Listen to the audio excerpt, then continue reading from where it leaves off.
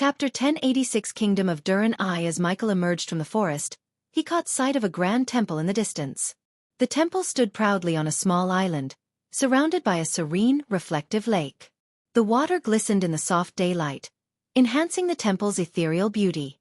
The temple itself was a majestic structure, its architecture reflecting the power and strength of the orcs. It was adorned with intricate carvings, and metal-armored orcs patrolled its perimeter. These sentries kept a vigilant eye on anyone who approached. "We should wait until nightfall to make our move," Iag suggested in a low voice, watching the orcs' vigilant patrols. Pink, still connected via the earpiece, chimed in with a suggestion. "Why not use the spiders? They can give us an advantage." But Michael had something even more surprising in store. He reached into his inventory and retrieved a small, sleek drone. With a swift movement, he activated it, and the drone's propellers whirred to life. Pink, hearing the distinct sound of the drone hovering, couldn't contain her shock. "Is that a drone?" Michael smiled and replied, "Yes, it is." Pink was awestruck. "That's OP in this world." Michael smiled as he reached the edge of the forest. He settled himself on the ground and patiently awaited the setting sun. Closing his eyes, he began to meditate, seeking to maintain his focus and clarity of mind during this crucial wait. As Michael meditated in the quiet of the approaching night, a strange sensation overcame him. It was as though whispers had taken form inside his mind, faint and ethereal. These whispers began to coalesce into voices, echoing like distant chants. "God of darkness," one voice called out, its tone reverent. "Dark Lord, bless us with your darkness." "Protector of shadows," another voice joined in, fervently imploring. "Hear our prayers. We beseech you." Soon, the voices multiplied, overlapping with one another, creating a harmonious chorus that resonated in his consciousness. "Lord of eternal night," a chorus of worshippers pleaded, "guide us through the shadows. Protect us from the hunters who stalk our every step." "God of shadows," yet another voice entreated, "bestow upon us your mercy and blessing. Let your darkness shield us from harm." In this meditative state, Michael could feel the collective devotion of his worshippers, their cries for protection and guidance. They worshipped him, the god of darkness, with unwavering faith, seeking his aid in their darkest hours. Their voices filled his mind, a symphony of devotion, and Michael couldn't help but feel the weight of their prayers. The host should start responding to their prayers and build your worshipper base. Michael, deep in his meditation, heard the system's suggestion. It made sense, but he knew he had more immediate concerns at hand. "I have too much on my plate right now. I won't ignore them forever, but they've survived here without me this long." "I'm certain they can survive a bit longer," Michael replied to the system, his focus unwavering. As the sun vanished beyond the horizon, the world was bathed in darkness, and the temple ahead became a radiant beacon. Its marble structure gleamed brilliantly, crowned by a powerful orb that emitted a shimmering golden light, casting a warm aura around the sacred grounds. The orcs, adorned in their formidable metal armor, were illuminated by this brilliant light. From the safety of the forest's edge, Michael retrieved a tablet and a fleet of drones from his system's storage. With a calculated precision, the drones soared toward the temple, transmitting their live feed to Michael's tablet. Michael scrutinized the drone feeds displayed on his tablet, absorbing every detail of the temple's surroundings. His eyes were fixed on the golden orb at the pinnacle, which illuminated the orcs patrolling the temple grounds below. Iag and Saga, perched on his shoulder, keenly observed the feeds with him, acting as his extra set of eyes and ears. As Michael continued to watch, he noticed the orcs engaging in casual conversations while making their rounds. Their voices and laughter cut through the still night, providing valuable insights into their day-to-day lives. Noviel B, in one orc, leaning against a pillar, boasted about his strength. "I swear, I lifted a boulder that must have weighed 100 stone last week." Another orc, sitting on a nearby bench, chimed in with a smirk. "You always exaggerate, Grunk. It was more like 50 stones, and you had help." Laughter erupted among the orcs, their camaraderie evident. Meanwhile, Michael patiently charted the patrol routes in his mind. He noted the positions of the guards, the entrances and exits, and potential hiding spots. The tension in the air was palpable as he planned his entry into the temple undetected. With the orcs engrossed in their conversations, Michael seized the opportune moment. Silently, he maneuvered the drones to a specific location, capturing a blind spot near the temple's entrance. Ensuring that his movements went unnoticed, he used his godly agility to leap from the forest's concealment into the shadows cast by the temple itself. As Michael crouched low and concealed his presence, he whispered to Iag and Sarba, "Keep an eye on the patrols for me. Let me know if they change their routines or if anyone's approaching." The two snake heads nodded silently, their focus unwavering on the drone feeds. Michael, with his heart racing and his senses heightened, began his stealthy infiltration of the temple. Amidst the orcs' banter, one of them suddenly exclaimed, "Oh, spirits! I forgot something back in the barracks. Be right back." The orc promptly altered his patrol route, striding in a direction that would take him perilously close to Michael's hiding spot. It sent a jolt of tension through Michael, who quickly signaled Iag and Sarba for information. Iag's voice hissed urgently in Michael's ear, "Someone's heading your way, Ghost. Swift and quiet." Without wasting a second, Michael pointed his arm above the temple, and with a mechanical whir, his Mark III grappling hook shot into action. It launched him into the air, and he ascended swiftly, aided by his godly strength and agility. He soared above the temple, feeling the cool night air rush past him as he hung hidden in the shadows, his presence masked by the inky darkness. As Michael dangled above the temple grounds, he watched the approaching orc with bated breath, praying that his concealed position would go unnoticed. While Michael clung to the shadowed eaves of the temple, he heard Pink's voice whispering in his head, "Ghost, how's everything going?" With extreme caution, Michael replied in his mind, "Going good." Pink continued her telepathic guidance. "Once you're inside the temple, make your way to the west side. You'll find the portal there. Just place your hand on the pedestal, and it'll activate the portal straight to Durin. The other side won't be monitored like this at this hour." Beneath the shadowed eaves of the temple, the orc who had lingered below called out to another passing orc. They exchanged words about returning to Durin soon to meet their families. The orc under Michael remarked, "I can't wait to return to Durin. It's been too long." The other orc nodded in agreement, "Just wait until the harvest festival. We'll get to go to our homes with a nice bonus. I'll be worth the wait." As they chatted, Michael stayed hidden, taking mental notes of their conversation and biding his time for the perfect opportunity to continue his infiltration. Iag whispered, "These orcs don't seem like they're going to move anytime soon, and if we linger here for too long, we'll be spotted." Michael nodded, his eyes still on the two orcs beneath him. He mentally commanded one of the drones to hover away silently. Then, using another drone, he toppled down a stack of books from a nearby bench, creating a sudden, loud distraction. The two orcs, startled by the abrupt noise, exchanged surprised glances. One of them said, "What was that? Did you hear something?" The other orc replied, "Yeah, it came from over there. Let's go check it out." With cautious steps, the orcs moved away from their previous spot, heading towards the source of the disturbance, leaving Michael free to continue his mission inside the temple. Michael landed silently on the ground and continued to sneak his way into the temple. The interior was vast and empty, dominated by a massive statue of a burly orc in the center. Michael couldn't help but ask Pink, "Is that statue the god Naribo?" Pink's voice echoed in his head, confirming, "Yes, that's Naribo. Now, you need to head toward the portal." With a quick nod, Michael proceeded to the western side of the temple. There, he found a shadowed room, slightly shielded from the main area. He reached for the doorknob, but it refused to turn. Frustrated, he reported to Pink, "It's locked." Pink's reply came with surprise, "It's not supposed to be locked." Simultaneously, Michael heard approaching footsteps. Iag urged him, "Do something before they catch us."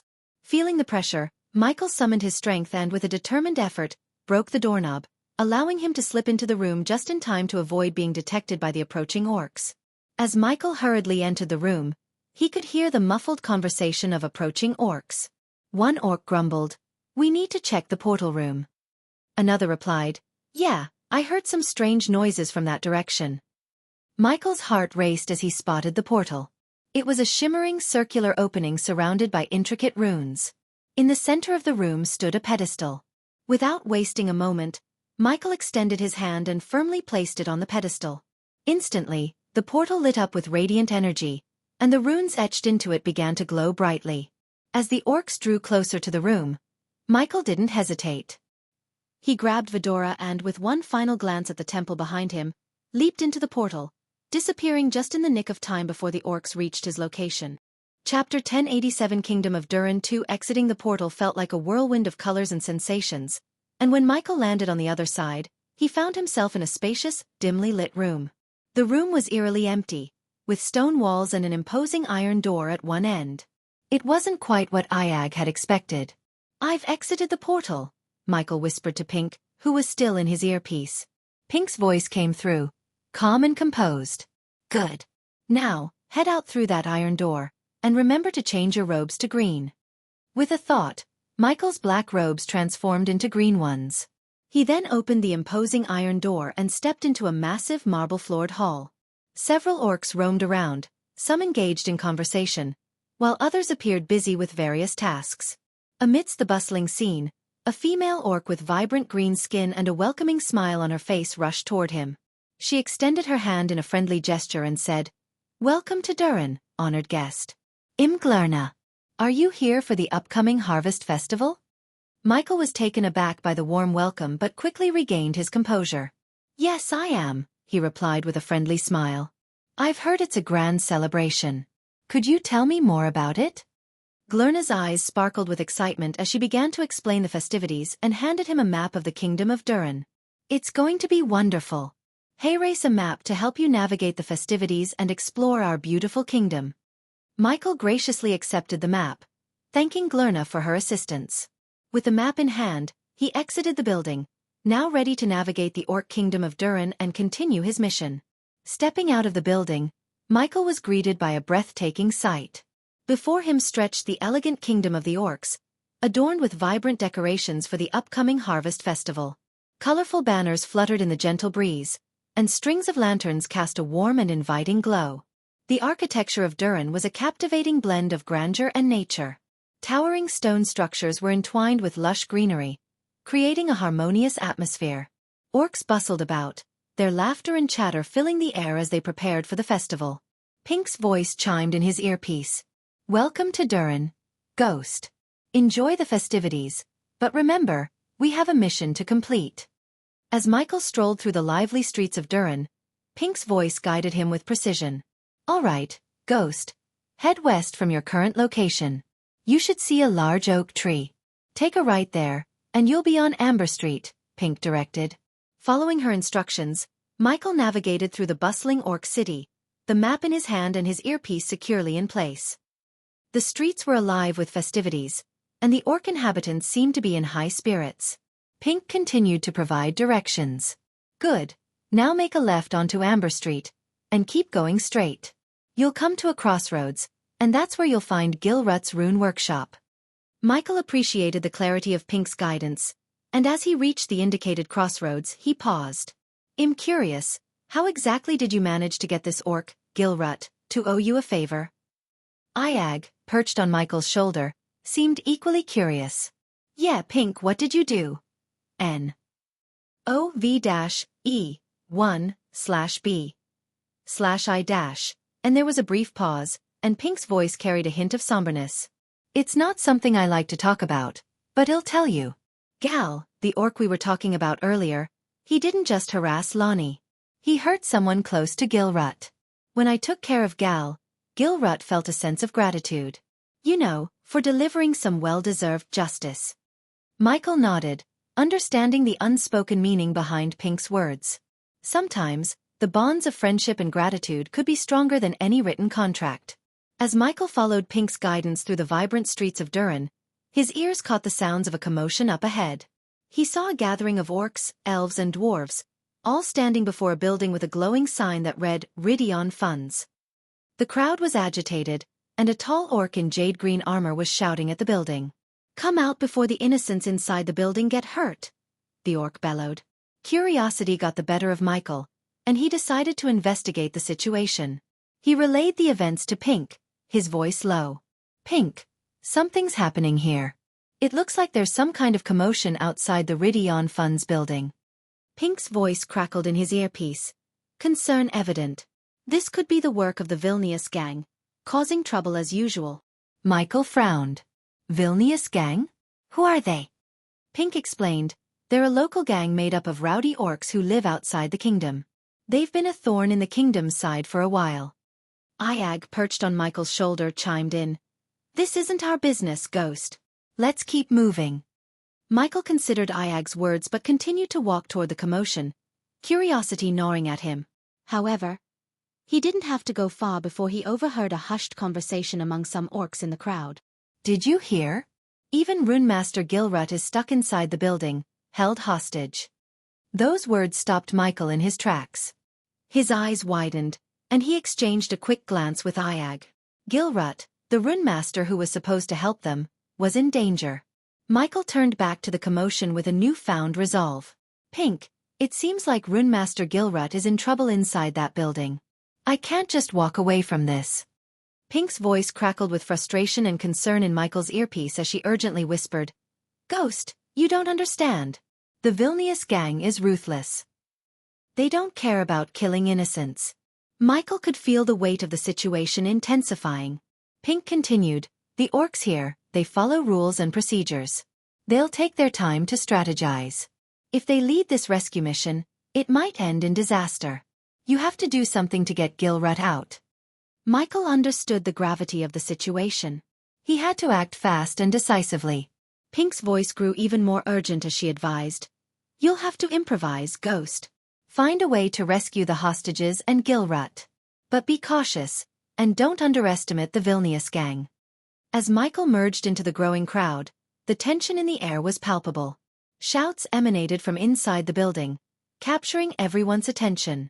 A gang member within, his voice seething with menace, addressed an orc outside, referring to him as Officer Barug. The gang member's threat sliced through the air like a blade, chilling the crowd to silence. He declared, Officer Barug, you listen up. We've got 25 hostages in here, including your renowned runemaster, and we won't hesitate to slit their throats. Barug, struggling to maintain his composure, inquired with a trembling voice, What are your demands? The gang member's reply was resolute. We need a flying ship, and it better be loaded with enough rune energy to take us straight to the next divine portal outside this kingdom.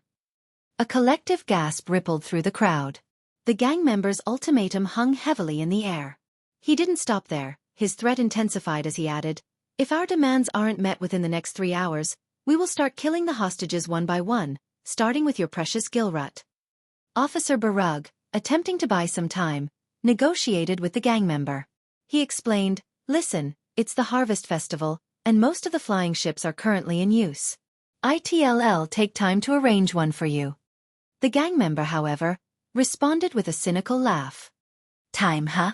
We're not very patient folks, you see, he sneered. With an ominous tone, he issued a chilling threat. To help you pick up the pace, how about I cut off one of these hostages' hands and send it out to you? That should remind you of the ticking clock. Barrag's face paled and he hastily pleaded, No, don't do anything like that. I promise I'll do my best to get you what you want. The gang member's lips curled into a malicious grin as he gave his final order. All right then, Officer Barug. Close off the street, and I don't want to see any of your stupid soldiers anywhere near this building. Officer Barug, trying to ensure the safety of the hostages and buy more time, proposed, According to our laws, we need to send someone inside the building to verify the condition of the hostages. The gang member, clearly uninterested in following any rules, scoffed, I'm not letting any stupid orc soldier inside. Barug, determined to uphold the law, argued, It's the law and we must abide by it. With a mocking grin, the gang member retorted, Law-abiding citizens? Do we look like we care about laws? Tell you what, I might consider letting a civilian inside too, someone who's not from your military. Barug was taken aback by the suggestion. He knew civilians without military training wouldn't willingly step into such a perilous situation. Anxious, he replied, No civilian without military training would agree to this. The gang member chuckled wickedly, replying, Well then, Officer Barug, looks like you're out of luck. The situation grew tenser by the moment, and the fate of the hostages hung in the balance. Officer Barug, his fists clenched and frustration evident on his face, muttered curses under his breath as he tried to navigate this precarious situation. Suddenly, a voice broke through the tension. It was Michael who stepped forward and offered a surprising solution. I can go inside if you don't have anyone else, he calmly stated. Barug, as well as the crowd, was startled by this unexpected offer. He questioned, Who are you, human? Michael maintained a reassuring smile as he responded, "Just a concerned citizen who is willing to help. From the looks of it, you desperately need assistance."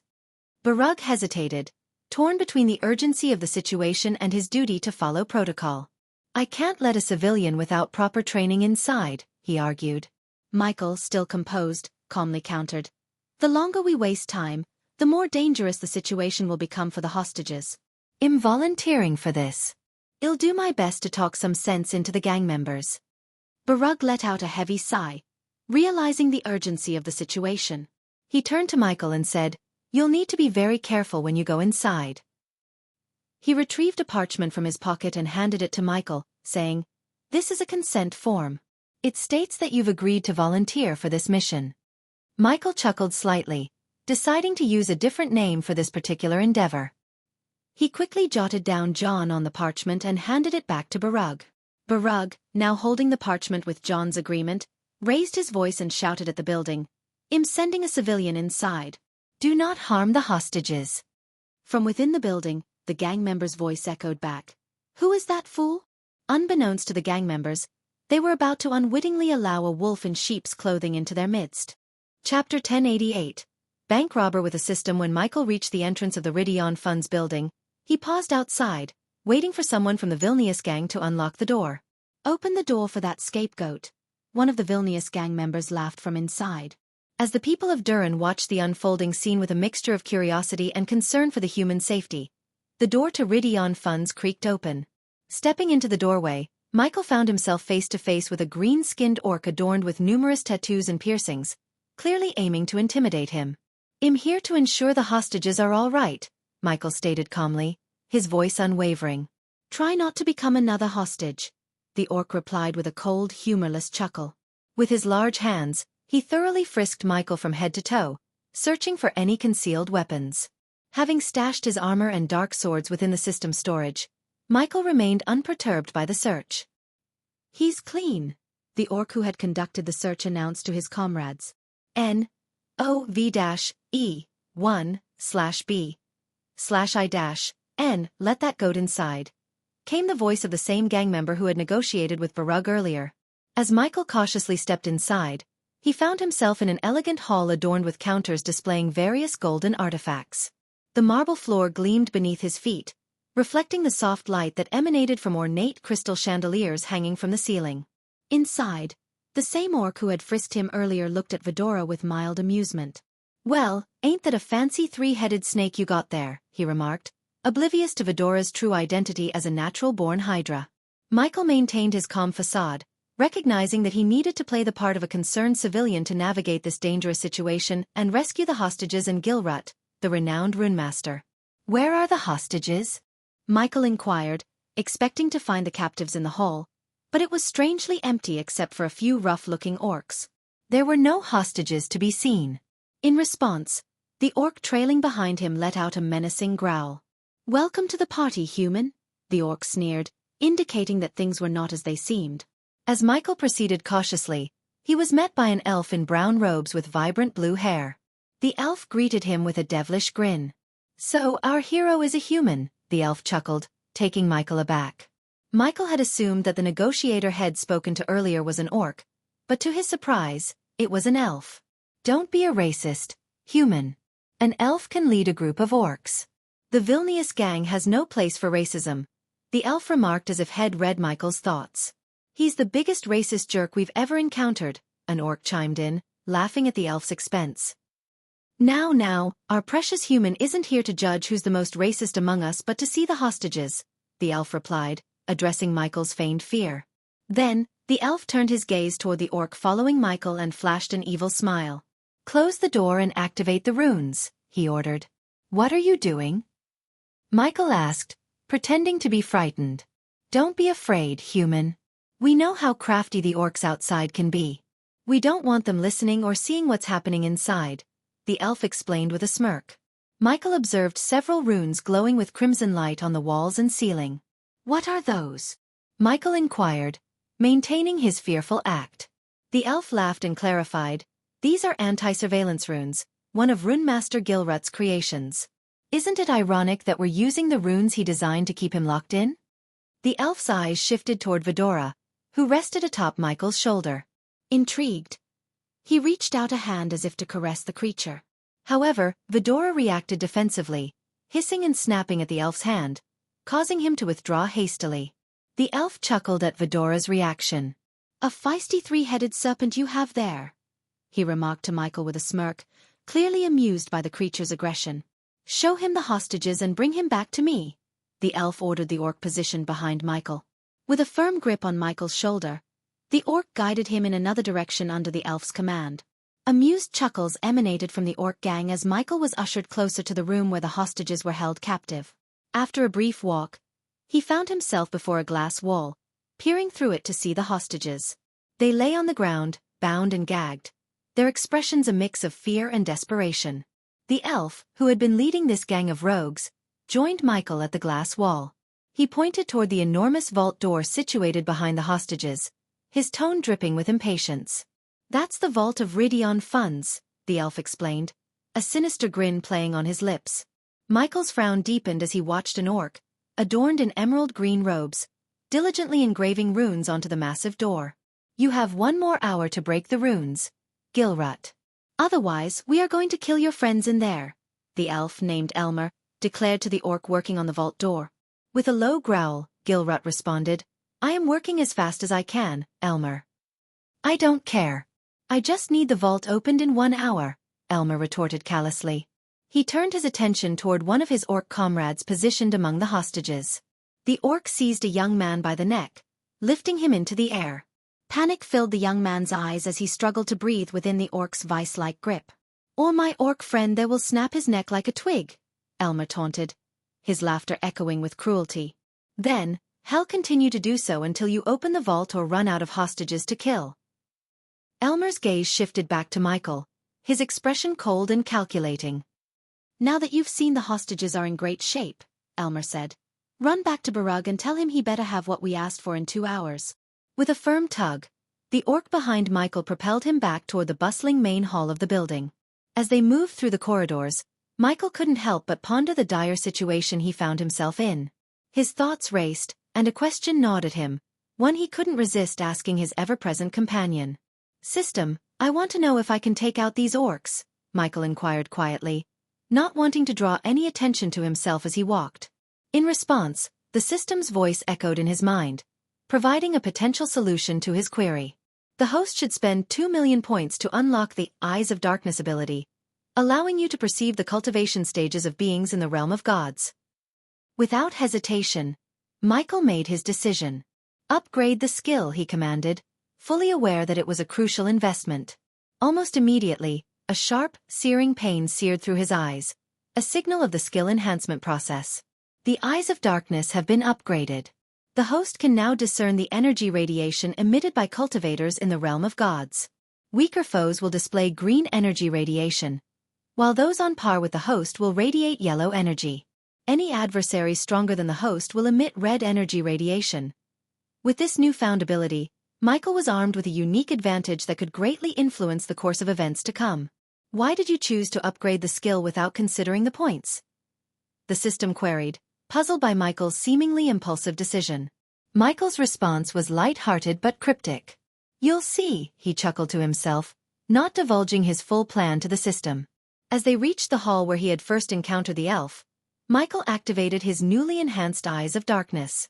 Immediately, he noticed a distinct green aura enveloping the orcs around him. The Eyes of Darkness gauge the energy radiation of adversaries by comparing it to the host's energy levels when not using godly powers. Should the host opt to employ his godly abilities, the Eyes of Darkness will recalibrate accordingly. With this ability active, Michael felt more confident than ever in assessing the potential threats that surrounded him. If Michael had possessed any other weapons, the orcs would have exhibited yellow energy radiation.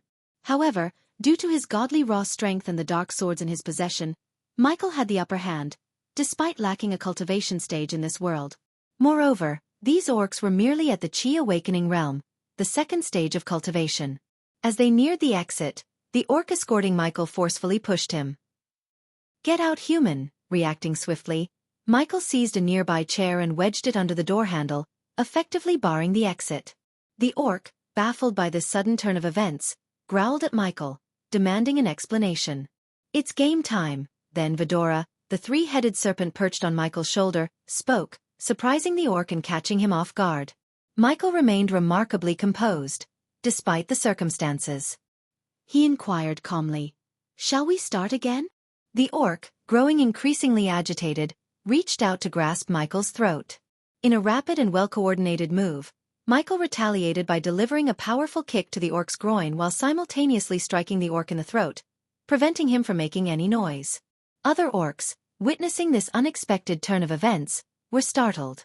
Before they could react and rush towards Michael, he had already seized the orc he had incapacitated, addressing the others in a composed tone. "Let's avoid a fight. It's better if we work together," he suggested calmly while dragging the incapacitated orc toward the group. Michael dragged the subdued orc toward the center of the hall. Halfway there, he seized a chair, balancing it in his other hand, and positioned it in the middle of the room. The orcs, their expressions growing increasingly hostile, emitted low growls and uttered menacing threats. As Michael calmly settled into the chair, crossing one leg over the other, he maintained his composure in the face of their aggression. The orcs encircled him, their demeanor increasingly hostile. "Who do you think you are, human?" one of the orcs sneered, baring his sharp teeth. "Yeah, you've got some nerve walking in here like you own the place," another orc chimed in, cracking his knuckles ominously. Michael met their hostile gazes with an air of confidence, exuding an aura that suggested he was not to be underestimated. "You guys said him a hero, didn't you? Well, you've got it all wrong. I'm the villain in this tale, and I'm about to clean this place out," Michael declared with a sinister chuckle, leaving the orcs utterly stunned. "You can relax and get your cut, or you can piss me off. If you do, I'll rob this place clean and you'll take the fall." Michael laughed with a sinister tone, reveling in his newfound villainy. Chapter 1089. Becoming a bank robber. When the orcs observed how Michael sat there so nonchalantly, their rage began to bubble. Unlike the scholarly orcs who cherished learning and avoided violence, the villainous orcs reveled in brutality. Michael's audacious act of sitting calmly before them ignited their desire to tear him apart. "You must be out of your mind, human," grumbled another orc. But Michael gently set down the orc he had subdued and propped his leg on top of him. The orcs seethed with anger, ready to pounce on Michael. "Stop!" Just as the orcs were about to unleash their fury upon him, Elmer's voice resonated through the hole, freezing them in their tracks. Elmer, too, couldn't hide his surprise at the sight of the human sitting so casually, his leg resting atop the orc. Well, this is quite unexpected," Elmer chuckled. Yet, a dangerous glint lurked within his eyes, filled with a silent intent to kill. Michael noticed a yellow aura enveloping Elmer, a clear sign that Elmer possessed strength equal to his own. Of course, Michael was aware that if he unleashed his godly powers, Elmer wouldn't stand a chance in a battle. "If you're this composed and collected, I'm sure you've got some kind of plan. I doubt you volunteered to see the hostages out of sheer heroism. You must have other intentions," Elmer remarked, then pulled up a chair and seated himself across from Michael. "Of course," Michael replied with a chuckle. "As you said, I'd be a fool to simply volunteer to check on the hostages." Elmer glanced at the orcs, silently gesturing for them to step back. The orcs despised seeing their fellow orc under a human's foot, but they dared not cross Elmer. "Surprise me with your plan, human. But let's start with your name," Elmer requested. "John," Michael calmly stated. "So John, what's your plan here?" "My orcs have the place surrounded, and the fate of the hostages rests in my hands," Elmer said as he reclined in his chair. Michael listened to Elmer silently. "You're certainly no angel, that's clear. Even if you're stronger than us in terms of cultivation, you can't simply kill us and rescue the hostages. In fact, if you did, you'd be sentenced to death by the Durin orcs. I must say, those orcs are sticklers for rules and laws," Elmer explained, his tone almost tinged with enjoyment, as if relishing the game.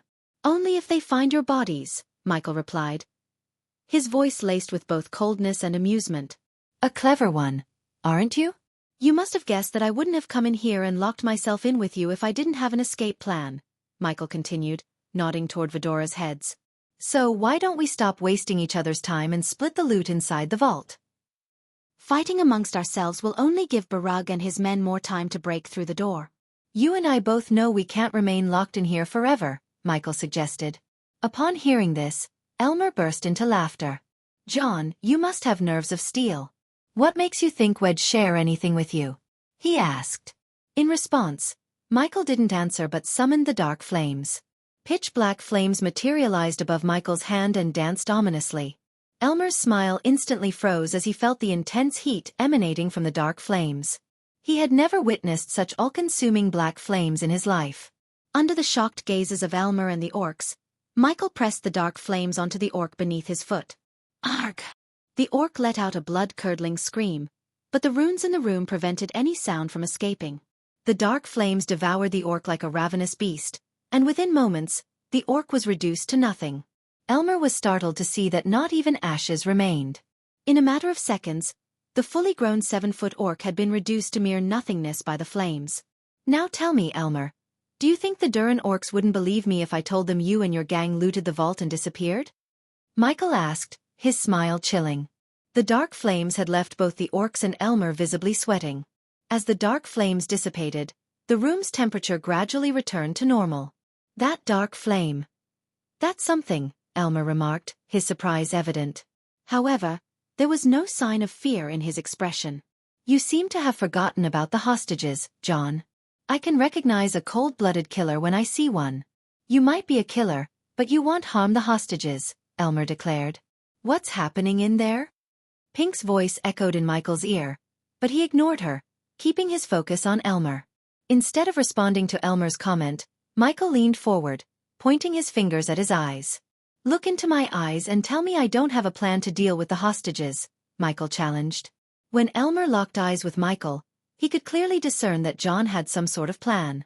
His confidence and demeanor spoke volumes, making Elmer second-guess any thoughts of eliminating John. Slowly, Elmer began to realize that John might have a strategy to prevent them from harming the hostages.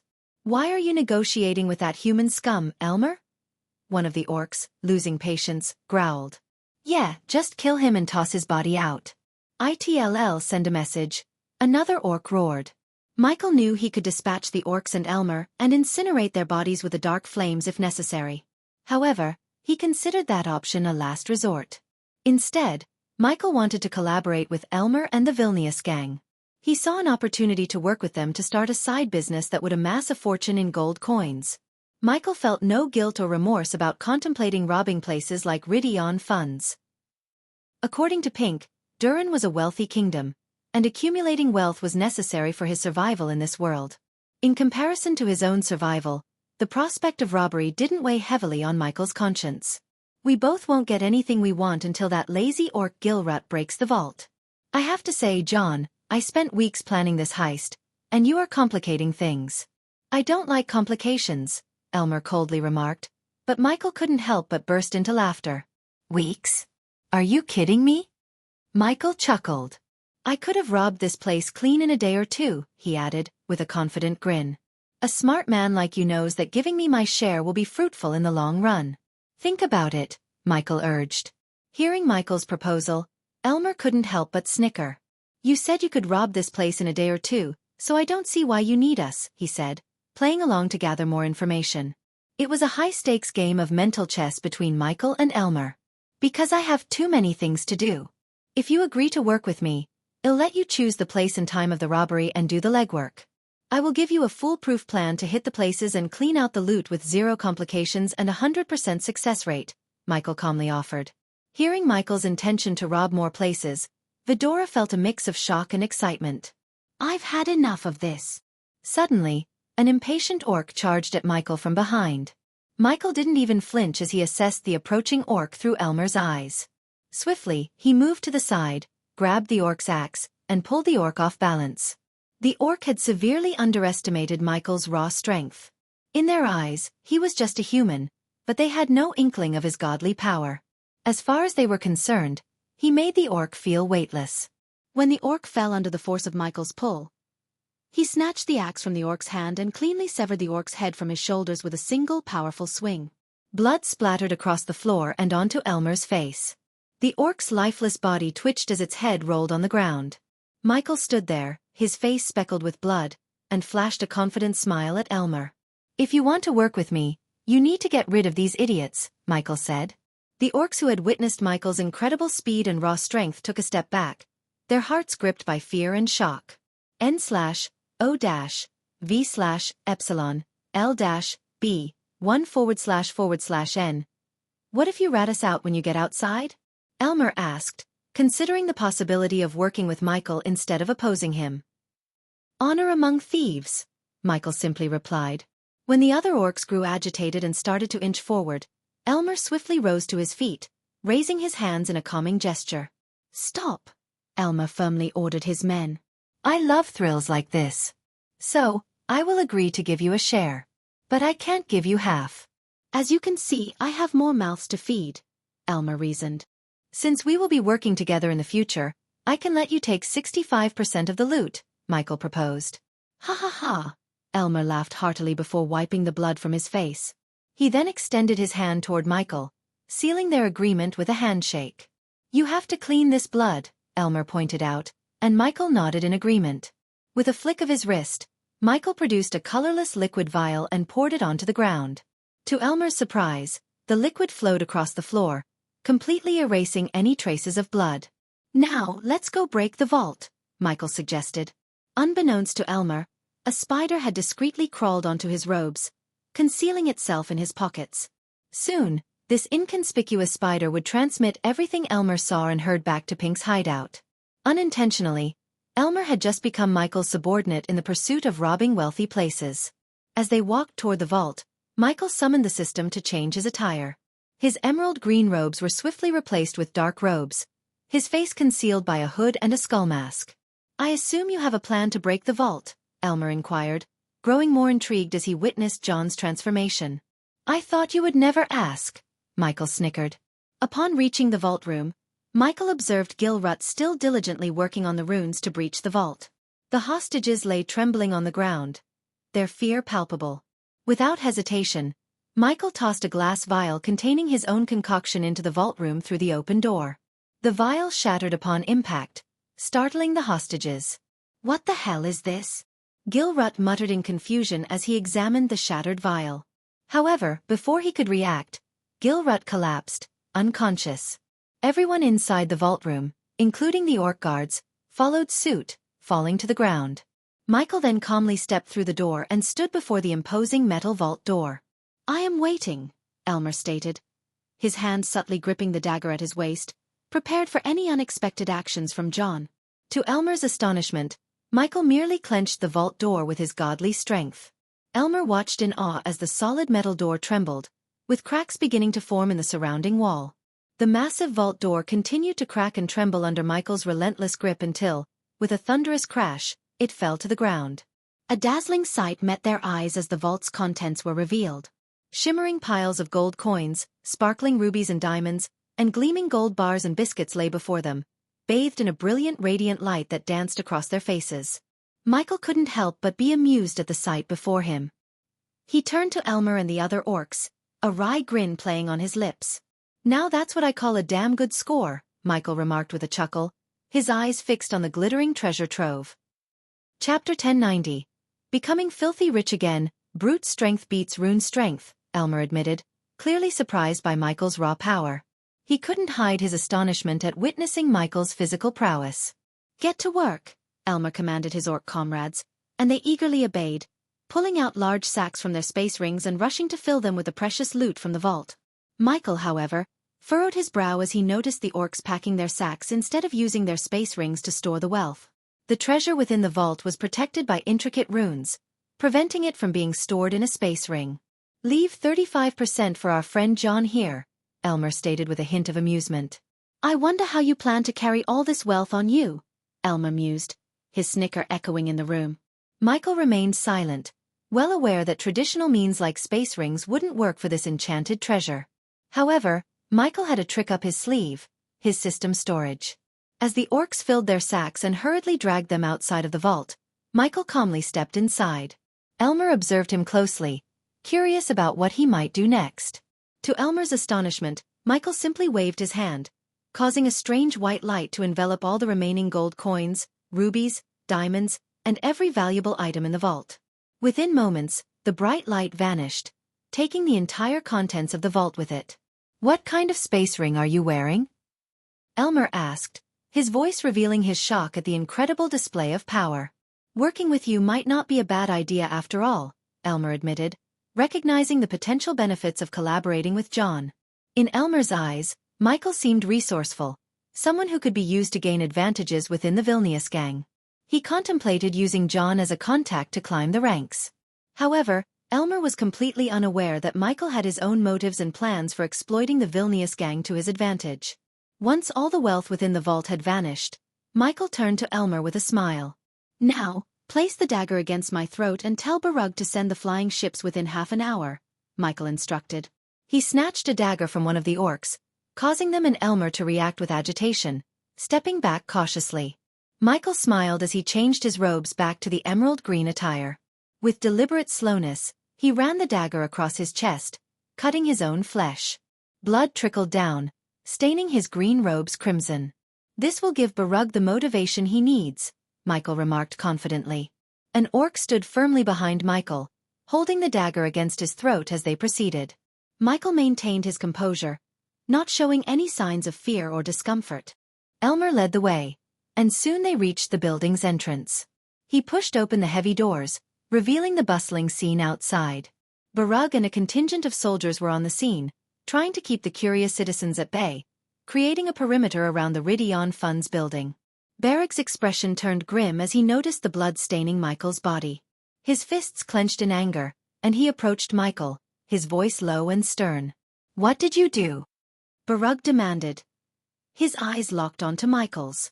Elmer, however, remained calm and composed. He let out a chuckle before asking, "Where is the flying ship I asked for?" "It's on its way," Barug replied, his gaze never leaving Michael. Elmer's tone shifted as impatience crept in.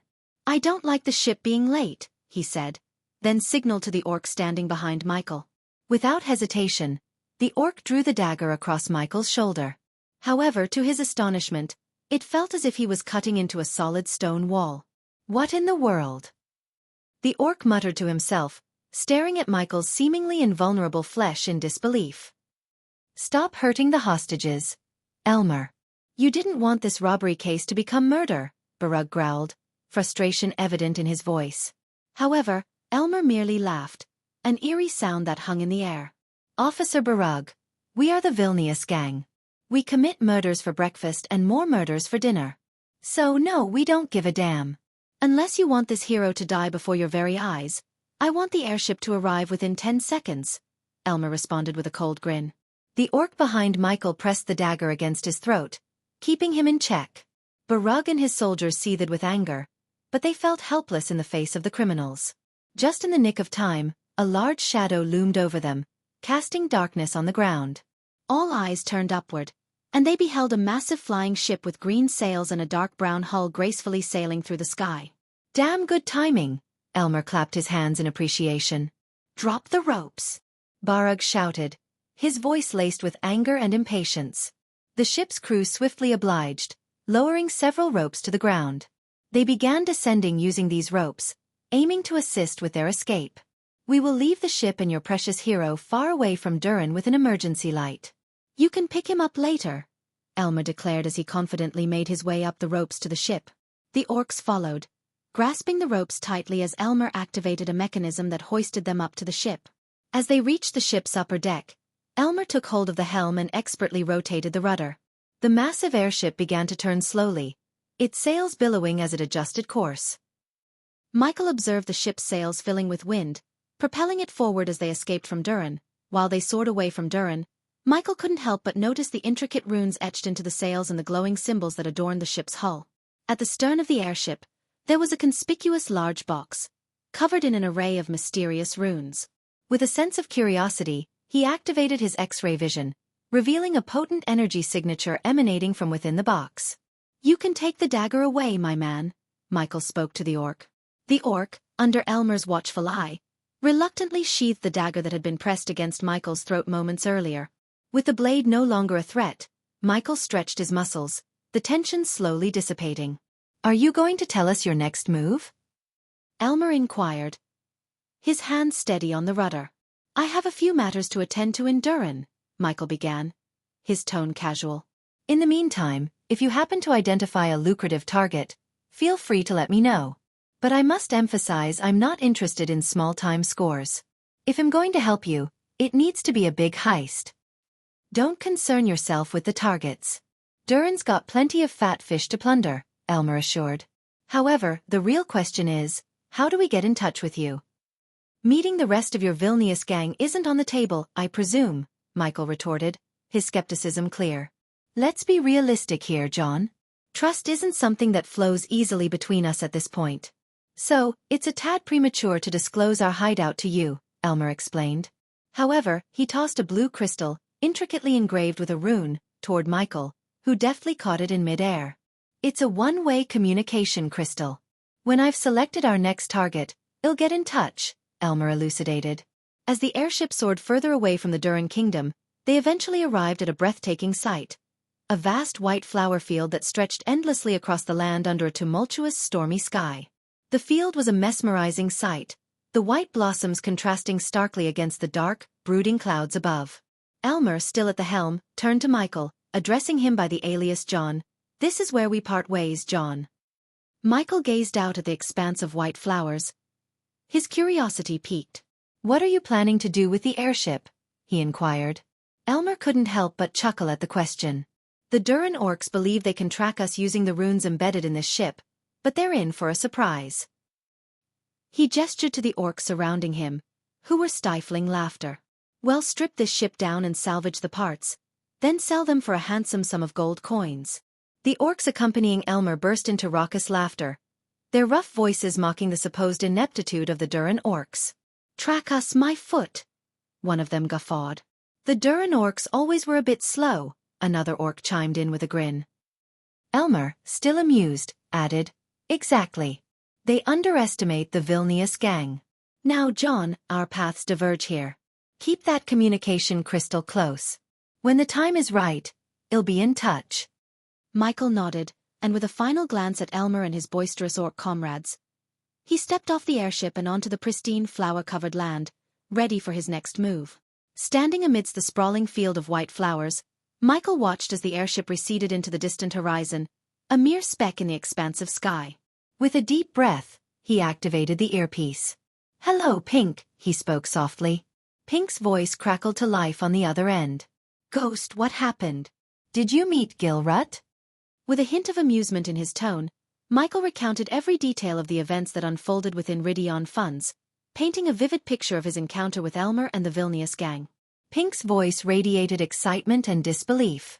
So, we're robbing banks now? I never thought I'd see the day. Michael replied in a matter-of-fact tone, We need funds, Pink. This is the quickest way to amass the wealth we require. Pink acknowledged the necessity of their actions. True, we do need the funds. But are you sure about this? It sounds dangerous. Michael reassured her. Elmer has a spider on him. We'll have our eyes on him at all times. Pink's response was filled with satisfaction. That's wonderful. Determined to assist Pink further, Michael proposed, I'll help you connect Elmer's spider to one of the mirrors in your room so you can keep a close watch on him.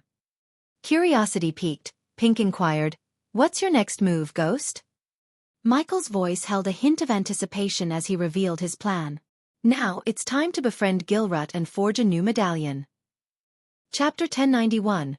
Runemaster Gilrut. As Michael contemplated his next steps, a soft voice resounded in his mind, reminding him of an important task.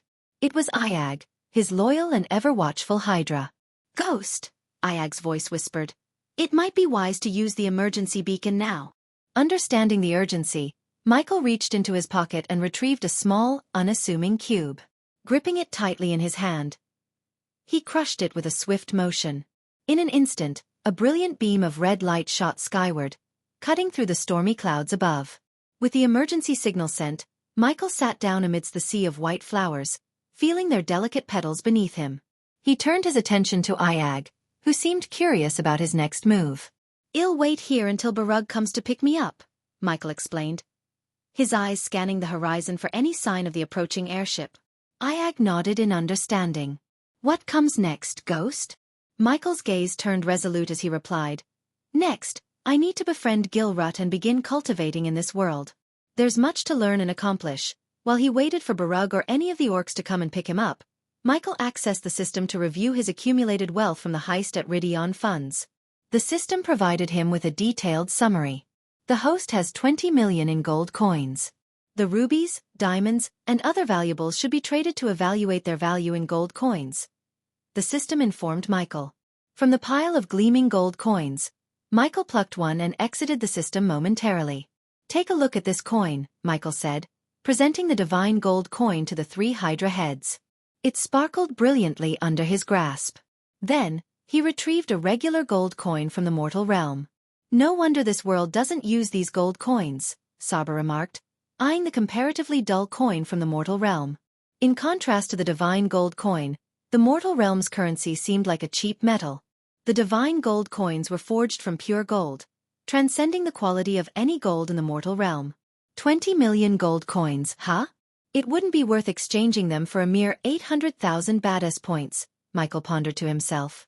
The system then offered another piece of information. The system has compiled a list of alchemy ingredients needed to reconstruct the host's body to enable cultivation in this realm. The host can spend 2 million badass points to buy the ingredients or choose to acquire them from the realm of gods to save the points, the system stated. I should start by looking for the ingredients in Durin. I'll purchase as many as I can here, and the rest I can buy from you system, Michael informed the AI system. Exiting the system, Michael turned his attention to the approaching carriages in the distance. I hear the carriages approaching, Ghost, Saga noted. Finally, Michael replied, waiting patiently for the carriages to reach his location. The carriages finally came to a halt near the emergency light, their wooden wheels creaking as they stopped. Barug, a burly orc, emerged from one of the carriages and made his way over to where Michael was seated on the flower-covered ground. With a feigned air of weakness, Michael allowed the other orcs to assist him back to his feet. He looked at Barug with concern in his eyes. Are the hostages all right? Michael inquired, his voice filled with worry.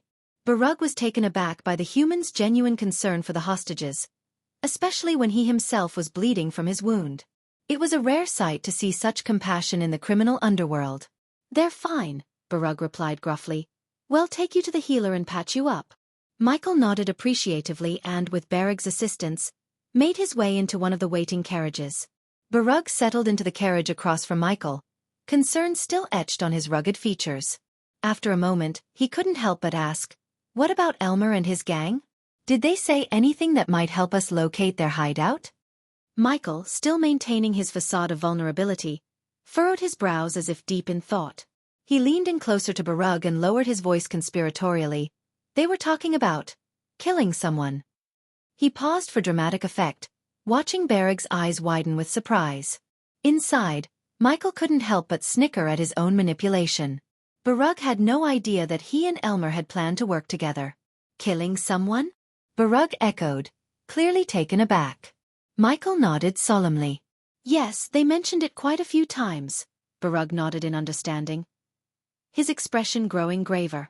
We need to bolster our defenses then. If they're planning something like that, we can't afford to be caught off guard. Michael decided to play his final card. He looked Barug directly in the eyes, a note of earnestness in his voice. I would be forever in your debt if you could arrange a meeting with Gilrut, Michael said. I risked my life to get into that building for a reason. A small smile spread across Barug's face.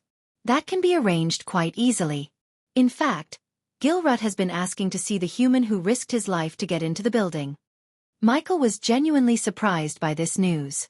Really? He asked, his curiosity piqued. Barug nodded with a hint of admiration in his eyes. Yes, he replied. Gilrut has expressed a keen interest in meeting the human who risked his life to save the hostages. It's not every day we encounter someone with such bravery in these dark times. Barug's curiosity seemed to grow as he leaned forward slightly.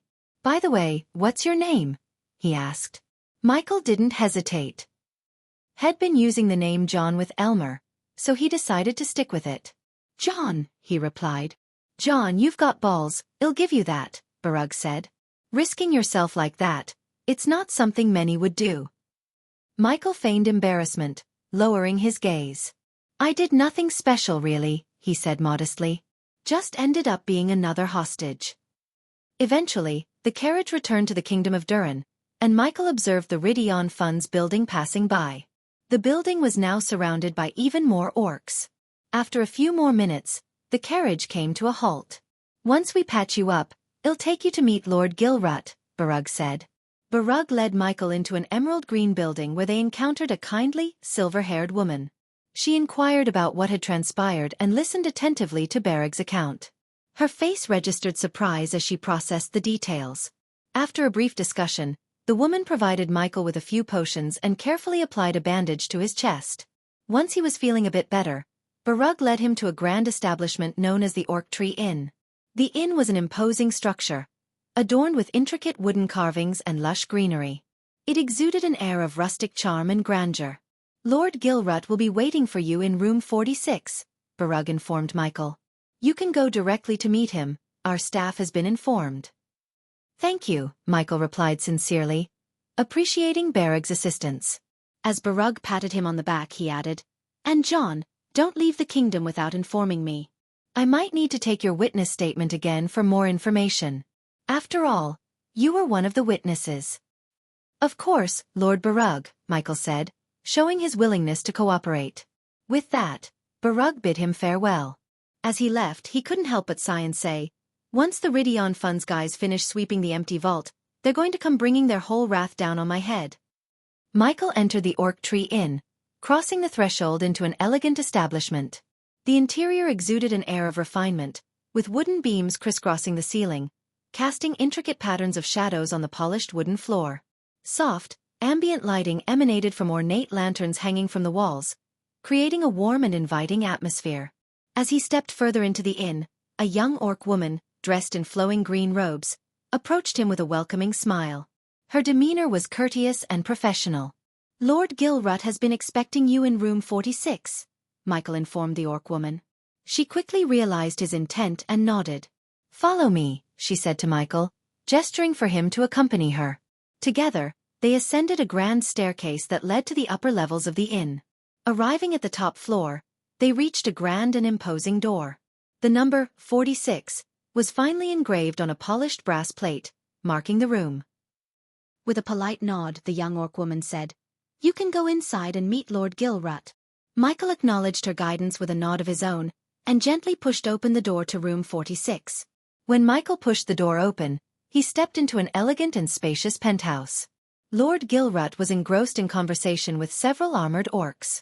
As Michael entered, Gilrut gracefully concluded his meeting, dismissing the orcs to give his full attention to their guest. Approaching Michael with a slight courteous smile, Gilrut greeted him. "You must be the one Office Barug was talking about. I wish we had met under different circumstances." Michael nodded in agreement, replying, "Me too, Lord Gilrut. But I am glad no one got hurt." Gilrut's gaze fell on the bandage adorning Michael's chest, and his expression shifted to one of sympathy. "The same can't be said for you. I heard what those vile beasts did. I am very sorry." Michael shook his head modestly. "You don't have to, Lord Gilrut. We should be glad they didn't take any lives." Lord Gilrut invited Michael to take a seat on a plush green sofa. As Michael settled onto the comfortable upholstery, Vidora rested beside him. Gilrut chose to sit opposite him. "Lord Gilrut, I must confess something. I was sent by someone to meet you," Michael began, catching Gilrut off guard. "Who sent you?" Gilrut inquired, his curiosity piqued. "Vina." "Vina sent me," Michael replied, using Pink's name within this world. Gilrut's eyes widened at the mention of her name. A range of emotions flickered across his features. For a few moments, he was rendered speechless. "Vina? How? How is she?" Gilrut asked, disbelief lacing his words. "She told me everything about you and what happened. She told me you owe her one. So it's time for her to cash in that favor," Michael explained. "Ha ha ha ha, she still remembers, huh? What do you need?" Gilrut inquired, his demeanor more relaxed. In response, Michael retrieved the tree-shaped medallion hanging from his neck and pointed to it. "I want your help in forging a medallion just like this one," Michael stated. Gilrut leaned in closer and donned a pair of half-moon glasses. As he examined the intricate, glowing runes etched into the medallion, his body trembled. Are you a god?" Gilrut muttered in complete shock. Chapter 1092 New Medallion. While the medallion had indeed been forged by a goddess, Gilrut astutely discerned the purpose of the runes etched upon it with a single glance. Michael couldn't help but be impressed by the orc's talent. He had a hunch that Gilrut's abilities rivaled those of Eladir himself. However, the question Gilrut posed caught Michael off guard. "What are you talking about?" Michael responded, feigning ignorance and avoiding any revelation of his divine nature. It wasn't time to disclose his godly status to Gilrut. Yet, Gilrut appeared unwavering in his certainty. "This medallion. It's for suppressing a god's aura. And you are wearing it. What's happening there? What's Gilrut saying?" Pink's voice crackled through the earpiece. Observing the unyielding confidence in Gilrut's eyes, Michael realized there was no fooling the orc. "He's asking me if I'm a god or not," Michael responded to Pink, further astonishing Gilrut. The orc hadn't detected the conversation taking place through the earpiece. Shit. How did he find out? But then again, that man is a prodigy. "I guess he really is that talented," Pink sighed. "How do you plan to handle him?" Pink inquired. "How do you think I should handle him?" "He's looking at me right now," Michael replied, surprising Pink. "What? Is she there?" Pink was taken aback. Michael promptly removed the earpiece from his ear and tossed it into the air, where it hovered between them. "Vina, you might want to speak to Gilrut." "You're in speaker mode," Michael advised. "Vina?" Gilrut was bewildered. He inspected the device suspended in the air, trying to discern its nature, yet found no runes or energy emanating from it. Instead, he heard Vina's unmistakable voice. "Hey, Gilrut," Pink greeted. Gilrut was taken aback, his surprise evident. He scrutinized the mysterious device, baffled by its unknown capabilities. "What kind of device is this?" Gilrut asked. "It's me, Gilrut. I wish I could meet you in person, but, I can't step into Durin," Pink admitted, her laughter tinged with nervousness. "Yeah, you should be in a mental asylum. But I can tell you're not there," Gilrut responded, sharing a chuckle. "I never expected you to have a god friend," Gilrut remarked, his tone turning serious. "We've known each other for years. Trust me when I say this, Gilrut, you should help him out. Don't worry about the Pantheon. Just assist him, and no one will know you helped us," Pink implored. "Enov. LB/in. This is a big favor, Vina. But I'm indebted to you, so I'll do it," Gilrut conceded with a sigh. He was an orc who loathed owing anyone anything. Therefore, even though aiding a rogue god would imperil his own safety, Gilrut chose to take the risk. Besides, Gilrut had no loved ones left to care about him. Gal had taken the life of the one woman who had loved him. As a result, Gilrut had adopted a reckless attitude towards death. "Follow me," Gilrut declared, rising to his feet and taking a deep breath. Following behind Gilrut, Michael observed as the orc reached a set of bookshelves. With a practiced hand, Gilrut selected a particular book from the shelf. As he did so, Michael heard a soft click, and the bookshelf slid open, revealing a concealed door. "Secret room in a tavern?" Michael quipped with an amused smile. Gilrut turned towards him, a grin on his face. "I own this penthouse, and nobody in the tavern knows about this room." With curiosity piqued, Michael watched as Gilrut placed his hand on the metallic door. Runes etched into the surface began to glow softly. With a faint hiss, the metal door swung open, revealing a well-lit secret chamber. The room was adorned with various tables, intricate runes adorning the walls, a grand chandelier hanging from the ceiling, and more bookshelves. "The man who designed and built this building was a friend of mine," Gilrut explained. "He didn't include this room in the official plans as a favor to me." Once inside the room, the door sealed shut behind Michael. Vidora remained perched on his shoulder as he leaned against the wall. "You can now remove that medallion. This room is guarded against the Pantheon censors," Gilrut explained. Michael obliged, removing the medallion and handing it to Gilrut. The orc placed it carefully on the table before him and began examining the runes using a magnifying glass. "So tell me, Vina, what have you been doing since you escaped Durin?" Gilrut inquired, trying to maintain conversation with Pink to avoid direct interaction with a god. "Just searching for my god friend there," Pink chuckled, not revealing much. "Speaking of which, what god is he?" Gilrut directed his question at Pink, rather than addressing Michael directly. Why don't you ask him? Pink retorted, as Gilrut's curiosity got the better of him. It wasn't every day he could witness a god in his true physical form within his own room. You sure this room will keep my presence hidden from the Pantheon? Michael inquired, seeking reassurance. Yes, Gilrut affirmed. Why do you have a secret room with runes to prevent the Pantheon censors from picking up? Pink probed further. Not everyone is very fond of worshipping Naribo Vina, Gilrut replied firmly, indicating that this was a matter between him and the orc god Naribo. As far as Michael was concerned, any disputes between them were not his concern. Scare him, Iag whispered to Michael. Since Vidora was disguised as a three-headed serpent, none of the serpent's heads spoke. You really want to know what god I am?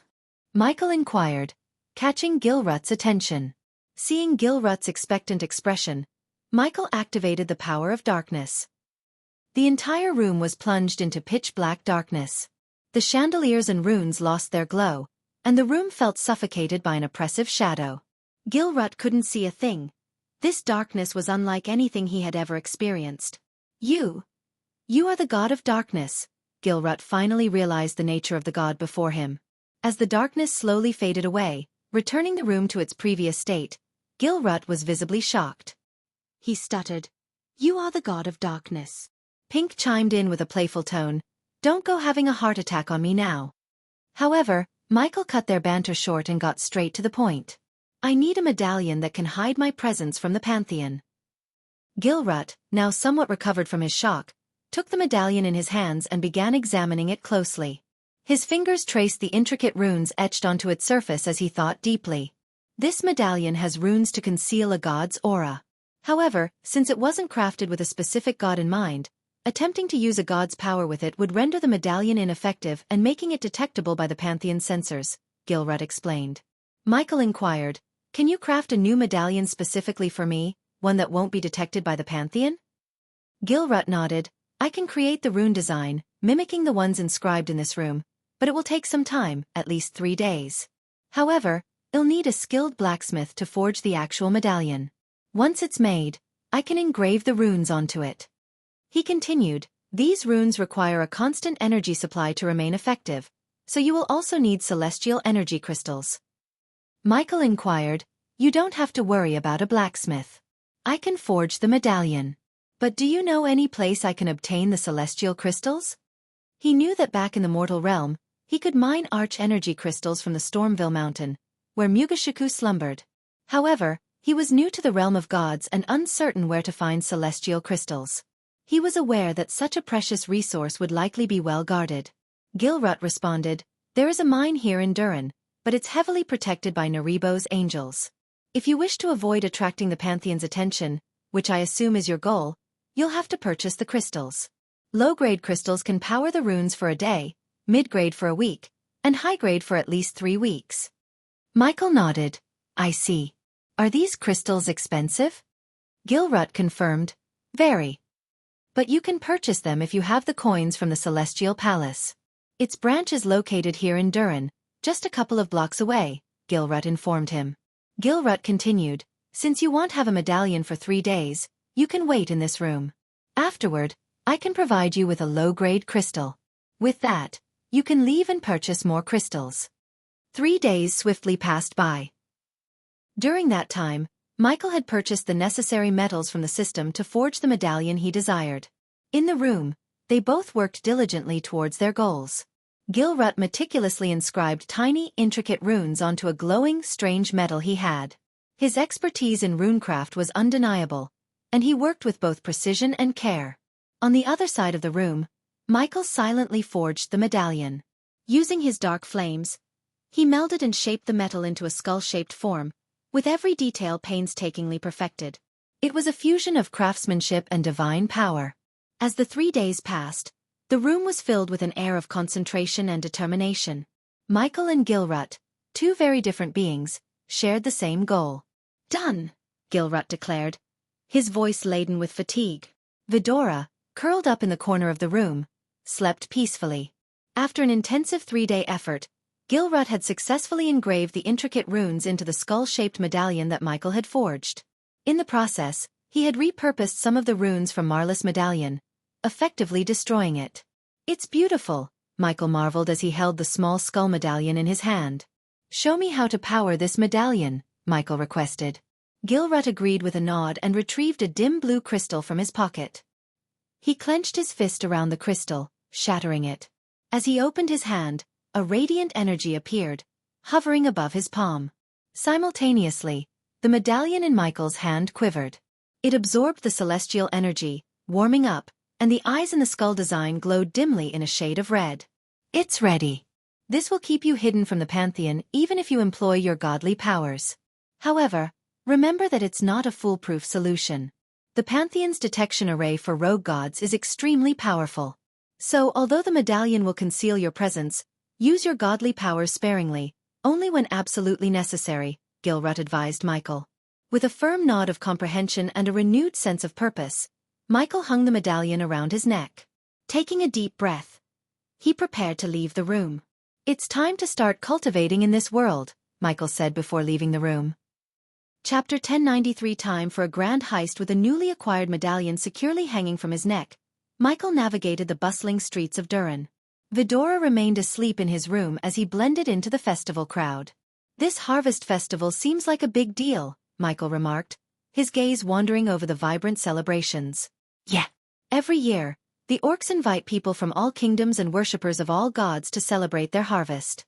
Say what you want, the food they serve in the festival is damn delicious, Pink chimed in through the earpiece.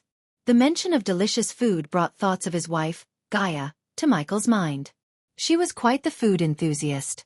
I wonder what she's doing, Michael mused to himself as he weaved through the festivities. Now that you have the medallion, what's our next move? Pink inquired. I need to gather some alchemy ingredients to start cultivating in this world, Michael explained. Then you should head to Eden's Garden. It's right next to the Celestial Palace, Pink suggested. Right, I'll remember that, Michael mentally noted. I also need to sell everything I stole from Ridion funds. I assume selling them in the Celestial Palace is out of the question, Michael asked Pink. Enov. LB/in. Okay, I've heard rumors about some black market operations in Durin, but I don't know their locations or how to contact them.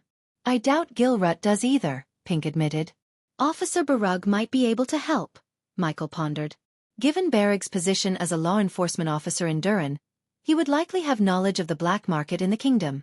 Obtaining information from him could facilitate the sale of the stolen Ridion funds valuables for gold coins. After all, Michael had no personal use for items such as rubies, diamonds, or artifacts. Although artifacts infused with celestial energy could be absorbed, the artifacts in Ridion funds were merely decorative, favored by the wealthy for their aesthetic appeal. Aren't you excited about us being together again? Pink asked, seeking Michael's thoughts on their reunion. I am, Michael affirmed, his smile evident in his voice. However, we both know the rules of this world are different. If we mess up on Earth, we'll end up in jail. But if we mess up here, we'll be killed or worse, Michael cautioned Pink, tempering her enthusiasm. I know. But still, killing gods has a nice ring to it. I just miss being paid though, Pink lamented, a tinge of disappointment audible in her voice. I'm working on that, Michael assured her, raising Pink's curiosity. I assume you're not going to tell me, Pink guessed, accustomed to Ghost's penchant for secrecy. Yep, Michael replied simply. Amidst the lively celebration of the Orc Harvest Festival, with stalls offering delectable treats and vibrant performances taking place on the streets, Michael skillfully navigated through the cheerful crowd. The revelry was infectious, and the rich sense of exotic foods filled the air. As he continued his journey, he soon arrived at an awe-inspiring sight. A colossal white marble building, the Celestial Palace, rose before him, its grandeur and opulence drawing the gaze of all who passed by. Its majestic architecture, adorned with intricate carvings of gods and celestial beings, towered over the surrounding structures, exuding an air of divine authority. Beside the Celestial Palace stood another imposing building, one shaped like a giant leaf, Eden's Garden. The structure appeared to be an architectural wonder, a testament to the orcs' craftsmanship and their reverence for the natural world.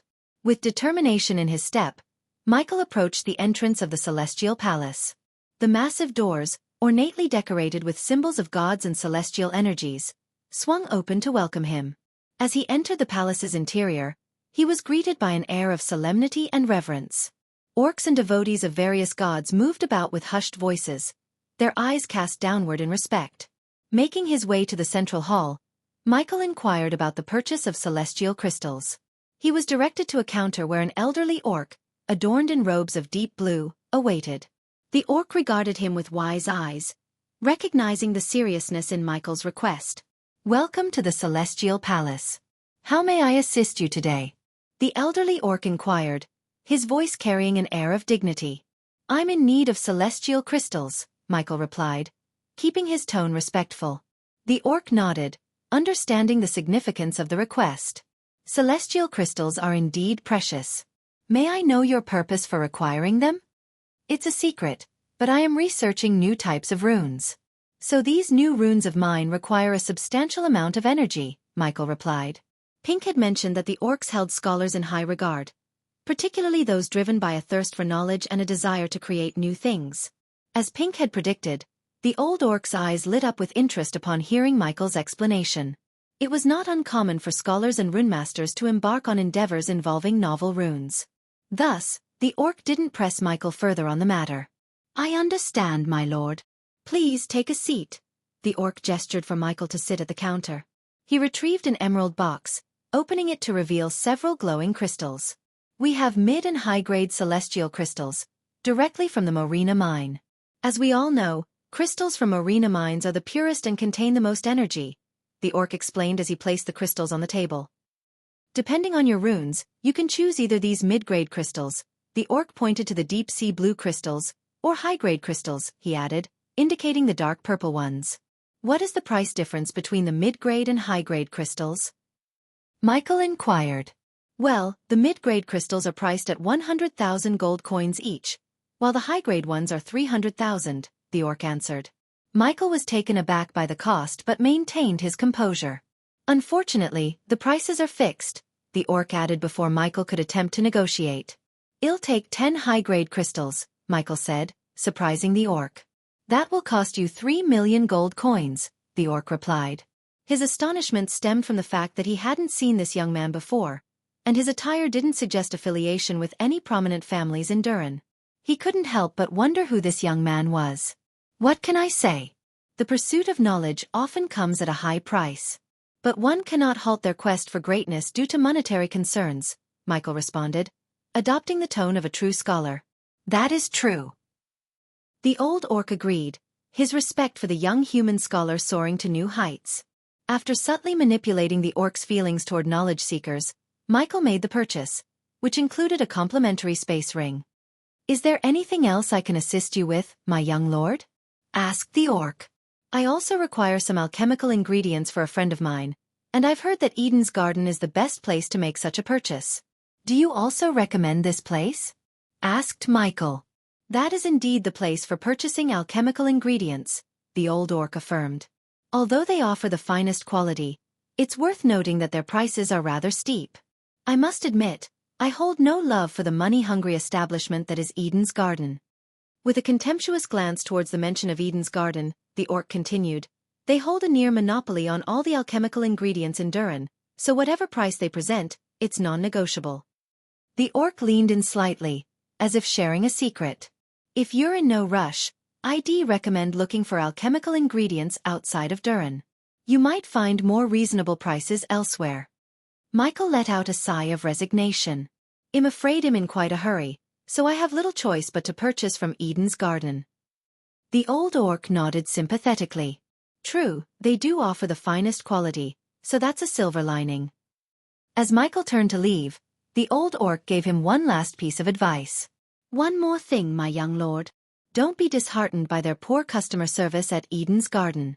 Focus on the quality of their goods and try not to mind their lack of courtesy."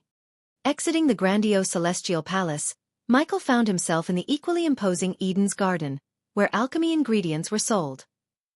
The interior of the shop was extravagant, with polished marble floors, intricate wooden shelves, and rows upon rows of glass cabinets displaying various rare and exotic ingredients.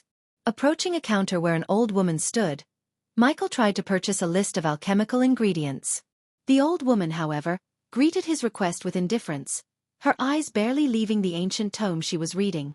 "I need these ingredients," Michael said politely, sliding the list towards her. She glanced at it, sighed audibly, and then begrudgingly started gathering the items. Mandrake root, powdered phoenix feather, moonlit dew. What are you even making with this stuff? Michael hesitated for a moment, then replied, "It's a secret recipe." The old woman rolled her eyes. Of course, it's a secret. Always is, isn't it? As she retrieved each item, she muttered under her breath about the inconvenience of her job. Michael couldn't help but feel a sense of frustration growing within him at the lack of courtesy. While Michael waited for his alchemical ingredients, another customer at a nearby counter reached his boiling point. He slammed his fist onto the counter and yelled, "This is ridiculous! The prices are astronomical, and your attitude stinks." The staff member on the other side of the counter shrugged dismissively. "Take it or leave it. We don't care." Overhearing this exchange, Michael couldn't help but feel some camaraderie with the frustrated customer. However, his attention was quickly drawn back to the old woman who had been assisting him. After finally gathering all the items, the old woman placed them on the counter and looked at Michael with a grin that seemed to say she had him cornered. "That'll be 2 million gold coins." Michael was visibly startled by the price and asked incredulously, 2 million? Isn't that a bit much? The old woman scoffed. "Poor people like you always think that way. If you can't afford it, don't waste my time. Either buy it or get the hell out." Michael frowned, feeling a mix of frustration and anger. You know, if you were a bit more polite, maybe customers would want to return here. The old woman let out a harsh laugh. "Return? They always return. Because they have no choice."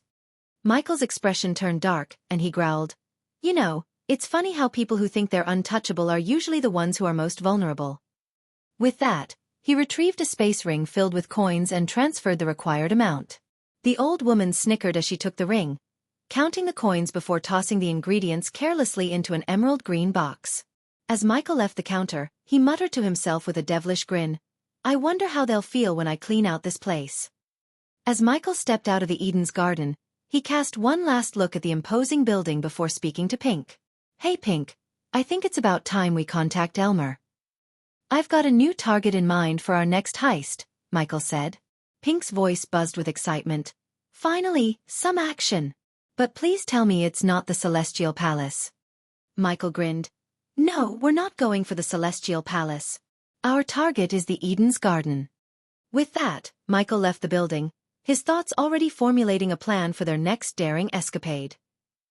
Chapter 1094 Eden's Garden Heist Planning. After deciding to target the Eden's Garden, Michael returned to Gilrut's penthouse.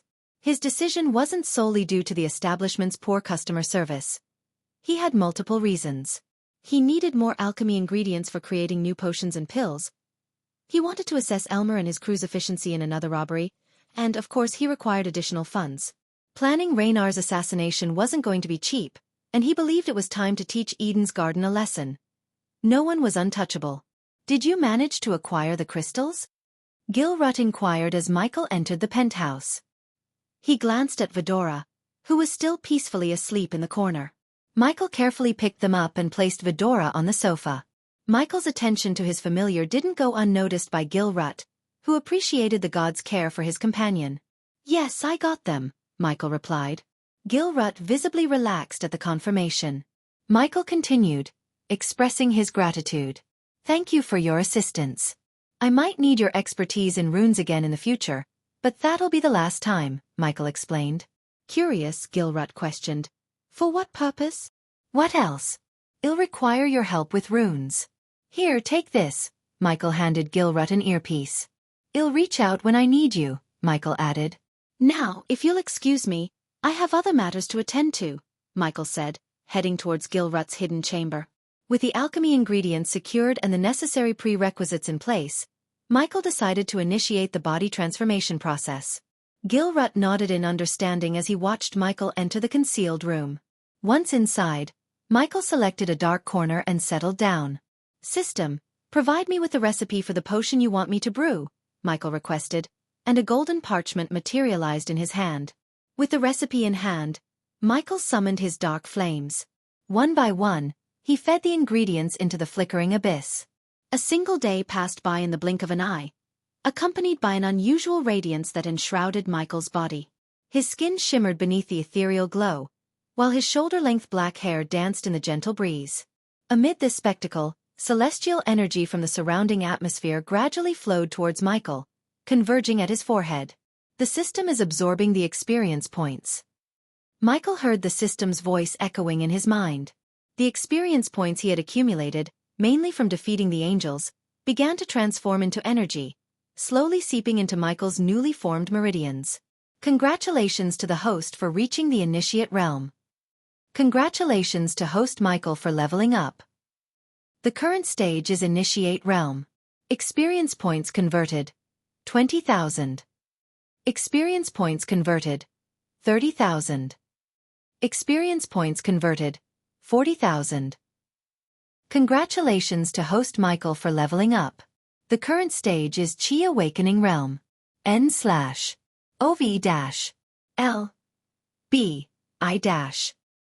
Michael entered the Chi Awakening Realm. The lights in the room, including the runes, flickered with intensity. Celestial energy within the room surged towards Michael, forming a miniature whirlwind of power around him. This surging energy was promptly assimilated into his body.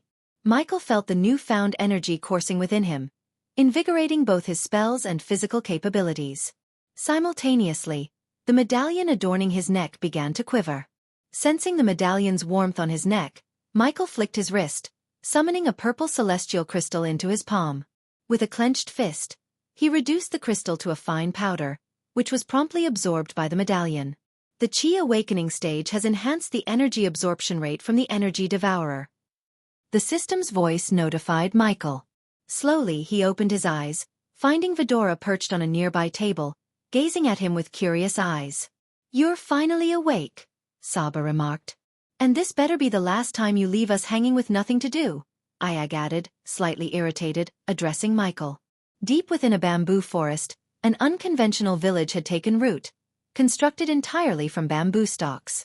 Upon first glance, one might have expected to find rustic villagers or humble farmers inhabiting the quaint village. However, the reality was quite different. Burly orcs clad in formidable armor and wielding an array of weapons prowled through the village's pathways. This secluded settlement was the secret lair of the Vilnius gang. Inside the central house, situated at the heart of the bamboo village, a small and cozy room served as the stage for the current drama. Elmer, the elven gang leader who Michael had encountered during their heist at the Ridion Funds, stood before an imposing orc with a long black beard adorned with gleaming gold chains. The orc was seated across a finely crafted mahogany table. Elmer maintained his composure while addressing the orc. "You've seen my judgment at work, Vilnius. When's the last time I steered us wrong? You're well aware of my value.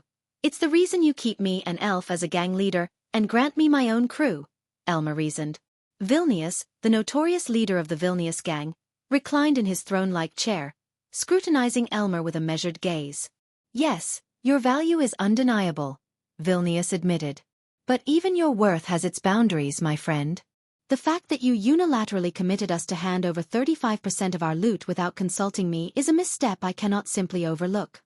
Elmer defended his actions earnestly, explaining the circumstances. "The runes proved to be far more powerful than we initially anticipated, Vilnius. Moreover, Gilrut was taking an agonizingly long time to do his part.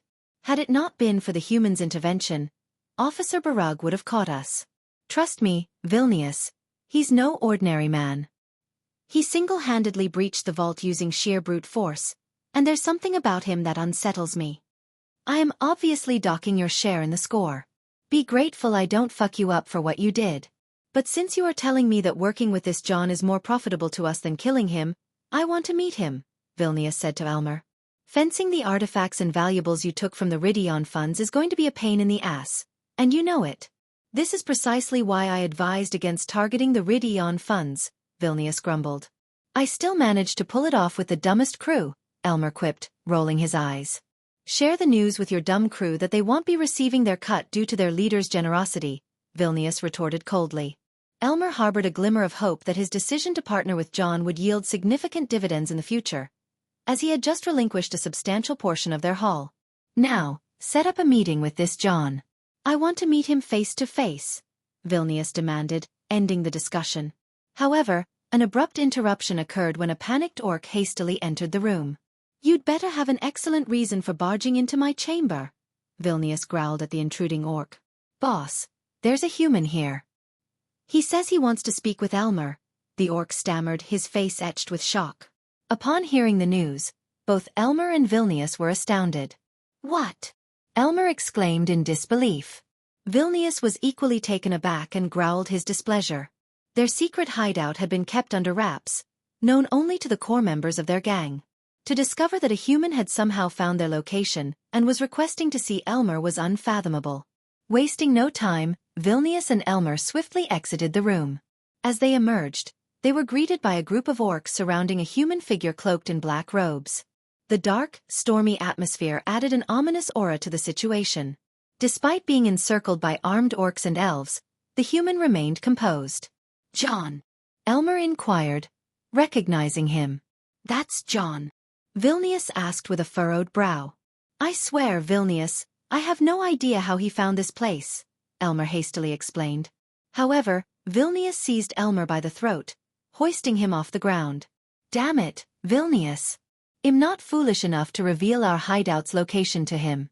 "I swear," Elmer stammered, his voice strained as Vilnius continued to exert pressure on his throat. "Release him, Vilnius. Your hideout isn't as covert as you think," John calmly stated. "How did you locate this place?" Vilnius demanded, all while not loosening his grip on Elmer. "Sigh," Michael sighed audibly. "I'm here to discuss a business proposition, not to fight." "Release him," Michael requested, as small bolts of lightning began to crackle around his wrists. In an instant, Michi unleashed an incredible burst of speed. His body blurred as he employed his lightning dash spell, moving so swiftly that it seemed like a mere illusion. As he approached Vilnius, he activated the silent spell, slowing down the passage of time within its vicinity. The world around him seemed to lose its frenetic pace, as if time itself had been gently put on hold. Michael reached Vilnius and deftly released Elmer from the gang leader's grip. With a fluid movement, he returned to his original position, leaving Vilnius stupefied. Vilnius, who had been holding Elmer firmly, was suddenly startled as he realized he no longer had a captive in his grasp. His gaze darted around, searching for Elmer. What had just transpired defied the laws of physics as he understood them. To his astonishment, he found Elmer standing beside John, blinking in confusion. Elmer himself was baffled, unable to comprehend how he had gone from being captured by Vilnius to standing freely beside their unexpected guest. "What just happened?" Elmer muttered, his voice tinged with bewilderment. Vilnius, equally perplexed, could only stammer, "Shit." The members of the Vilnius gang remained stunned, unable to fully grasp the mysterious events that had just unfolded. With Elmer now free, Michael turned his attention back to Vilnius, his tone firm and unyielding. "Now, if you stop wasting my time, I have a place to rob. Are you interested or not?" Michael's words left no room for further discussion. Having witnessed the astonishing display of Michael's power, Vilnius had little choice but to heed the enigmatic John's request. "I am listening. But first, tell me, how did you find this place?" Vilnius inquired cautiously, his gang members still on high alert. "I'm not a spy, in case you're wondering," Michael replied, dispelling any doubts. "Very well, come inside, and we'll talk. But should you attempt anything funny, rest assured, I have my own methods for dealing with individuals like you," Vilnius warned, his eyes fixed on Michael.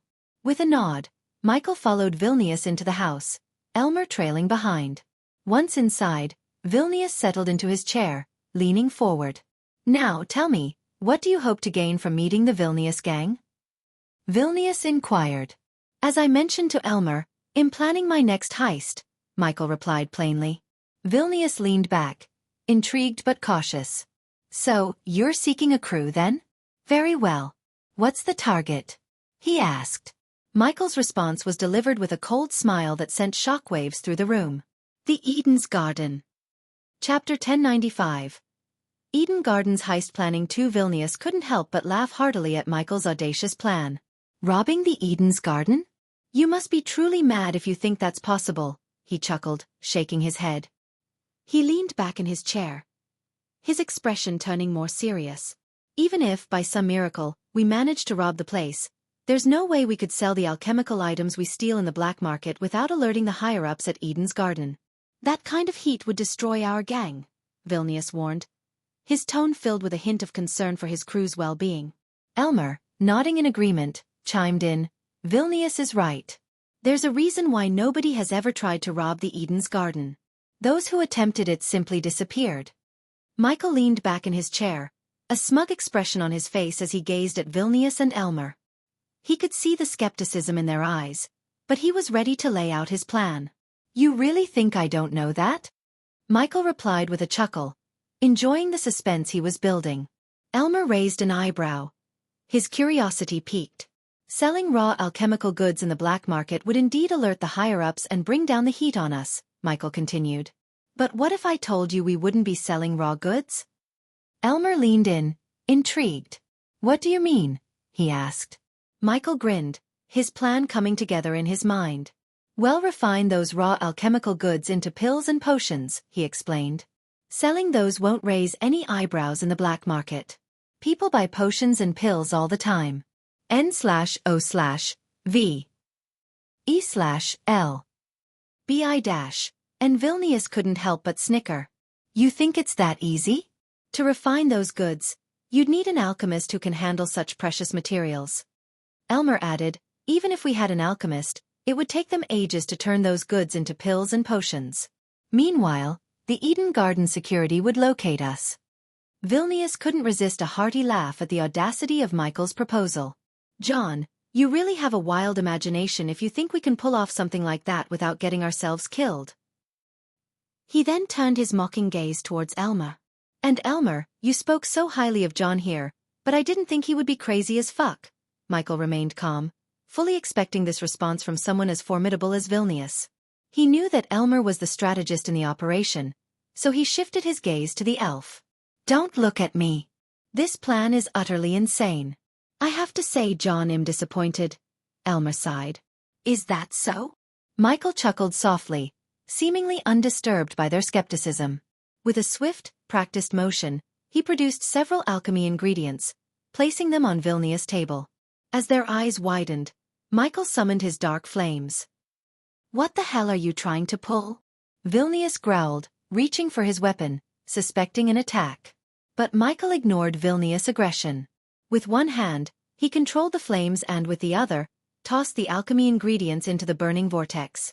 Elmer watched in awe as the components transformed into essence, merging together to create dazzling pills. You're an alchemist? Elmer and Vilnius exclaimed in surprise. With a flick of his wrist, Michael presented the green pills to Vilnius. Despite his rough exterior, Vilnius recognized the exceptional purity of the pills. If you can't sell pills and potions like these in the black market, then you're not the person I was hoping to do business with, Michael declared coolly as he rose from his seat. He was about to make his exit when Elmer hastily halted him. John, wait, Elmer urged.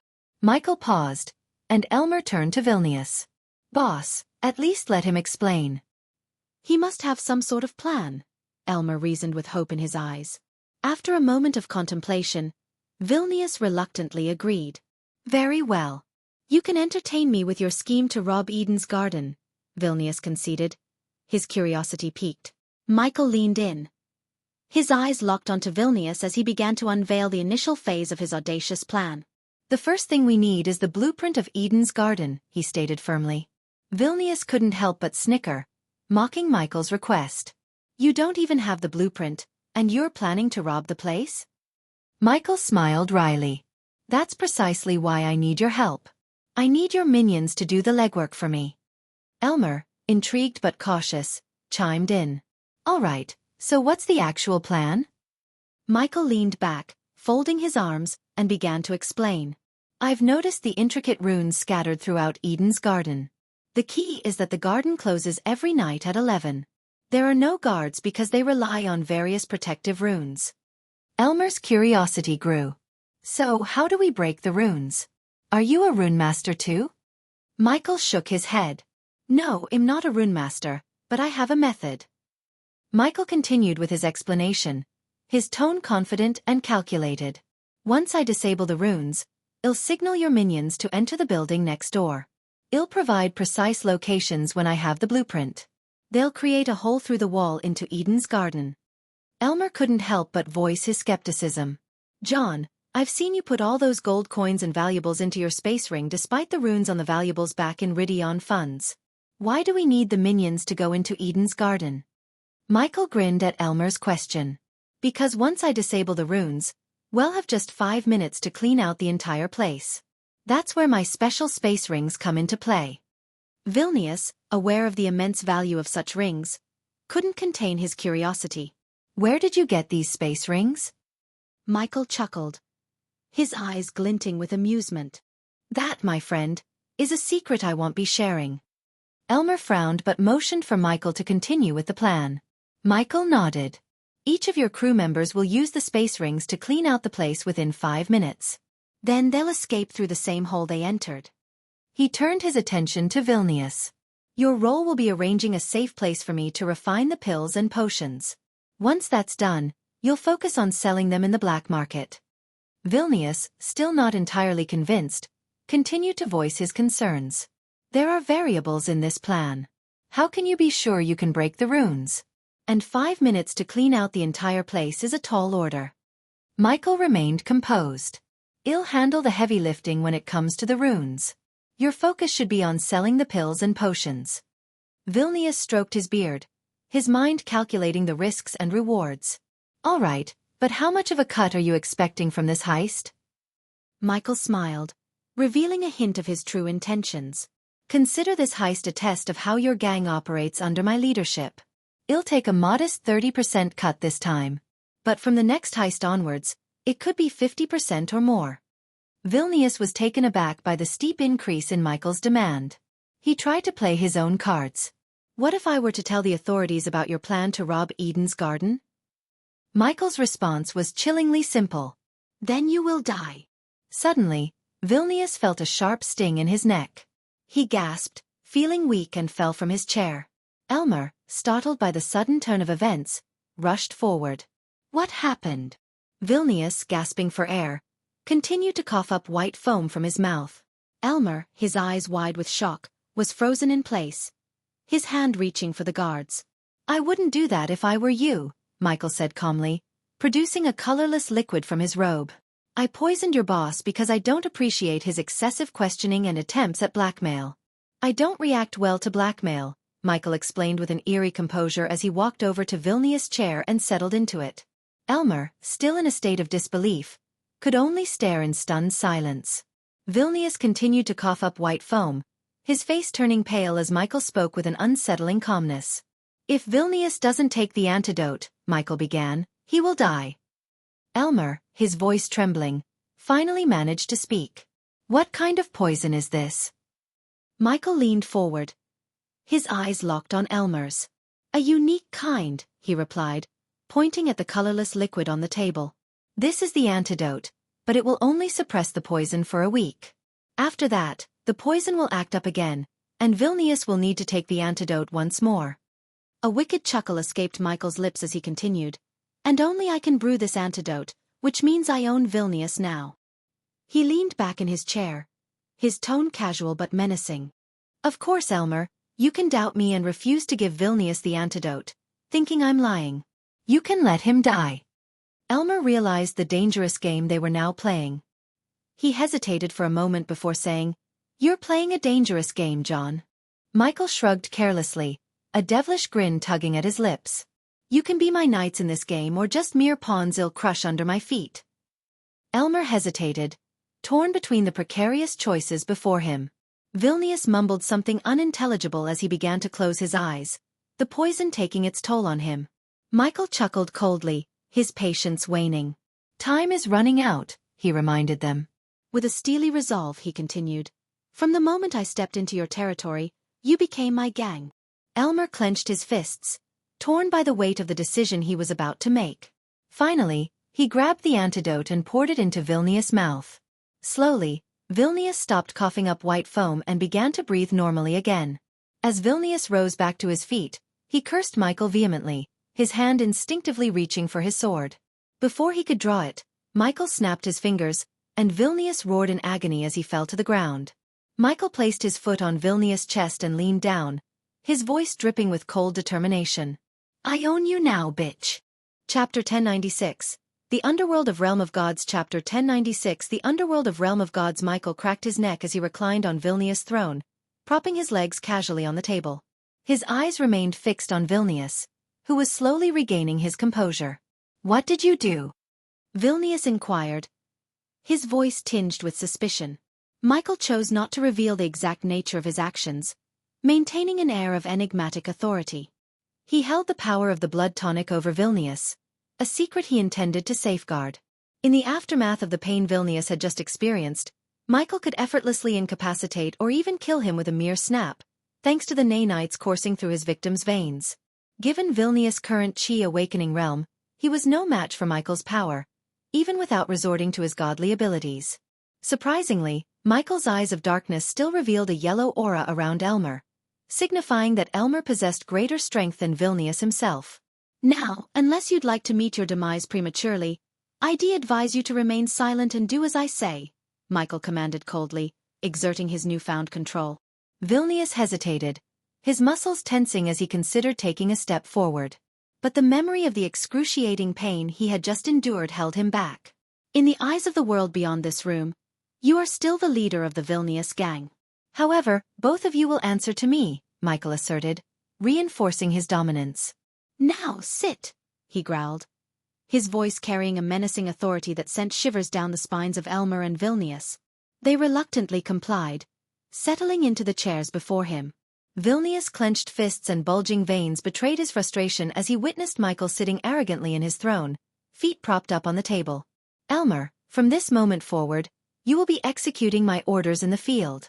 And Vilnius, Michael turned his gaze to the fuming orc, you will be responsible for fencing and handling the sale of our ill-gotten gains in the black market, Michael declared, punctuating his command by placing his gleaming dark sword on the table, its ominous blade pointing directly at Vilnius. But should either of you entertain any thoughts about betray me, rest assured, I can be exceedingly violent, Michael warned, causing the room's lights to flicker ominously. Now, Elmer, are you ready to accept your first order from your new boss? Michael inquired, his voice unwavering and firm.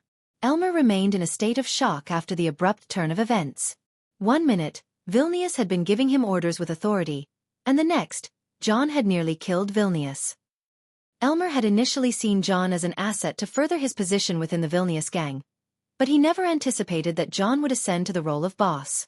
I don't appreciate your lack of enthusiasm, Michael remarked, a veiled threat lacing his words. As the room's atmosphere seemed to chill, Elmer hastily responded. Yes, boss, Elmer affirmed, his voice tinged with compliance. I need you to procure the blueprint of the Eden's Garden, along with any and all information you can gather about the place, Michael ordered Elmer, his tone unwavering. The elf nodded and departed the room, leaving Michael alone with Vilnius. Once they were alone, Vilnius couldn't contain his frustration any longer. His voice carried a growl of warning. When those above me catch wind of this, you'll find yourself neck-deep in shit, human. Michael raised an eyebrow, curiosity piqued. Who's above you? He asked calmly. Vilnius couldn't help but let out a mocking chuckle. Did you think I was the top dog in the Vilnius gang? He sneered. We're just a cog in the giant machine that controls the entire underworld. Intrigued, Michael leaned forward. Tell me more, he urged. Vilnius, however, wasn't inclined to cooperate. Why would I? He retorted defiantly. With a sinister smile, Michael slowly raised his fingers and ominously added, with a snap of my fingers, I can make you feel like you're in hell. Vilnius vividly remembered the excruciating pain he had just experienced, but before he could respond, Michael snapped his fingers once again, subjecting Vilnius to intense agony. Vilnius could only mumble, no more, as the pain overwhelmed him. As Vilnius gasped for air, the intensity of the pain gradually waned. Michael, his curiosity unabated, leaned in closer. Tell me more about what you meant, he demanded. Vilnius, still shaken by the excruciating ordeal, began to speak in a hoarse whisper, revealing secrets he had guarded closely. The Vilnius gang. It's just a small piece in the grand design of the underworld that worships god Agra. Michael's mind raced as he recalled the vicious bandits who had met their demise at his hands, all of them fervent Agra worshippers. He also remembered the intense battle against the angel of god Agra. This revelation hinted at something far more expansive and sinister. The underworld, Vilnius continued. It's under the dominion of God Agra and his malevolent influence. My gang. We're merely a minuscule cog in the intricate machinery of darkness. Intrigued, Michael pressed on. Can you tell me how many such gangs exist in the underworld, under the influence of God Agra? Vilnius winced, the memory of recent agony still fresh. I don't know the exact number, he admitted, but I know there exist countless factions, all devoted to Agra. Michael pondered the ramifications of this revelation.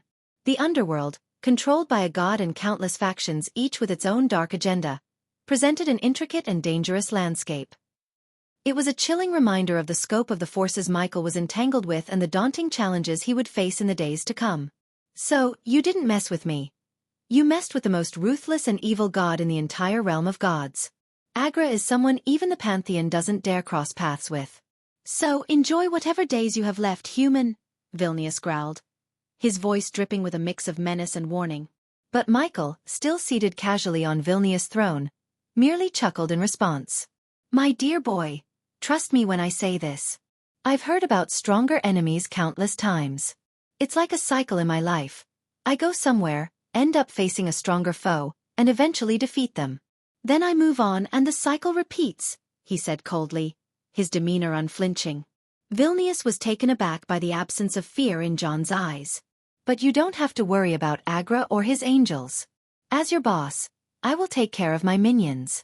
Just do what I say, and you will be fine, Michael said dismissively, waving his hand as if brushing off Vilnius' threats. You don't understand, Vilnius retorted. The moment we finish a heist, we need to offer a large chunk of our spoils to the underworld. If we fail, they will send the executioners. Once they arrive here, you are done for, he added with a cold grin. Michael leaned back further in the throne and regarded Vilnius coolly. What do you think will happen when they come here? He asked. Vilnius didn't hesitate in his response. What else? They will kill you, he stated matter-of-factly. What do you think they would do to you? Michael's voice remained cold and calculating. Put you back in the throne you lost to me? I know how the underworld works far better than you, he continued, emphasizing his vast experience. His reputation as the #1 hitman on Earth had led him to deal with the underworld and gangsters extensively, granting him unique insights. When they see you've lost your position, they'll consider you weak and unfit to lead this gang, Michael stated bluntly, his eyes locked onto Vilnius. We both know that weakness doesn't survive in this line of business. So, can you at least comprehend that they will either kill you or force you to work under a new boss? Probably Elmer? A sly grin crept across his face as he spoke. Michael couldn't help but notice the flicker of insecurity in Vilnius' eyes, and he knew he had found the key to controlling the orc's stubborn ego. You see, Vilnius, Michael began with a hint of amusement. Imagine a scenario where you're no longer the big boss. Picture yourself taking orders from someone who was once your subordinate, a mere minion. He paused, allowing the idea to sink in. Vilnius' face twisted with disdain at the mere thought of working under Elmer, someone he had been accustomed to bossing around. His ego, as Michael had anticipated, flared with resistance. And not just any minion, Michael continued, his voice dripping with calculated cunning, but one who has proven himself capable of leading this gang to heights you couldn't reach. He leaned in, locking eyes with Vilnius, pressing the advantage. Can you imagine the humiliation, Vilnius? The shame of bowing your head to someone who once bowed to you? Michael's words hung in the air, expertly exploiting Vilnius' ego and feelings, knowing that the orc would loathe the very idea of being subordinate to Elmer. It was a testament to Michael's strategic mind, his ability to manipulate those around him to achieve his goals. Michael maintained his cunning smile as he continued to play on Vilnius' ego and fear of humiliation. Think about it, Vilnius, he said in a low, persuasive tone. Working under a new boss allows you to maintain the illusion of power. You can still boss around your minions, making them think you're in control. But more importantly, Michael leaned in closer, his voice almost a whisper, under my leadership, you'll still be Elmer's boss outside this room. Vilnius' brow furrowed as he considered the proposition. Michael's words made sense, and the idea of retaining some semblance of authority appealed to his ego. I don't want to expose myself to the light, Michael continued, his tone conspiratorial. I prefer to work from the shadows. But, Vilnius, if the executioners come and you spill the truth, They won't just demote you. They'll strip you of everything and make you work under a minion. Vilnius' growl revealed his inner turmoil. Michael had painted a vivid picture of the potential consequences of defiance. Vilnius growled, clearly torn between his ego and the practicality of the situation. It's not certain they would do that, he muttered, his stubbornness showing. Michael chuckled softly, a hint of menace in his smile. Are you willing to take that chance, Vilnius? Because I assure you, I won't hesitate to expose your little secret to the world if you don't play by my rules. Michael's cunning manipulation had placed the orc in an impossible predicament, and it was clear that he had little choice but to comply with his new boss' wishes. But don't worry about the executioners or Agra himself. I will take care of them. As my minion, you do what I say. Michael leaned back on the throne, emphasizing his newfound authority. It seems like you got me by the balls, John, said Vilnius. Boss, Michael corrected Vilnius, his tone unyielding. Inside this room, you address me as boss, Michael reiterated, his voice carrying a cold authority. It seems like you got me by the balls, boss, Vilnius reluctantly repeated, recognizing the shift in power. Nov, 1B/1N, that's good. Now go tell your minions to rest and eat well. We will hit the Eden's Garden day after tomorrow, Michael said calmly, startling Vilnius. Are you crazy?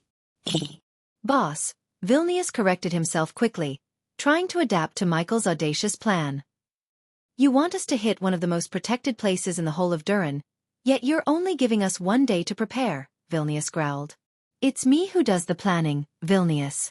I don't do failing, Michael stated firmly, emphasizing his confidence in the scheme. The next chapter will start with heist planning. Stick with me because the upcoming chapters will be a thrilling ride. Chapter 1097. The Spy Game has started. Chapter 1097. The Spy Game has started. After departing from the secret hideout of the Vilnius gang, Elmer mounted his white-maned horse and made his way straight toward Durin. To conceal his identity, he shrouded his face beneath a hood and added a fake beard on top for good measure.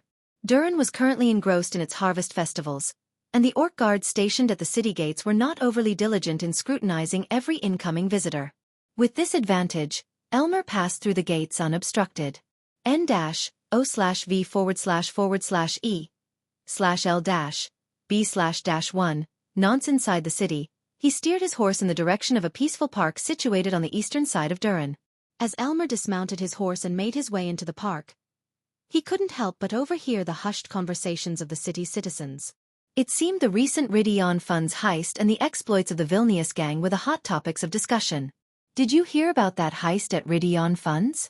They say the Vilnius gang pulled it off. Unbelievable! How did they manage to break into such a well-guarded place? The security there must be incompetent. You'd think the guards would be better trained. This is an embarrassment to the city. Elmer continued to listen to the disgruntled chatter as he strolled deeper into the park, keeping his true identity and purpose well hidden. Elmer eventually reached the park, finding it to be a serene and tranquil place, a stark contrast to the turmoil of the city. The park was adorned with a picturesque pond at its center, where ducks glided gracefully on its glassy surface. A majestic tree with pink leaves stood tall nearby, casting a gentle shade over the area. Several benches, weathered by time but still sturdy, were scattered around the pond. It was under one of these benches that Elmer had tied his steed, making sure it was secure before he walked towards another bench, nestled comfortably in the shade of the pink-leaved tree.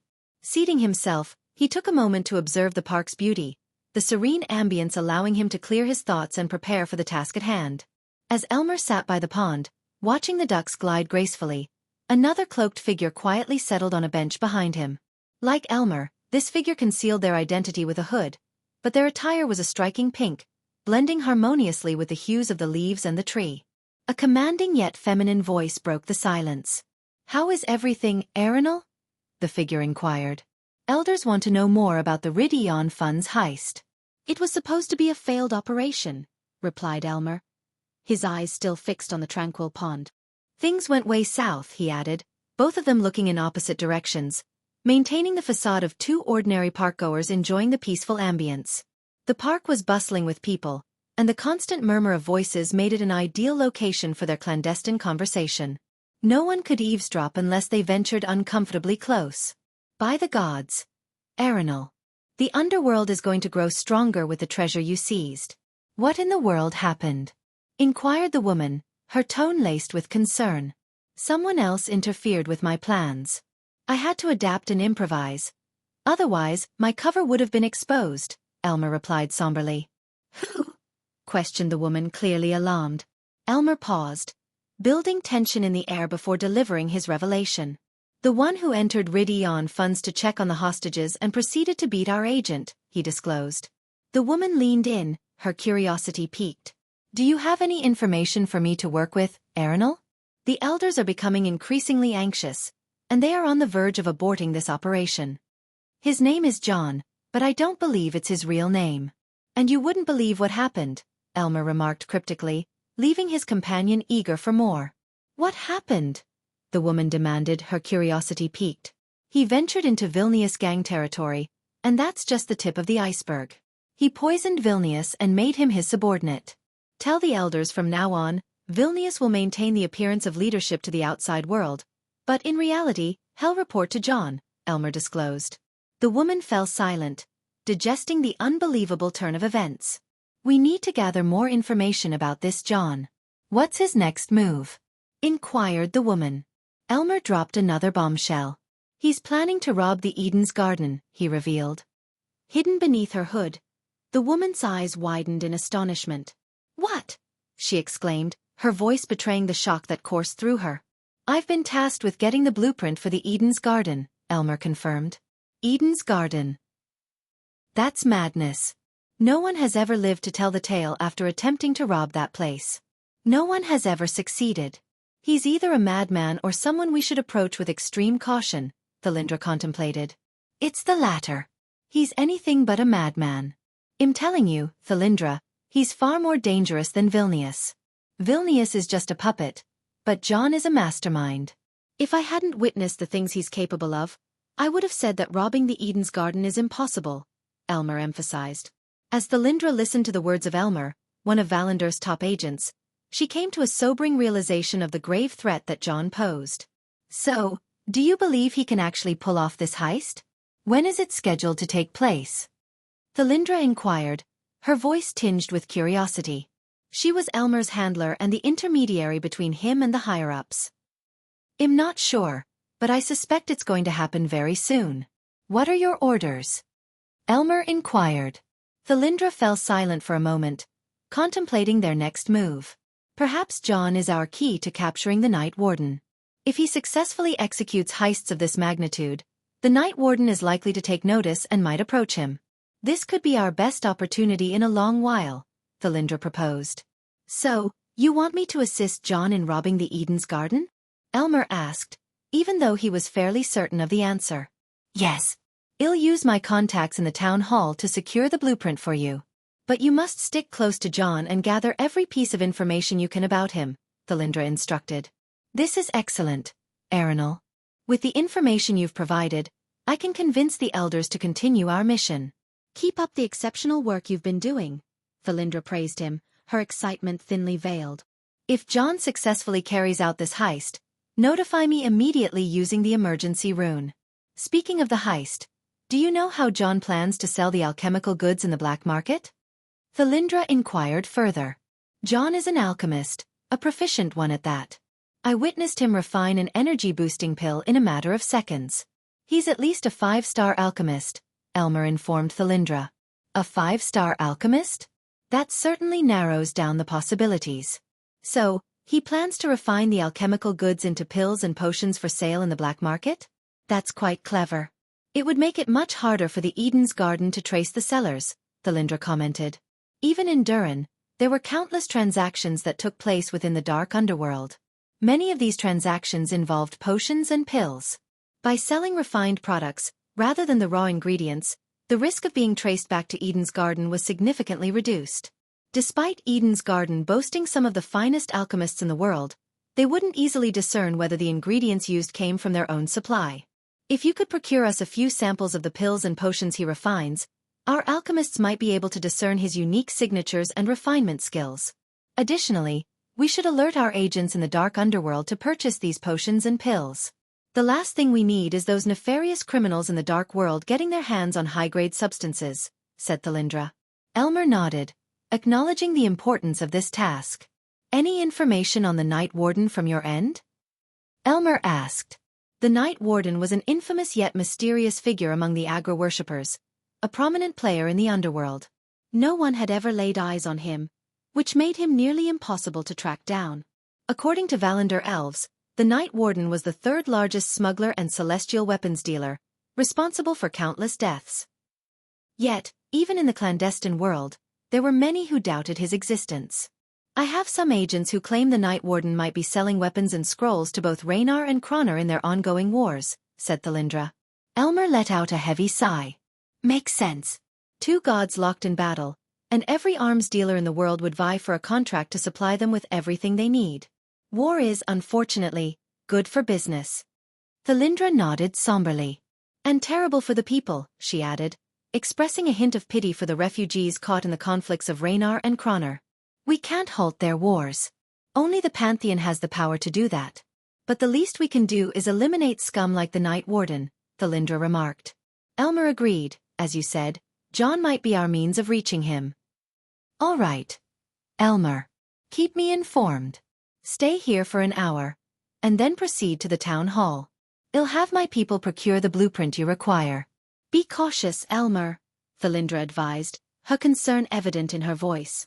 Elmer let out a soft chuckle. My dear handler, you know I've been at this for decades. I know how to keep myself from meeting an untimely end. Thalindra smiled faintly, acknowledging his experience. You're a skilled spy, Elmer, but never forget that in our line of work, there's always someone better. With that, Thalindra rose from the bench and said, Keep a close watch on John, before walking away. At that moment, Elmer had embarked on a dangerous cat-and-mouse game with Michael, unaware of the formidable adversary he was facing. However, Elmer had thrived in the shadowy world for decades, always at the peak of his craft. Hence, only time would determine who would emerge victorious in this high-stakes contest. Night Warden, I will catch you, Elmer muttered under his breath. Chapter 1098 Party Crashers. With 20 hours remaining until the commencement of Michael's next heist, he found himself reclining in Vilnius' imposing throne. Everything's in place on your end, Pink? Michael inquired through his earpiece. Yes, I can access the feeds from Eden's garden. It's frustrating not being able to manipulate them. Back on Earth, I could hack into those security cameras and mess with the guards, Pink lamented. It's fortunate that technological advancement is lacking in this world. Imagine these cultivators and gods wielding the power of technology, Michael chuckled. Don't underestimate those security cameras, though. Seraphine has runes and spies that rival the abilities of security cameras. Nothing happens there without her knowledge, Pink reminded Michael of the goddess of information's influence. Sounds like she'd make a valuable ally. Michael contemplated the idea of having Seraphine as a subordinate. I doubt it. She's one of the Pantheon's most loyal deities, Pink replied. How's Vidora doing out there? Pink inquired. I've left them at the Durin Library with Gilrut. I want them to absorb as much knowledge about this world and the book we're planning to steal as possible, Michael informed Pink. As he conversed with Pink, approaching footsteps caught Michael's attention. I have to go. Keep a watchful eye on our companion, Michael instructed Pink. I will, Pink replied with a chuckle. Anticipating that Vilnius and Elmer would be accompanied by additional orcs, Michael rose from the imposing throne. It was crucial that no one in the Vilnius gang discovered his true identity as their leader. You're back, Michael greeted the group as they entered the room. Before him stood Vilnius and Elmer, accompanied by 4 orcs and 2 dwarves. We've completed all the tasks you assigned, Elmer announced, handing the blueprint over to Michael. The orcs and dwarves stared in amazement at the human newcomer who had recently become part of their gang. These orcs were the typical hulking green-skinned brutes, while the dwarves were short, had long bushy beards, and emanated the distinct aroma of ale. Tell us your plan, John, Vilnius instructed. Of course, boss, Michael responded, maintaining the facade of working under Vilnius. The orcs and dwarves didn't seem to suspect anything, assuming Michael was just another member of Vilnius' gang. Michael spread the blueprint on the table, revealing a yellowish parchment with a hand-drawn layout of the building's interior and exterior. He meticulously scanned the blueprint before turning his attention back to Elmer and Vilnius. Can we trust them? Michael inquired, referring to the orcs and dwarves. The orcs and the 2 dwarves expressed their frustration with growls, but Elmer vouched for their reliability. Very well, Elmer. Michael shifted his gaze from the orcs and dwarves to Elmer. Tell us what you've learned from your surveillance of Eden's garden, Michael requested. He had already gathered extensive information about the place using the spiders, but Michael was keen to assess the team's capabilities when it came to executing heists. Unbeknownst to the crew, Michael considered this operation a test, with the real heists yet to come. As I mentioned earlier, the place is guarded by 5 guards outside, all heavily armored. Inside, there are 12 guards. Eden's garden opens at 6 in the morning and closes at 11, with customers being asked to leave an hour before closing time, Elmer reported. While they're open for business, I observed runes in place that prevent customers from taking products outside without proper payment. Only the staff possesses the special runes required to remove the enchantments from the products. Furthermore, you can't store anything in your space rings due to runes that prevent items from being stored within them, Elmer explained as Michael pondered the information. Vilnius couldn't help but snicker inwardly, convinced that John was setting himself up for a miserable failure. However, Michael's finger traced a path on the blueprint, leading to a room located behind the main hall where products were sold. This room, Michael pointed out, it's labeled as the power room. Tell me, what do they have in there? He directed the question at Elmer and Vilnius, though he already knew the answer. Vilnius mumbled, celestial crystals to power the runes. But you can't access the power room without the manager's palm print, Elmer added. As he spoke, he recalled Michael's request to find the manager's whereabouts. The realization began to dawn on Elmer that John had meticulously planned every aspect of this heist. The manager lives in the Park District, but his manor is heavily guarded. Approaching him won't be easy. And even if you manage to get close, how do you plan to make him cooperate? Vilnius inquired. Who said anything about making him cooperate? We just need his palm print, Michael replied coolly, leaving Elmer and Vilnius to grasp the implications of his words. I'll take care of obtaining the palm print, he added. Michael then pointed to the eastern wall of Eden's garden. This is our entry point. There's an adjacent building, a clothing store. They won't have the same level of security as the Eden's garden. It should be a straightforward breaking and entering. I assume your crew can handle that, Michael asked, to which Elmer nodded. When you're inside, use the tools you've acquired to drill a hole and gain access to Eden's garden. Once you're inside, proceed to the power room. Use the manager's palm print to gain entry, and then disable the crystals. That should deactivate the runes, Michael instructed. N/O-V-E-L/B-1/N.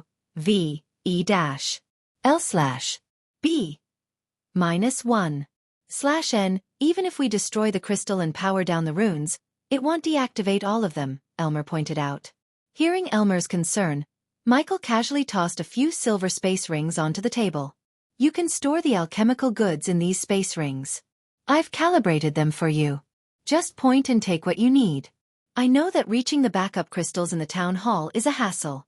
So once these crystals are gone, you'll have 6 minutes to clean out the place before the backup crystals reactivate the runes, Michael informed them. Elmer couldn't help but be amazed by how well prepared John was. Michael then handed out several earpieces to the crew. Put these in your ears, he instructed. It'll be monitoring and guiding you through the plan if necessary. But if everything goes according to plan, you'll exit through the hole you drilled. As Michael concluded his briefing, he folded his arms and fixed his gaze on the crew. And if any of you minions get any funny ideas about disappearing with what you've stolen. He didn't need to finish the threat. The implication hung heavily in the air. Now, go prepare yourselves. But no drinking tonight. If I catch any of you drunk, I'll make sure you won't have a tongue to taste anything ever again, Michael coldly threatened, leaving the crew visibly shaken. The orcs, in particular, didn't appreciate being threatened by a human they believed they could overpower. However, the orcs held their tongues, as their boss, Vilnius, remained silent. After the crew had left, leaving only Vilnius and Elmer behind, Michael took a seat on the throne.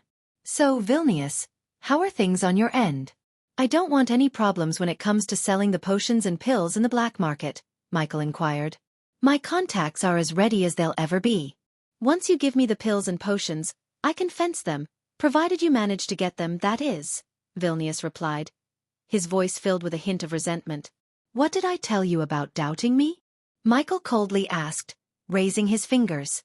Vilnius' heart skipped a beat at the thought that if John snapped his fingers, he would experience excruciating pain.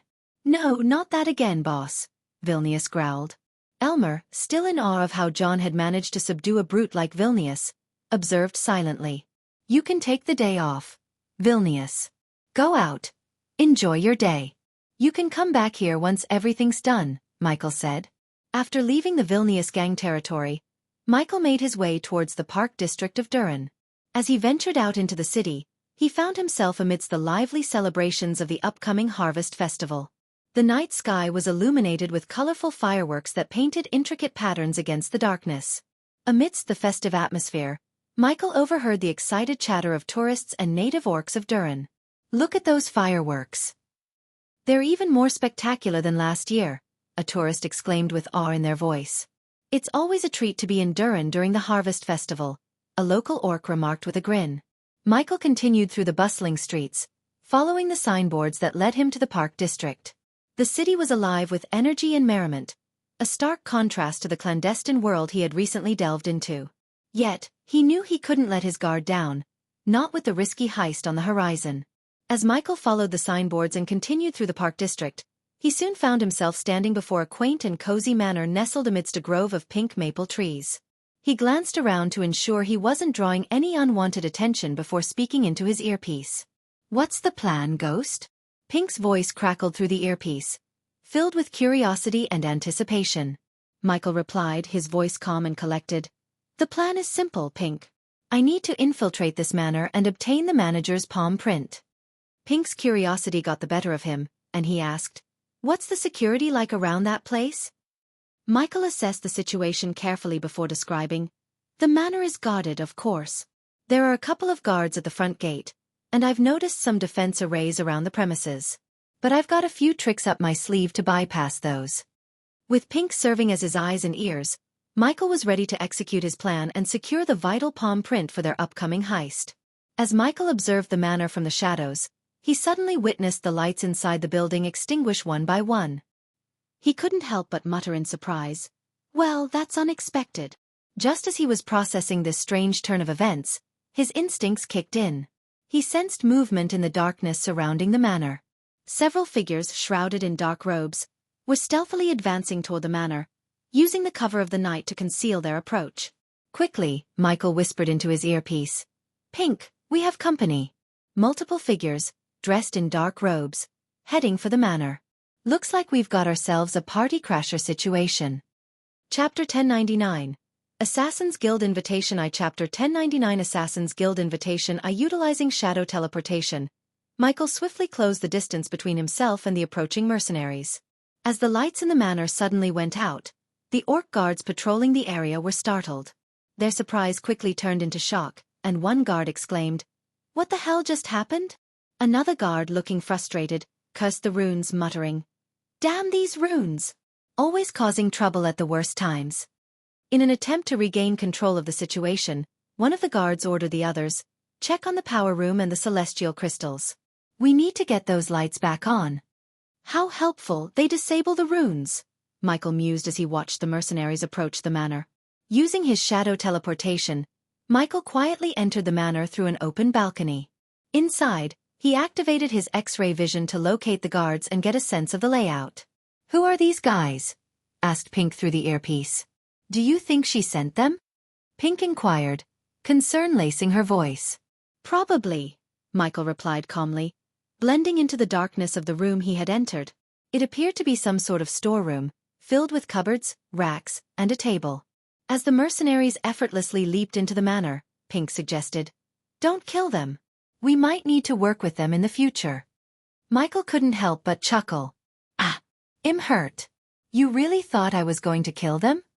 "I missed this," Pink said with a mix of relief and delight in her voice. Being out in the field with Pink's voice guiding him brought back a wave of nostalgia for Michael. As he was blending with the darkness and plotting a way to incapacitate them all, Pink continued.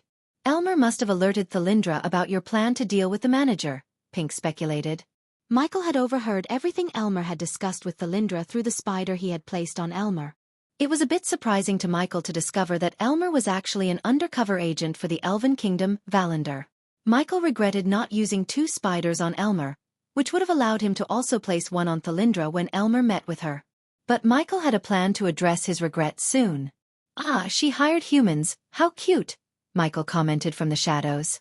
With his X-ray vision, he could see the face of one of the mercenaries when their hood shifted slightly, revealing a lack of pointy ears and an average body size. It was a clear indication that these weren't Thalindra's own operatives. After all, a sensible handler like her wouldn't want her own agents to potentially point fingers at her. Eventually, one of the mercenaries, sent by Thalindra, entered the room through the same balcony that Michael had used. "They are talented enough to avoid the guards," Michael observed quietly.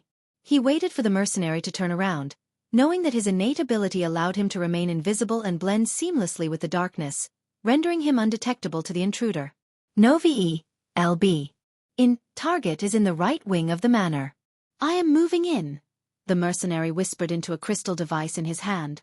These crystals functioned like earpieces, allowing them to communicate with each other, although their range wasn't as extensive as modern earpieces. As the mercenary took a step forward, Michael gently tapped his chest, activating his concealed armor. Upon tapping the skull medallion on his chest, the armor swiftly spread out from the medallion, enveloping his body. Michael raised the hood, and the armor completed its transformation by fitting a skull-shaped mask onto his face. Michael's eyes, now shining with an eerie darkness, analyzed the mercenary's aura and revealed that the intruder was significantly weaker than him, marked by the green aura surrounding him. In the blink of an eye, Michael dashed toward the mercenary. Before the mercenary could even sense Michael's presence, Michael struck him from behind with a powerful punch, rendering him unconscious. Swiftly, Michael caught the crystal the mercenary had dropped, preventing it from hitting the ground and shattering. The gray crystal pulsated slightly in his hand. Placing the crystal into a small compartment built into his waist armor, Michael retrieved several spiders and miniature drones from his inventory. "Drones and spiders are active. Be my eyes and ears," Michael instructed Pink. With the knowledge he had imparted to her and the runes embedded in the system, Pink could now connect to the mirrors in her safe house to receive feeds from Michael's spiders and drones.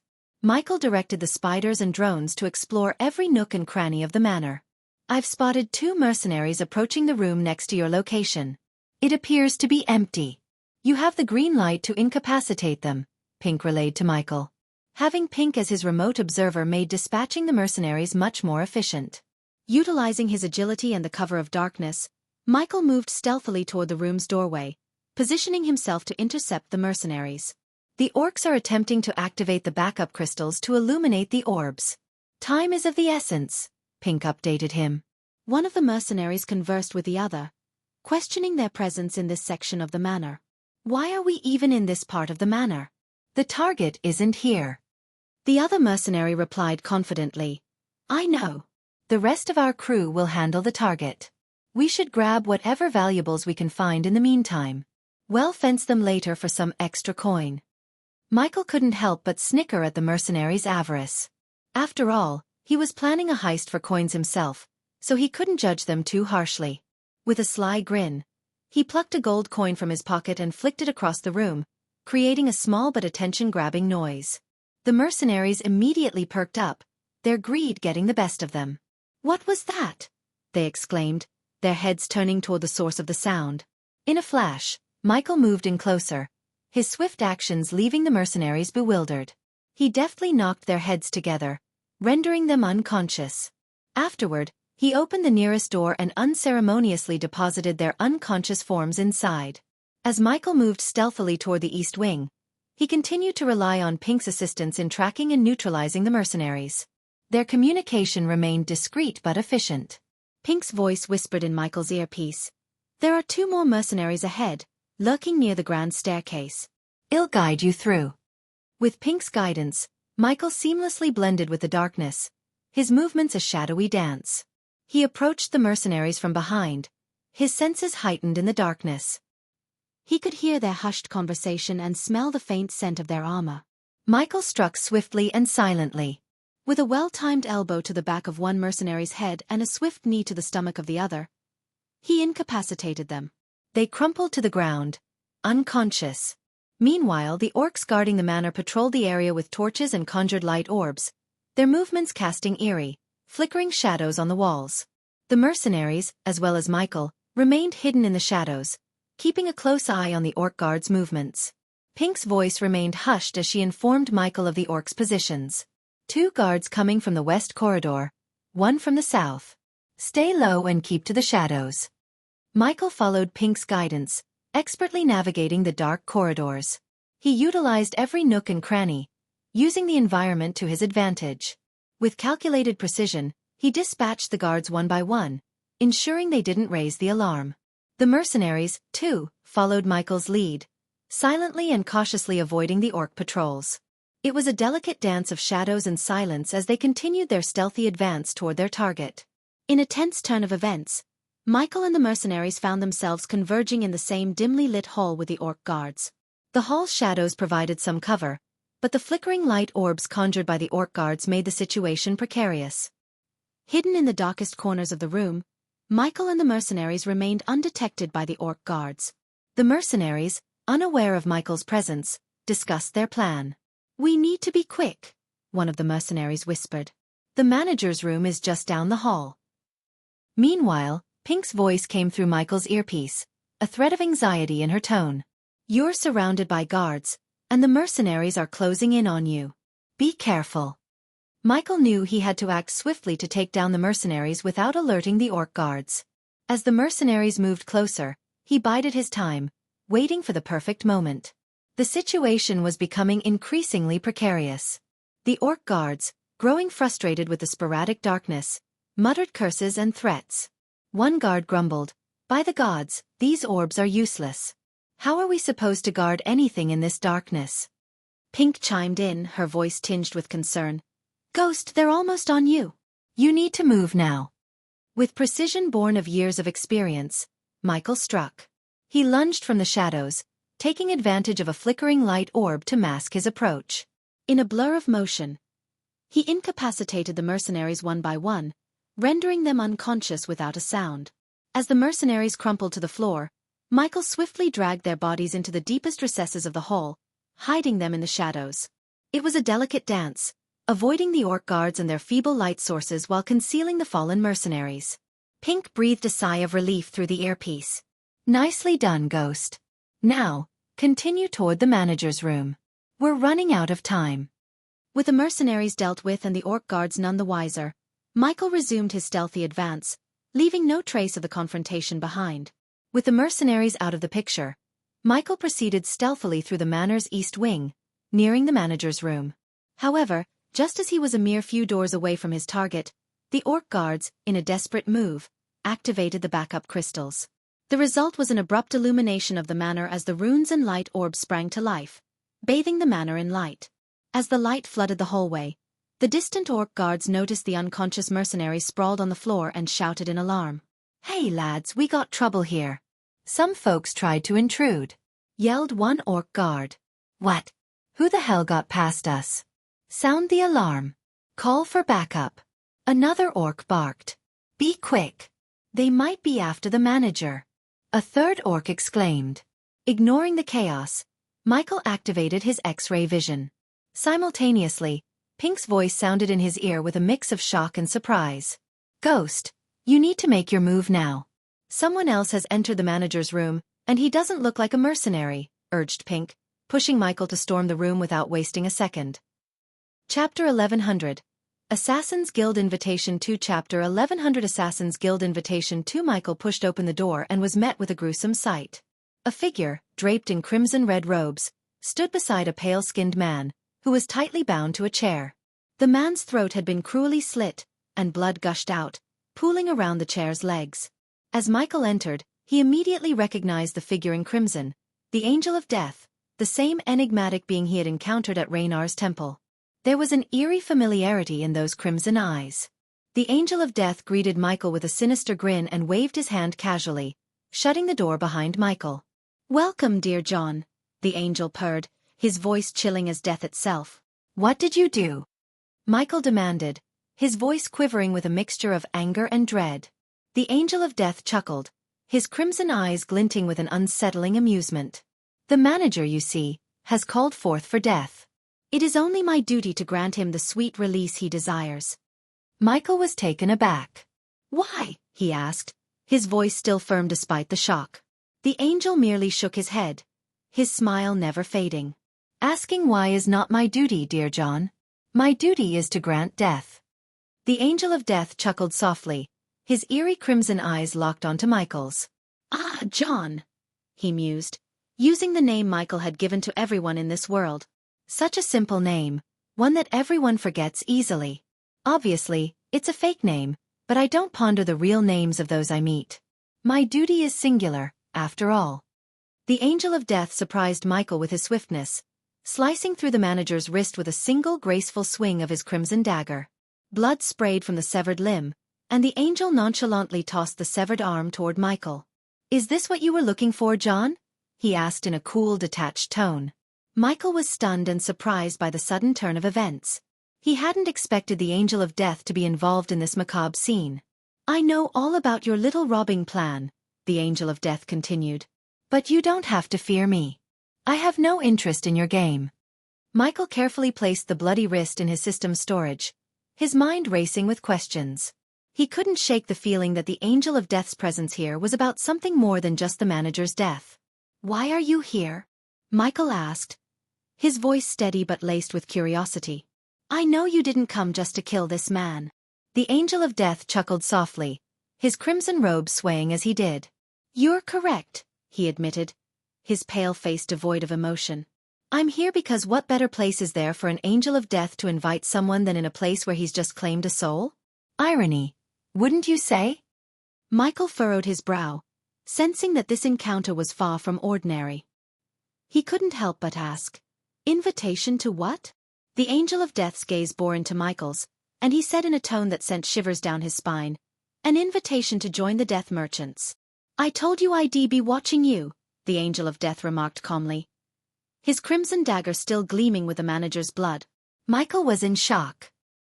He hadn't sensed the presence of the Angel of Death, but it was now obvious that the enigmatic assassin had been following his every move. In response, Michael activated his eyes of darkness and saw a pulsating red aura around the Angel of Death. It was a clear indication that this angelic assassin was far stronger than he was. It's time we initiate a fellow assassin into our secret guild, the Angel of Death said, his voice like a whispering shadow. Michael, realizing the urgency of the situation, spoke quickly. We should relocate to a safer place. The orcs will soon storm this room. The Angel of Death snickered softly and calmly replied, my little friends will take care of everyone in the manor. We can speak freely here. Inside his head, Pink's voice echoed with a note of urgency. Ghost, something strange is happening. The orcs and mercenaries have all fallen unconscious. Michael, however, remained focused on the Angel of Death, ignoring Pink's warning for the moment. The Angel of Death continued to speak, his words carrying an air of finality. Finish whatever you have on your plate within 2 months, and come to join our guild. His crimson eyes bore into Michael's, and a dangerous edge crept into his tone. Don't think about rejecting this invitation. The threat hung in the air, leaving no room for negotiation or refusal. The Angel of Death turned away from Michael, his crimson robe billowing as he gracefully approached the window. He cast a final glance over his shoulder and said, dealing in death often comes with rewards worth more than gold coins. With that cryptic statement, he leaped out of the window, disappearing into the night with an eerie grace that defied explanation. Michael rushed to the window, his eyes scanning the dark expanse outside. To his astonishment, the angel had vanished completely from his sight, leaving no trace behind. As Michael gazed out of the window, he witnessed a startling sight. Carriages and armored orcs were converging on the manor from all directions. It was clear that reinforcements were on their way, and the situation was about to escalate further.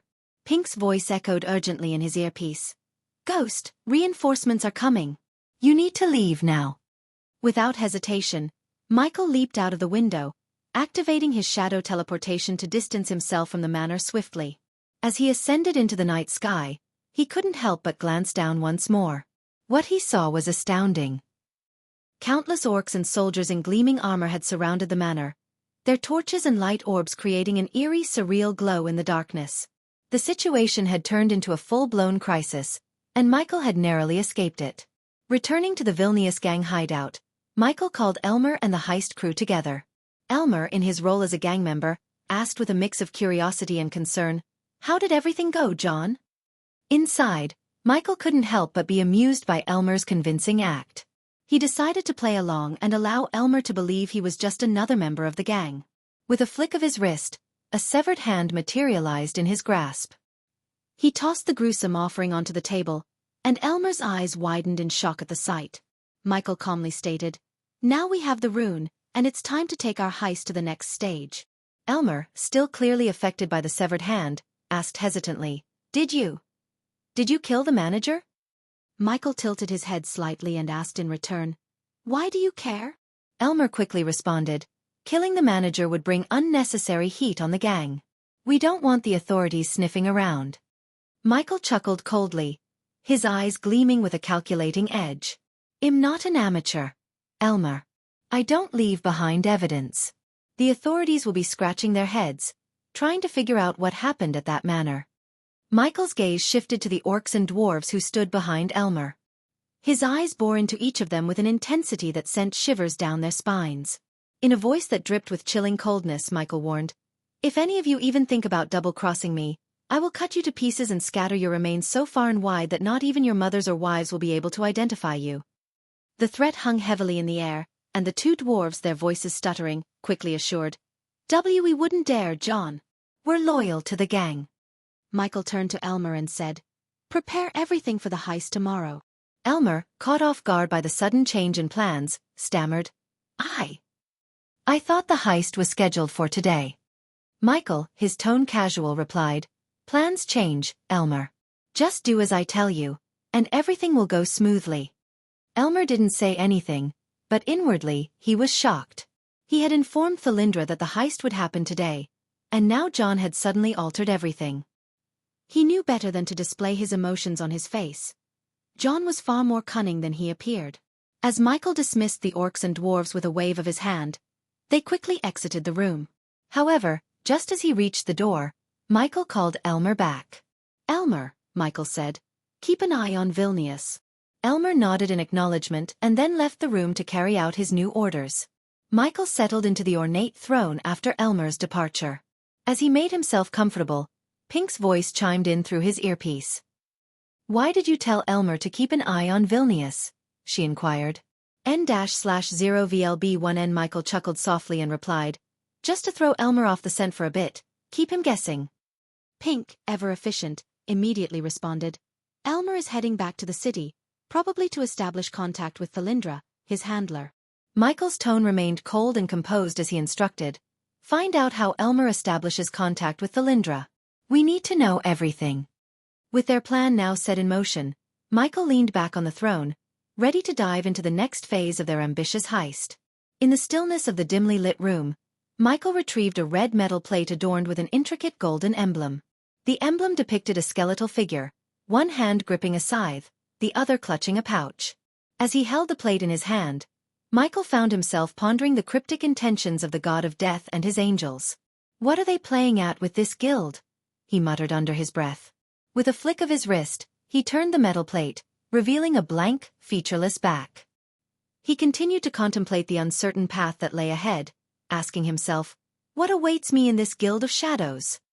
Chapter 1101, Harvest Day Heist I, Flawless Plan Nov, LB 1. And as the sun descended beneath the horizon in Durin, Elmer and his crew smoothly infiltrated the bustling city, their presence blending seamlessly with the celebratory crowd.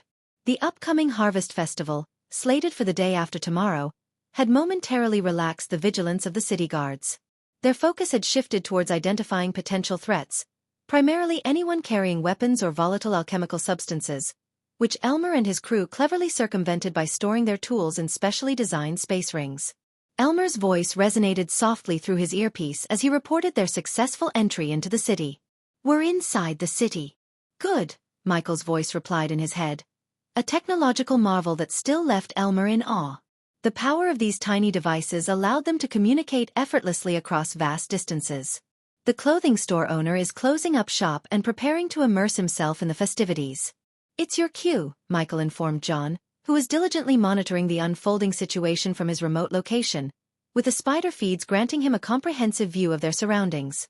"We're en route," Elmer replied, as he navigated the lively crowd, making his way toward Eden's Garden, the coveted target, with the adjacent clothing store offering a discreet entry point for their impending heist.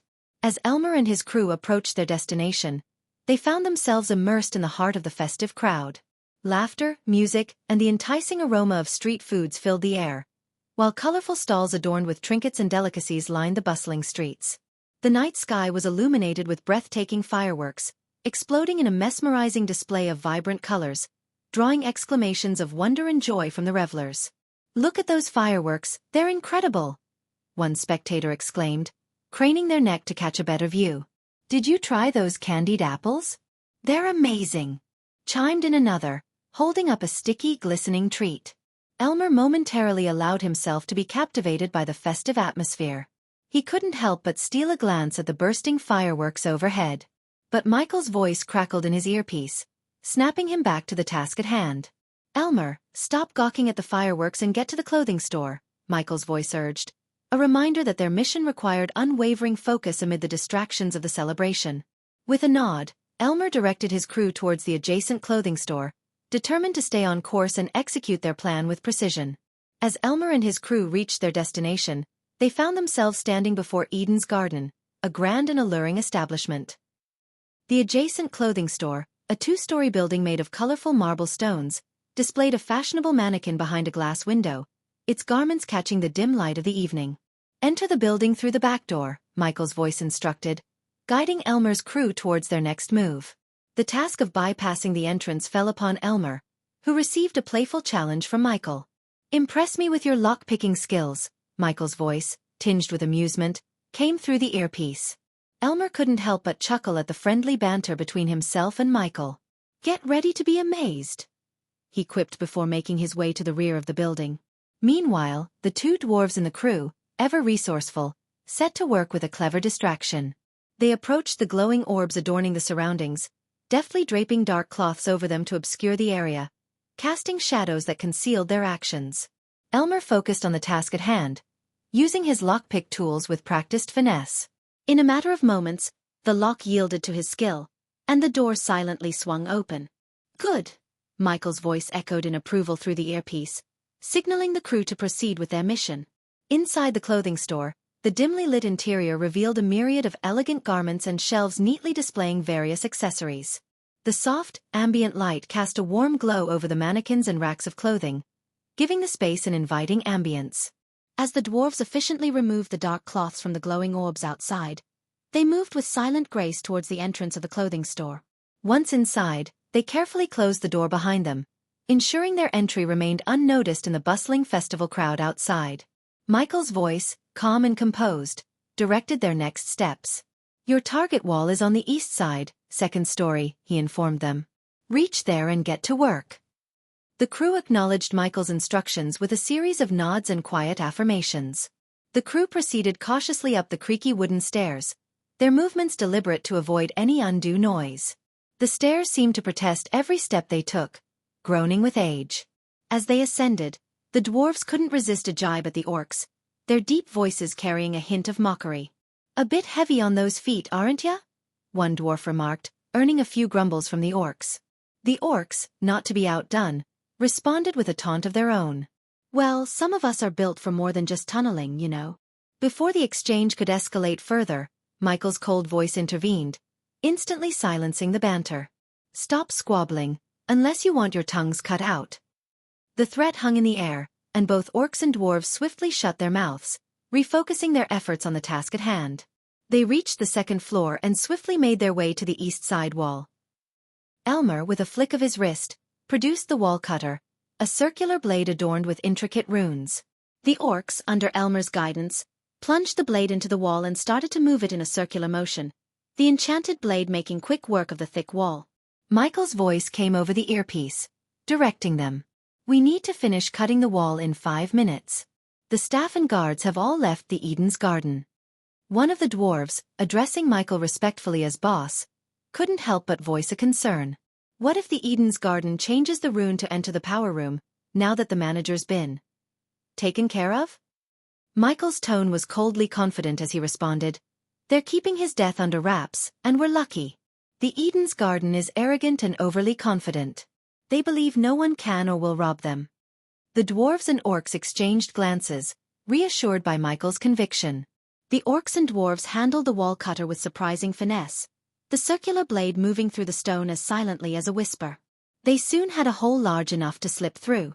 Elmer, who was the first to peer through the hole, whispered back, "We can see the Eden's Garden Hall."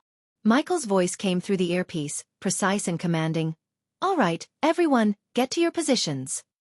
With a collective "Yes, boss," they climbed through the cut wall, entering the dimly lit Eden's Garden. The hall was a breathtaking sight, with alchemy goods, herbs, and bubbling cauldrons that glowed in various hues. Michael's voice guided them further. "The Eden Garden's most valuable goods are on the second floor. Orcs, dwarves, take each room on the second floor." The crew swiftly dispersed to their designated rooms, blending into the shadows. Michael continued, "Everyone, wait until Elmer destroys the celestial crystals powering up the runes. He'll let you know when it's time to steal the goods." Elmer silently slinked toward a door with a wooden board that read, "Staff only." He skillfully wielded his lockpicks, their delicate metal components glinting slightly in the dim light, and with precision, he opened the door. Michael's voice crackled in his ear. "Nervous, Elmer?" Elmer, now inside a dimly lit corridor, replied confidently, "No." In the privacy of his thoughts, Michael couldn't help but feel a hint of amusement at how smoothly he had managed to involve a spy in this illegal endeavor. He watched the spider feed as Elmer reached a copper door at the end of the corridor, sensing the pulsating energy around it. Elmer inspected the intricate runes engraved on the door, which had no visible knobs or handles. Taking a deep breath, Elmer retrieved the bloody wrist of the manager from his pouch and placed it against the door. The runes etched into the surface of the door lit up in various colors, shimmering like ethereal veins, and with a soft click, the door swung open. The door swung open, revealing a palm-sized, high-grade celestial crystal, its radiant purple hues catching the dim light. It rested on a pedestal, encircled by a shimmering blue energy shield. Glowing lines extended in all directions from the pedestal, forming a complex pattern. Elmer's voice trembled with uncertainty. "John, there's an energy shield surrounding the crystal." Michael's response was calm, laced with amusement. "Put your hand into the shield and take out the crystal." Elmer frowned, his apprehension evident. He knew arguing would be pointless. With a resigned nod, he slowly approached the crystal, his palm outstretched. As he reached out, electric bolts shot from the shield, causing him to hiss in pain. The sensation was excruciating, his hand feeling like it was melting while searing agony radiated to his brain. Michael's voice pierced through the torment, firm and unwavering. "Pull out the crystal." Elmer took a deep breath, fighting against the searing pain. With determination etched on his face, he pressed his hand further into the shield, clenching his fist despite the torment. "Fucking sweet mother of..." His curses were hushed but vivid as he continued to struggle, his hand inching closer to the coveted celestial crystal. Michael's voice carried a tone of amusement as Elmer, through sheer determination, managed to pull the celestial crystal out of the shield. Michael cheered him on, saying, "Atta boy." In the immediate aftermath, Elmer couldn't contain his cry of pain. "Arg!" he exclaimed as the agony surged through his burnt hand when he yanked the crystal free from the shield. Elmer's hand was a mess, charred and trembling from the pain. Michael quickly instructed, "Pour the healing potion on your hand and drink another one." Elmer, his breath still coming in ragged gasps, nodded and took out 2 shimmering blue healing potions from his pouch. As he reached for the potions, he couldn't help but notice a sudden eerie silence in the room. The intricate glowing lines that had previously covered the walls and floor faded away. Michael's voice broke the silence as he gave the order to the orcs and dwarves. "The runes are down. Steal everything you see." With a hint of humor in his voice, Michael quipped, "Well, looks like it's our harvest day, my friends." The dwarves and orcs raised their space rings, which promptly emitted a brilliant light. It was as though a miniature portal had opened, and every alchemical good in the room was drawn into the radiant beam and vanished into the depths of their space rings. Chapter 1102, Harvest Day Heist 2, Rats in the midst. As the stolen alchemical treasures vanished into their space rings, one of the dwarves couldn't help but mutter, "There's so much more we could grab." The allure of wealth and rare alchemical ingredients was hard to resist, especially when they were laid out in such abundance. However, Michael knew better than to let greed cloud their judgment. He responded with a stern warning, his voice tinged with urgency. "Greediness will land us in prison." His years of experience had taught him the value of discretion and timing. Backup crystals will power up in 2 minutes, he continued, emphasizing the need for haste. We leave through that door in 1 minute. N-O-V-E-L-B.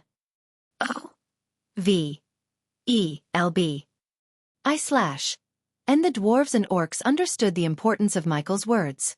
With reluctance, they began to make their way towards the exit, their space rings filled with their ill-gotten gains. As the dwarves and orcs hurriedly made their way toward the exit, Michael contacted Elmer through the earpiece. "Watch the dwarves and orcs closely," he instructed, his voice filled with caution. "Make your way out of the building." Elmer acknowledged with a quick, "Roger that," and started his own exit from the power room. His eyes fell on the high-grade celestial crystal, now in his possession.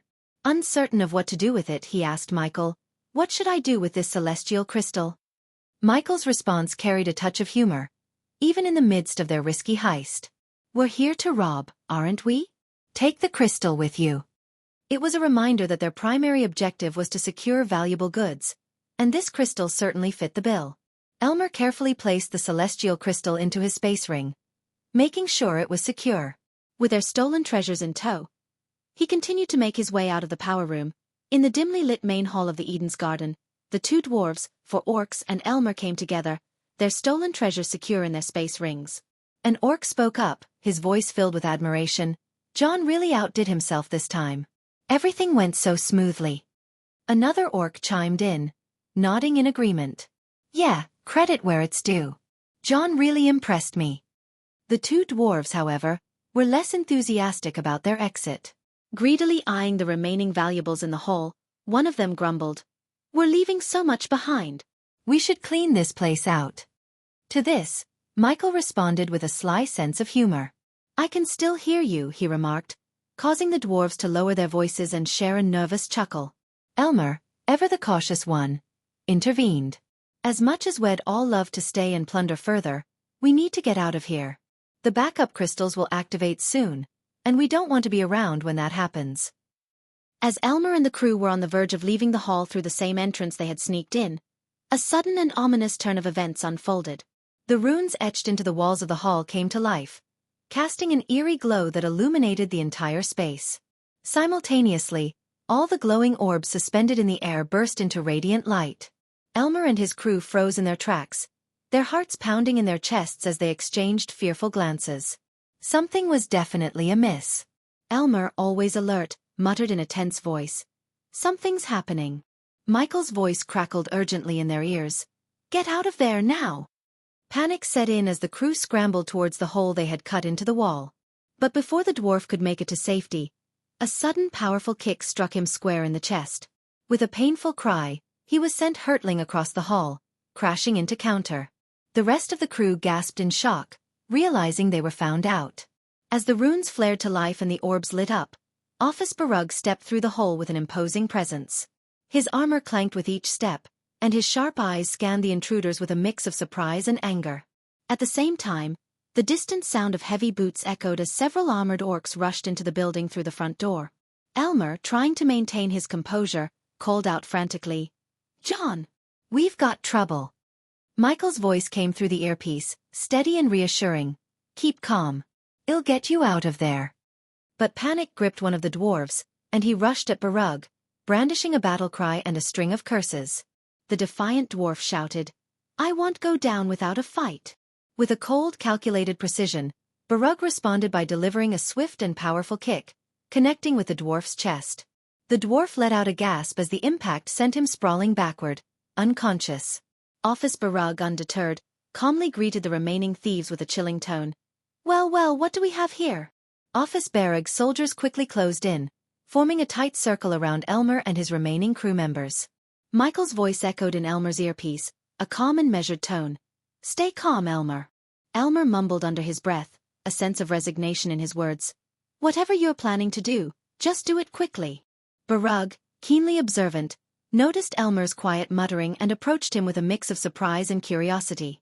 He remarked with a hint of astonishment, "An elf with Vilnius gang? You must be Elmer, the infamous thief among the Vilnius gang. I've been searching for you for a long time." Barug's imposing figure stood before Elmer, His eyes locked onto the elf with a sense of determination. He declared, "I've been waiting for this day." Suddenly, Barug plucked the earpiece from Elmer's ear with a quizzical expression, muttering to himself, "What do we have here?" His large Orcish fingers deftly held the small device, and he examined it in wonder. His surprise was evident as he marveled at its capabilities, addressing his soldiers with the earpiece in hand. There are no runes in this, yet it allowed them to communicate across vast distances. The runemasters and scholars will have a field day with this.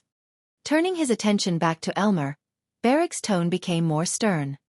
He demanded, "Who were you talking to, elf?" Elmer, now defiant and uncooperative, replied, "I'm not telling you shit." Barug couldn't help but let out a deep guttural laugh at Elmer's defiance. His laughter was cruel and mocking as he observed the elf. Without warning, he unleashed a powerful punch to Elmer's gut. The force of the blow knocked the wind out of him, causing him to cough and gasp for breath. Through his pained breaths, Elmer managed to mutter a few choice curses at Barug. "You damn orc. You won't get anything out of me." Barug, now holding the earpiece, smirked down at Elmer. He slowly placed it in his own ear, a sinister glint in his eyes as he remarked, "Well, just ask them directly." "I wonder who might be the genius behind this device," Barug muttered, still skeptical about its functionality.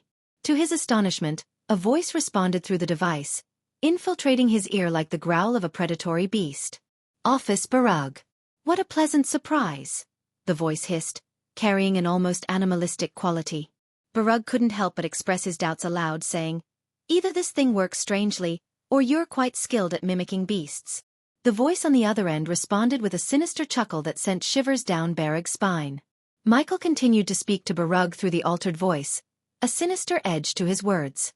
A good officer should do his boring work, end his shift, go home, and enjoy life as he's supposed to, not meddle in matters above his pay grade. Barug snickered in response. "You should say those words to my face." The voice on the other end chuckled malevolently. "I fully intend to meet you eye to eye. But when that time comes, you can't do anything," Officer Barug, undeterred by Michael's words, countered confidently. "Every criminal I've caught talked arrogantly and acted tough, but they all cried in their cells once I was done with them. I've caught your crew, and I'll catch you, the leader." "Oh, is that so?" Michael replied with a hint of amusement in his altered voice. Barug didn't mince words. "I know you're not Vilnius." "Enlighten me," Michael prompted. Barug explained, "Vilnius is too stupid to pull off something like this."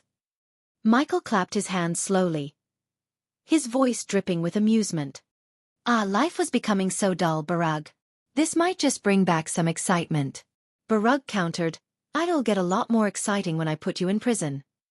Michael couldn't help but taunt him further. "You didn't catch them because of your brains, Officer Barug. You caught them because of a rat in the gang or maybe in your own crew." Barug was met with a chilling response. "Expect to find more bodies in the upcoming days." Michael added with a touch of amusement, "Cleaning out the rats is a necessary task after all." Barug cautioned, "You don't want to raise the robbery charges to murder charges." Michael chuckled darkly. "It's cute to hear those words again. Laugh all you want. Under the law, you are nothing but criminal scumbags," Barug retorted. Michael responded confidently, "Law doesn't apply to me or my crew, officer," Barug countered.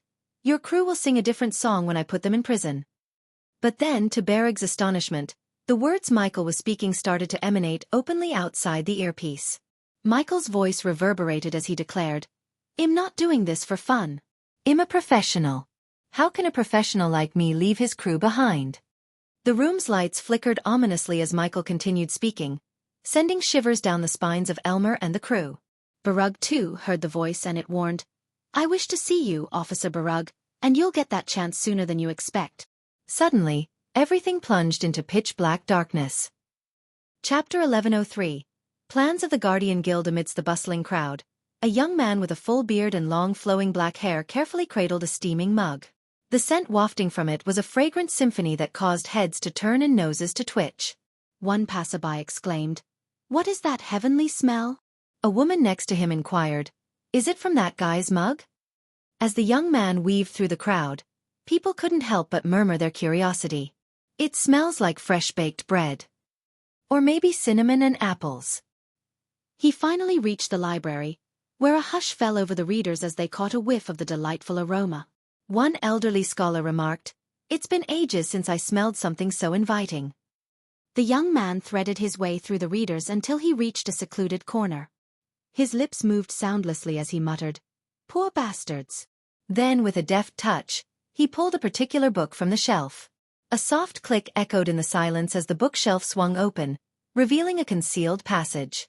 The young man stepped into the dimly lit corridor, gently closing the door behind him. The secret passage led the young man down a winding staircase into the heart of the underground. As he reached the bottom, the passage opened into a grand, spacious hall. The vast chamber was alive with the diligent work of dwarves mining glistening golden orbs. One of the dwarves, his pickaxe striking true, looked up and caught a whiff of the aromatic brew from the young man's mug. "Is that coffee from the Grand?" he asked, momentarily distracted from his task. The young man chuckled, setting the mug aside on a nearby stone. "Focus on your work before she catches you slacking off," he advised. Another dwarf with a mischievous glint in his eye chimed in, "If we get caught, we can always use your name to escape, right?" Amidst the laughter that followed, the young man grinned and replied, "Shed kick my ass first and then probably bury you all." As he continued to make his way towards the center of the hall, a dwarf on his way to mine another golden orb muttered to his companion, "She seems really in the mood today." The young man, overhearing the remark, grinned wryly. "Mood is an understatement." Then, as he walked away, one of the dwarves couldn't resist calling out to him, "Don't let them live, Ricky." In the center of the grand hall, Ricky beheld a grim tableau. 3 young men hung by their bound hands, their bodies bruised and battered, blood dripping from fresh wounds. Their faces bore the marks of a merciless beating, and their eyes held a mixture of pain and despair. Nearby, a young woman with raven-black hair, dressed in dark, imposing armor, leaned casually back in her chair. She was none other than the Dark Queen Gaia herself.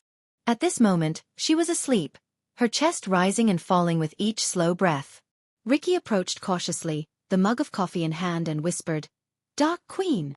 Gaia's nose twitched, and her eyes fluttered open as the delightful aroma of the coffee reached her senses. She sat up, blinking away drowsiness, and regarded Ricky with an air of calculated indifference. Ricky's gaze drifted to the 3 men hanging nearby, their pain evident. He saw the stains of their blood on the ground and fresh wounds on their bodies. Gaia's fists were smeared with crimson, a testament to her interrogation methods. Quietly, Ricky stepped closer, standing behind her. Gaia turned her gaze toward him, her eyes piercing. With a sip of the coffee, she finally asked, "What took you so long?" Gaia, with a no expression, commanded Ricky, "Get them some healing potions." The 3 men, still hanging and weakly muttering, shook their heads and whispered, "No, no, no," in a feeble attempt to refuse. Ricky walked over to the dwarf stationed on the other side of the hall.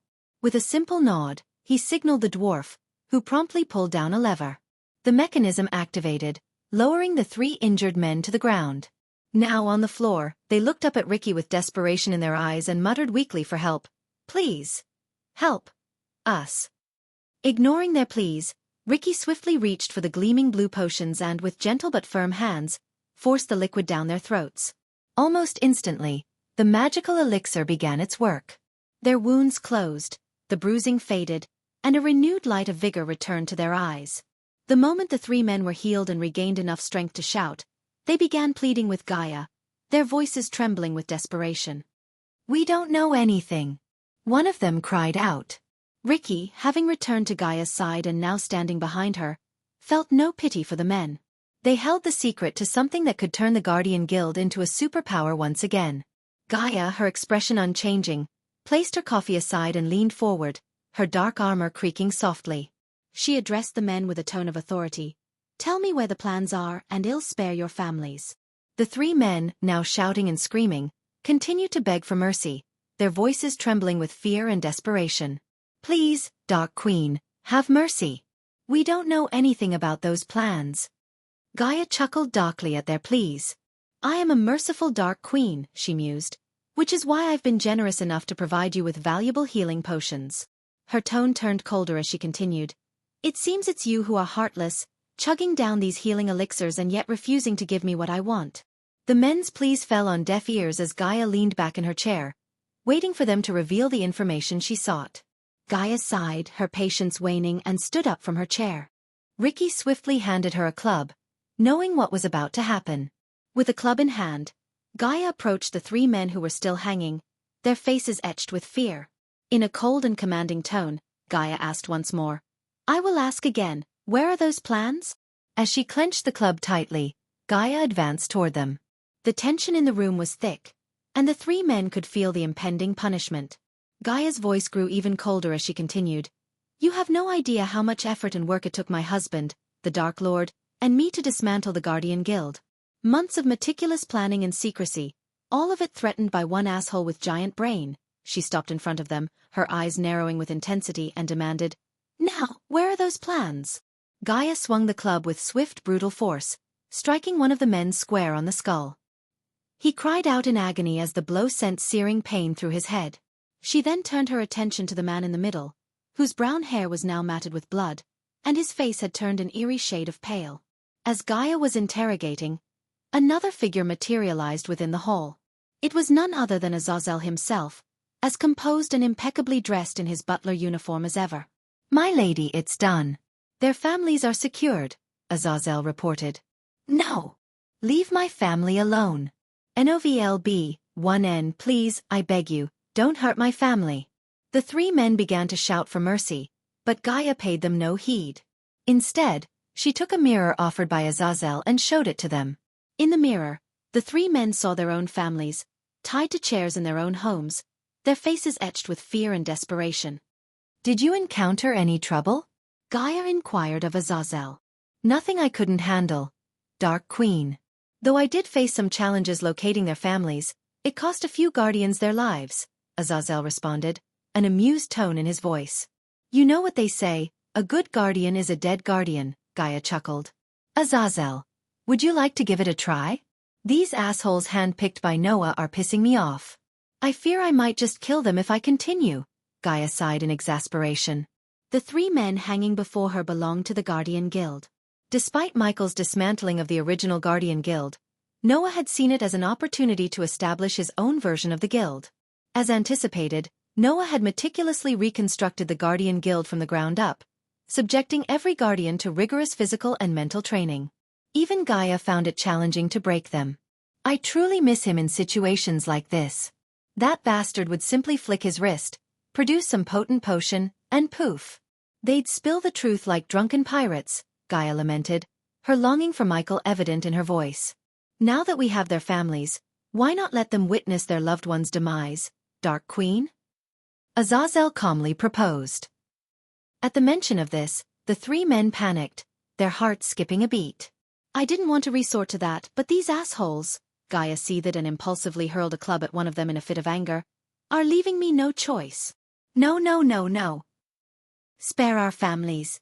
You'll pay for this, you evil bitch," one of the guardians shouted, but the smile on Azazel's face slowly faded, replaced by an icy coldness.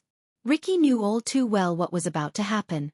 Azazel materialized before the guardian in a blur, striking with deadly precision. He punched through the guardian's chest, grasping his still-beating heart. "Now, witness your family's demise as your own heartbeat falters," Azazel declared in a chilling tone. With a flick of his wrist, a mirror floated in the air before the guardian.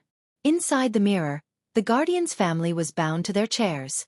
Suddenly, figures cloaked in black robes appeared in the feed, forcing a green misty potion down the family members' throats. "No!" the guardian uttered, while the other two watched in helpless despair as the family met their end, foam oozing from their mouths. Although the potion brought swift, painless death, their bodies writhed and twitched, as if undergoing agonizing torment. Under normal circumstances, Ricky might have felt sympathy for the families. However, the plans Hammond had devised posed a dire threat to all of them. Moreover, the Guardians were ruthlessly hunting down anyone who supported the Dark Army or even mentioned the Dark Lord. Even Noah, when it came to the Dark Lord, had become a tyrant. "We can extract the truth about the plans through other means, Azazel. Just finish their families and be done with it," Gaia ordered Azazel, her eyes harboring a hidden agenda. "No, I'll tell you. Please spare my family," the Guardian finally broke, his resolve crumbling after witnessing his fellow Guardian's demise and the death of his own family. "Speak," Gaia demanded. "The plans. They are en route to the dwarves in the Windgate Mountains. Please release my family, the guardian pleaded. Windgate dwarves, the rising guild of the proud dwarves, Gaia mused. Azazel. Inform Arya to take care of it. I want those plans on my desk by tomorrow, Gaia instructed as she turned her attention to the dwarves who were diligently mining. If anyone breathes a word about what transpired here, you know the consequences, right? Gaia questioned the dwarves, who froze in their tracks. These 20 dwarves were fiercely loyal to the Dark Lord, yet Gaia maintained a tight leash on them. Yes, Dark Queen, they chorused in unison. However, just as Gaia was preparing to depart, a portal materialized before her, and Daniel rushed out with blood-stained hands. Dark Queen! Daniel exclaimed in a panic, causing Gaia to furrow her brows. What happened? She inquired. It's Cindy. She. Daniel stuttered, clearly in shock. Gaia's heart skipped a beat upon hearing his words. She swiftly moved to grab Daniel by his collar. What happened to her? Gaia's voice reverberated throughout the mine. An undead bit her. She's not healing. Daniel replied, shocking everyone present. Chapter 1104. Zariel, the Reaper of Fourcrux. Gaia wasted no time, immediately darting through the portal with Daniel, Ricky, and Azazel trailing behind. Emerging on the other side, they found themselves in the underground training ground of the Ar continent. Despite being underground, the area was brilliantly lit with glowing orbs and runes, making it difficult to discern its subterranean location. Within the hall, several undead warriors in black armor and alpha vampires were stationed. In the center, Dalar was tending to Cindy, who lay on a table, her young form writhing in pain. Cindy! Gaia rushed to the girl's side. Dalar couldn't help but shudder as Gaia approached. Sister! Gaia! Cindy managed to say amidst the pain. Despite her tender age, Cindy displayed remarkable resilience, refraining from shedding tears as she bravely confronted the agony. Numerous empty vials lay scattered around Cindy, a testament to Dalar's efforts to administer healing potions. Gaia's gaze focused on the blood seeping from Cindy's neck. She gently moved Cindy's small hands away, revealing the telltale bite mark on her neck. What happened?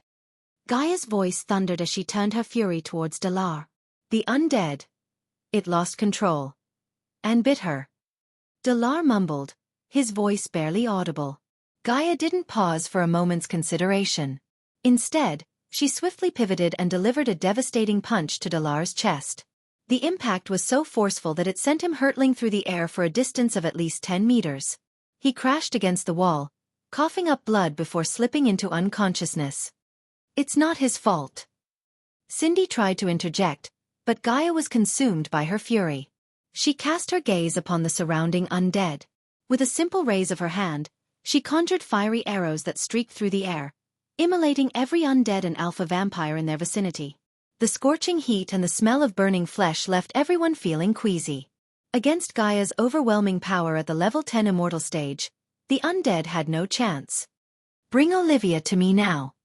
Gaia bellowed as Ricky and Daniel produced a golden scroll and tore it open, generating a radiant portal. Without hesitation, they plunged into the portal, their mission clear, to retrieve Olivia. Just as Ricky and Daniel departed, another portal materialized, and Eladir stepped through. I heard what happened. Let me see her, Eladir urgently requested. His voice conveyed deep concern and worry. Even Azazel appeared anxious, for in the Dark Army, regardless of how cold or distant its members might be, they all adored Cindy. No one could bear to witness harm befall the young girl. You are not a healer, Gaia growled skeptically as she watched Eladir examining Cindy. No, but I understand energy. If the healing potion isn't working, it suggests that something is obstructing it. Some form of energy, Eladir explained. His words carried a weight that hinted at a deeper suspicion. Tell me she can be cured, Gaia demanded. Meanwhile, Azazel paid no attention to the conversation and gently applied a cloth to Cindy's neck to staunch the bleeding. Take her to my workshop, Eladir instructed after closely examining the bite mark. You're going to be all right. Gaia whispered softly as she cradled Cindy in her arms. The young girl, despite her pain, tried to muster a smile, showing her resilience and trust in Gaia. It tugged at Gaia's heart, burdened with the weight of responsibility. Stay here, Gaia instructed Azazel, leaving Cindy in his care as she followed Eladir through the portal. In the blink of an eye, the scenery shifted once again. Gaia found herself in a cluttered hall, strewn with countless books, scrolls, and scattered metal pieces engraved with glowing runes. It was Eladir's workshop, part of their safe house provided by Nithroel. "Place her on that table," Eladir directed, indicating a sturdy mahogany table near a massive portal. As Gaia gently laid Cindy on the table, Eladir conjured symbols in the air, enveloping Cindy in a protective golden energy shield. "What is this?" Gaia inquired from outside the shield. "Just a precaution," Eladir replied cryptically. His words hinted at a deeper significance. The shield was designed to contain Cindy's soul in case their efforts to heal her failed. It would not prevent her death but would preserve her soul within the shield for a limited time, serving as a last resort and safety measure. "Please don't tell Mom. Shed panic and never let me train again," Cindy pleaded. Her words weighed heavily on Gaia's conscience. It was her influence that had inspired Cindy to become a fighter like herself. "I should have never let her train with those abominations," Gaia muttered, self-blame creeping into her thoughts. "He never liked self-loathing," Eladir remarked as he continued to search through scrolls and books. "Well, he's not here, is he? He dumped everything on my shoulders and went off to do who knows what." Gaia vented her frustration and helplessness, scolding Michael in his absence. "He left because he trusts us to handle things. And if I'm correct about this, we might find a way to contact him again," Eladir responded calmly, surprising Gaia. "What are you hiding, Eladir?" Gaia inquired with a stern tone. "The god of necromancy," Eladir replied as he approached Gaia, holding a glass orb engraved with several runes. "What on earth are you talking about?" Gaia asked, her curiosity piqued. "Look, this is the orb Arya stole from the Kethan temple. It was a temple where the guardians set up their camps, a temple of Forcrux," Eladir explained, his tone deadly serious. Gaia recalled Eladir's involvement with Arya and Sadie in stealing an artifact from Kethan. She trusted Eladir's judgment and didn't usually micromanage such operations, but she had never expected this artifact to be linked to the god of necromancy. "Ever since the angels started appearing everywhere, I've been sensing strange anomalies all around us. One of those anomalies I detected within the undead," Eladir continued, revealing his growing interest in ancient artifacts since Michael's departure. "You're not making any sense. What anomalies are you talking about?" Gaia pressed for clarification. Eladir elaborated. "This occurred when Dalar requested my help in opening a portal to the Netherrealm without alerting the Sky Hall. Initially, it should have been a straightforward task with our portal here, but when I engraved the runes for the Netherrealm, the runes in this vicinity started behaving erratically. These teleportation runes have the capability to pick up on unusual energies. What I sensed that day was a profoundly potent energy, much like the energy emanating from the Dark Lord." He continued, "It was the energy of a god, entering the Netherrealm like a surge. Since then, I've received reports of space distortions from all over the Elon continent." Gaia's expression darkened as she listened intently. "You still haven't explained how any of this connects to an undead biting my Cindy," she growled, her patience wearing thin. "I took measures to safeguard our training ground from these distortions, and believed my runes would protect the undead from being influenced by the energy of the Netherrealm. However, just before I witnessed an undead biting Cindy, I saw the runes around the training ground light up. At that very moment, this orb also began to emit a faint glow," Eladir explained, gradually approaching Cindy while holding the orb. As he moved closer to Cindy, Gaia noticed a subtle jade-green radiance emanating from within the orb. "Take a look. How could an orb that we found in an ancient temple of Forcrux react to these anomalies if it weren't somehow connected to the god of necromancy?" Eladir continued. "I even consulted Nithroel about this, and she confirmed that the Netherrealm does indeed contain Forcrux energy. Before the previous Dark Lord sealed the gods off from entering the mortal realm, Forcrux had performed his rituals there.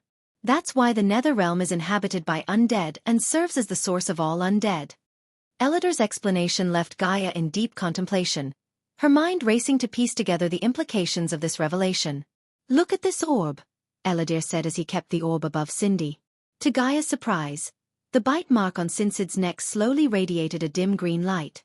Bathed in the golden light of the protective shield with the mysterious orb nearby, Gaia and Eladir could discern peculiar green lines coursing through Cindy's body. Their attention was fixated on the little girl as she suddenly tilted her head and gazed at them from within the shield. You foolish mortals. An evil and chilling voice emanated from Cindy. Her once blue eyes now glowed an eerie shade of green, and her voice bore an entirely different tone. It was evident that someone or something else had taken control of Cindy's body. You've been tapping into my powers without my permission. This has gone on long enough. Cindy slowly rose, her hand resting against the golden shield. She tilted her head, regarding Gaia and Eladir with an unsettling coldness. Who are you? Eladir inquired, while Gaia clenched her fists in readiness to unsheath her sword. You can call me Zariel, the Reaper of Forcrux. Chapter 1105.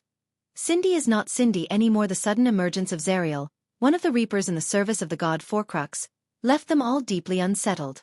There was a purpose behind certain gods employing Reapers rather than angels, and the god of necromancy was one of those deities, making Zariel the ideal entity to seize control of Cindy's body. What are you? Gaia's voice wavered with a blend of anger and panic as she sought answers. Must I repeat myself, bitch? I am Zariel, a Reaper in the service of the god of necromancy, Forcrux. Zariel's chilling words resonated through Cindy's mouth. Cindy's once innocent blue eyes had morphed into a menacing shade of yellow, and an ominous green mist emanated from her skin. Please, spare her. Release her body, Eladir implored, his voice laced with desperation. You've been harnessing my power to create undead, yet you protest when I use this insignificant vessel. What hypocrisy, Zariel sneered. Let her go. You have no idea who you're dealing with, Gaia growled, but her demands only incited Zariel's sinister laughter. I know precisely who you are. I possess knowledge of your every secret, including how the god of darkness staged his death and ascended to the realm of gods, Zariel remarked, his words dripping with malevolence. Cindy, once a sweet child, was transformed into a vessel of darkness by Zariel's presence, which manifested in her unsettling appearance. Yellowed eyes, a green aura, and a noxious odor. I've been observing you through the undead. They are forged with my power, making each one of them my spy, Zariel gloated malevolently. What is it that you want? Eladir inquired, recognizing that Gaia's fury had the potential to override her reason. He was relieved that the Dark Queen had thus far restrained herself, allowing her intellect to prevail. What everyone desires in this world, and what I crave, is freedom, Zariel replied. It'll be unequivocal. I want to break free from my prison in the Netherrealm, and you are going to facilitate that. If you fail, bid farewell to this child, Zariel declared. Before Gaia and Eladir could react, Zariel seized control of Cindy's arms, forcing her to scratch her own face. Stop! Gaia shouted in horror as blood trickled from the scratches. Zariel, inhabiting Cindy's body, merely chuckled. If this child's life isn't valuable to you, consider that I know every detail of your deeds. It would take me mere moments to report the god of darkness to Forcrux. If he didn't personally deal with your Dark Lord, he'd unleash the entire pantheon upon him. We wouldn't want that now, would we? Zariel asked, leaving Gaia and Eladir with no room for defiance. Now, utilize the artifact you unearthed to locate my prison in the Netherrealm. Hurry, time is running out, especially for this child, Zariel commanded, chasing them away. But Gaia and Eladir remained rooted in shock and helplessness. I said go! Zariel roared, causing cracks to appear in the golden shield enveloping Cindy. He then raised her arm and twisted it, breaking it with a sickening snap. No! Eladir cried out. Please don't hurt her. Gaia pleaded, but Zariel merely laughed, leaving Cindy's arm grotesquely contorted. We're going. Eladir grabbed Gaia by the hand and led her out of the hall. Once they were outside the hall, Gaia vented her fury by punching the wall, causing it to crumble. I'm going to kill him. Tear him apart. Ugh! Gaia roared, her eyes welling up with tears. We must do as he says, Dark Queen, Eladir advised. This orb, Eladir examined the glass orb in his hands. Did this wake him up? Eladir inquired cautiously. Gaia directed her fierce gaze at Eladir. She couldn't help but wonder if Eladir's excavation of the orb had indirectly led to Cindy's possession by Zariel. Feeling the intensity of Gaia's glare, Eladir instinctively took a step back. However, a teleportation vortex materialized nearby, sparing Eladir from Gaia's wrath. Gaia, what happened to Cindy? Let me see her. Olivia emerged from the portal, her face etched with panic and concern.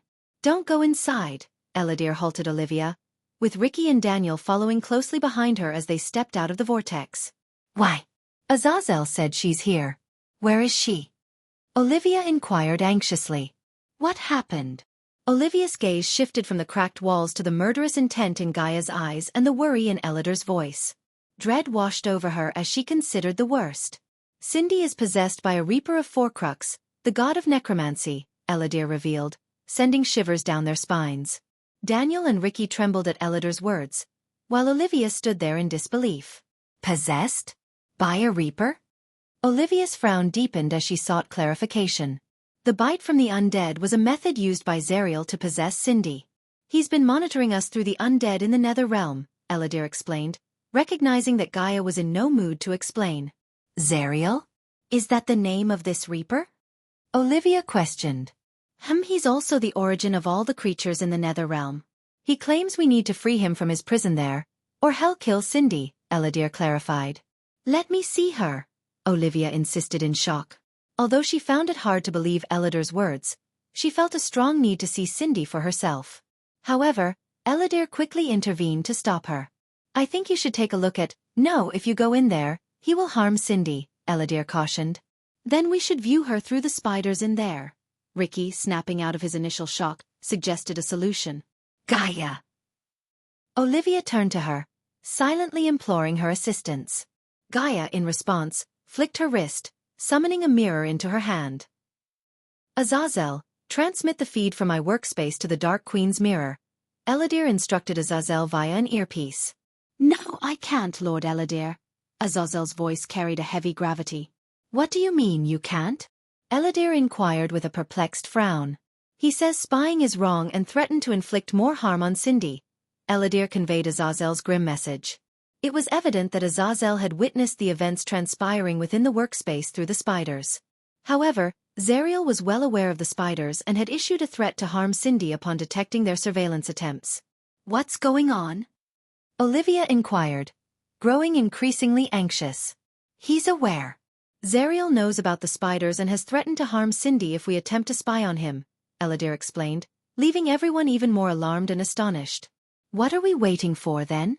We must find a way to contact the Dark Lord," Olivia panicked, but Gaia vehemently shook her head. "If we do that, he'll inform his god of the Dark Lord's survival, leading the entire pantheon to hunt him down in the realm of gods.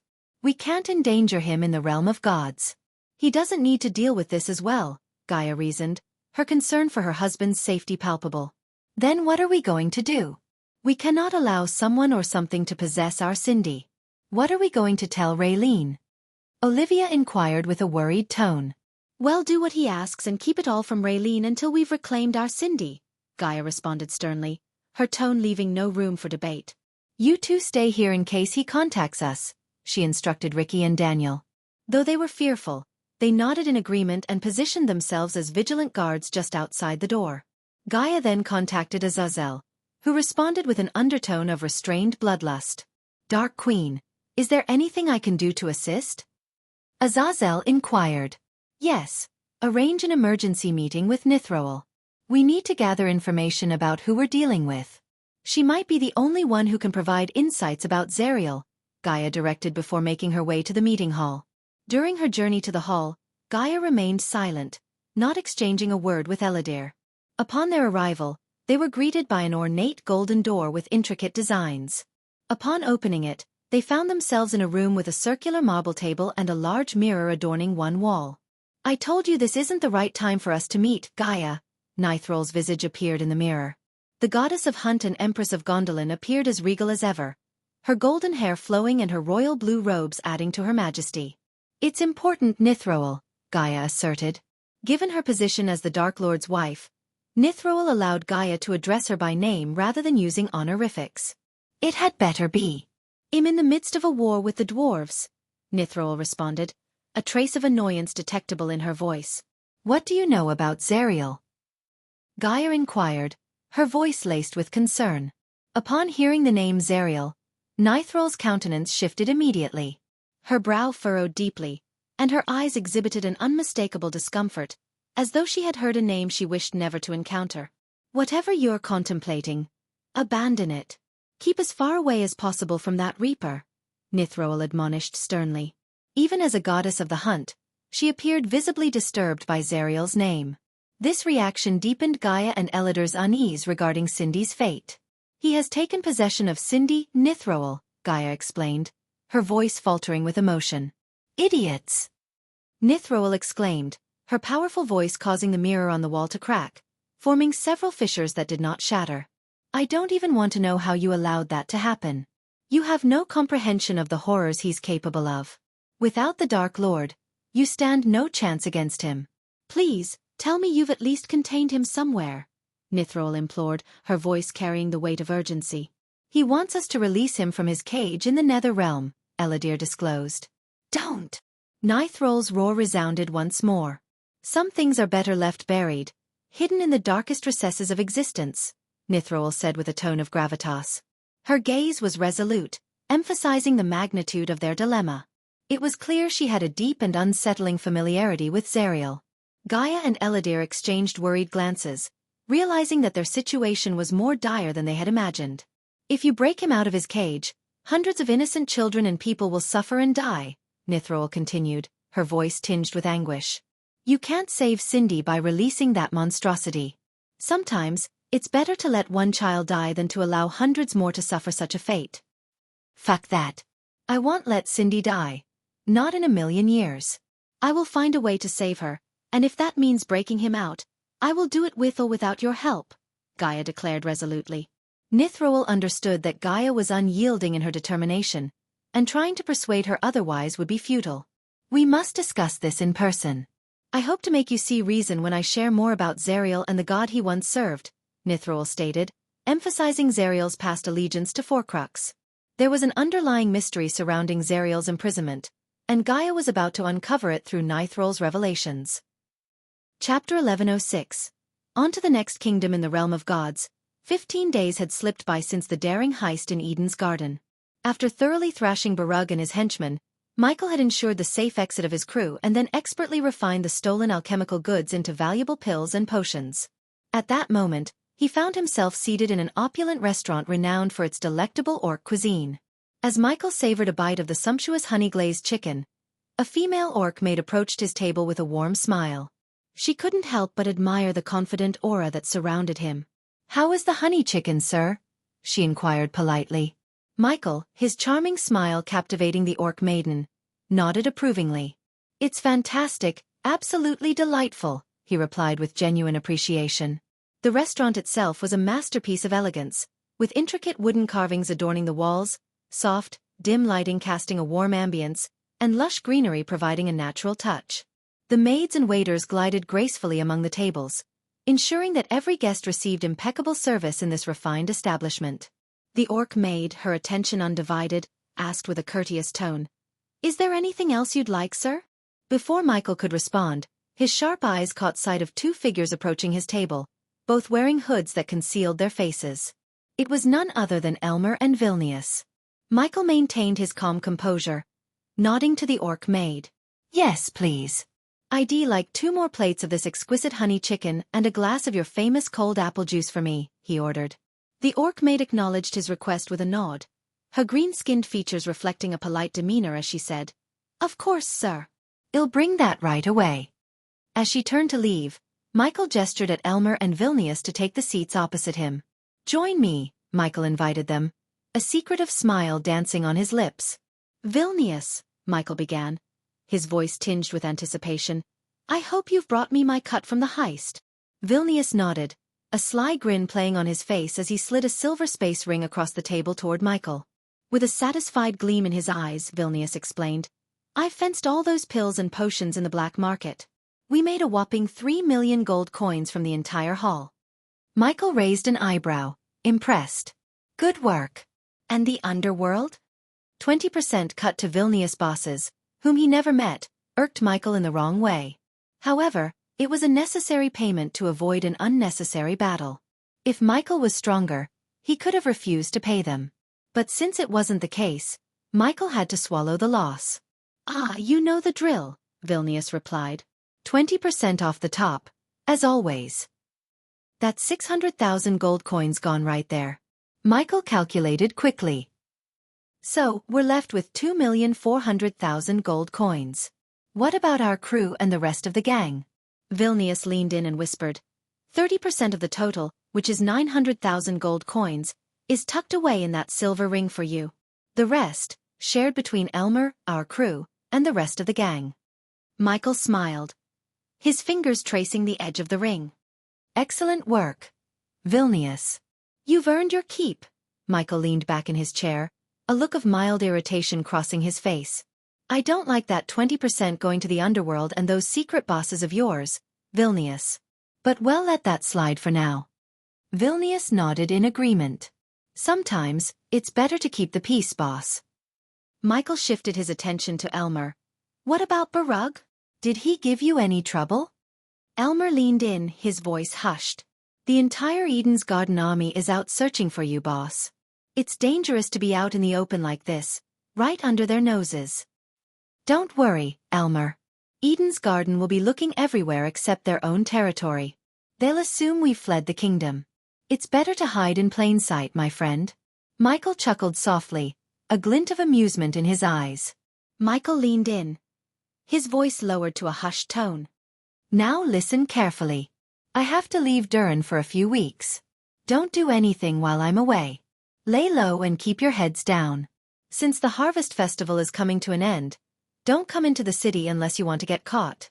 Soon, I will contact you both for another heist. Elmer raised an eyebrow. Are you going to case the place? A sly smile played on Michael's lips. Good guess. What's our target this time? Vilnius inquired, his voice tinged with both enthusiasm and caution. Michael's recent successful heist had left Vilnius in awe, making him regard Michael as a golden goose. Michael's response was cryptic. Curiosity killed the cat. Vilnius. Turning his attention back to Elmer, Michael continued. Elmer, I need you to find everything you can about Seraphine crystals. I heard there is a temple of Seraphine in the kingdom, so I would start looking there. Elmer's brows furrowed upon hearing Michael's request regarding Seraphine. The goddess of information held significant importance within the pantheon, known for her vast network of worshippers and her rare practice of visiting them once or twice a year. Seraphine crystals? You're not planning to rob them, are you? Vilnius whispered in shock, his voice barely above a murmur. Stealing from Eden's Garden is one thing, but swiping a goddess property? That's asking for suicide, Vilnius growled, suppressing his fear. Michael could see the intense terror in Vilnius' eyes. Even a brute like Vilnius wasn't foolish enough to attempt a theft involving a goddess' belongings. Judging by Vilnius' expression, if Michael pushed him further, Vilnius might either fight to the death or outright refuse to participate. I think you should take a look at, you're fortunate we're in public. Otherwise, I'd have kicked your stupid ass, Michael threatened, a sinister smile on his lips.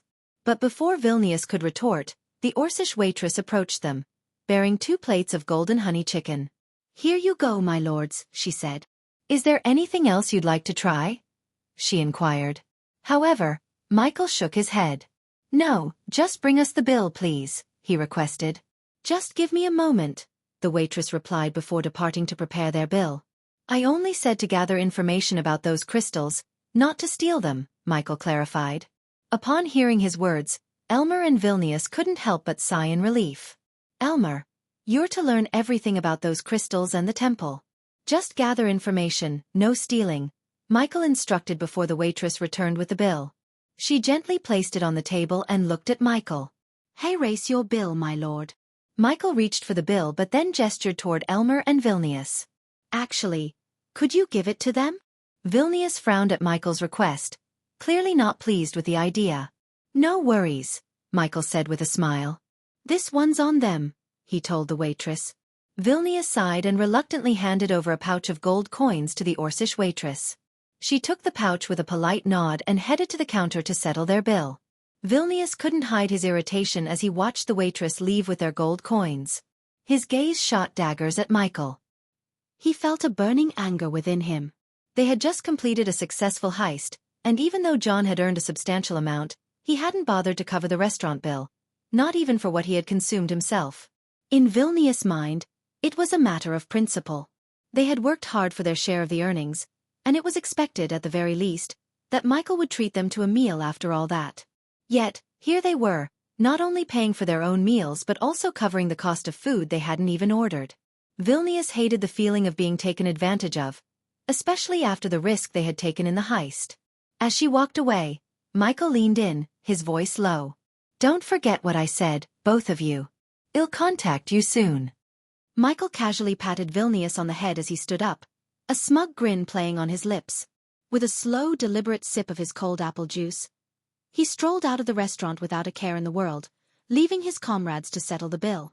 As Michael disappeared from view, Vilnius couldn't contain his frustration any longer. "What an asshole," he muttered under his breath, his voice laden with annoyance.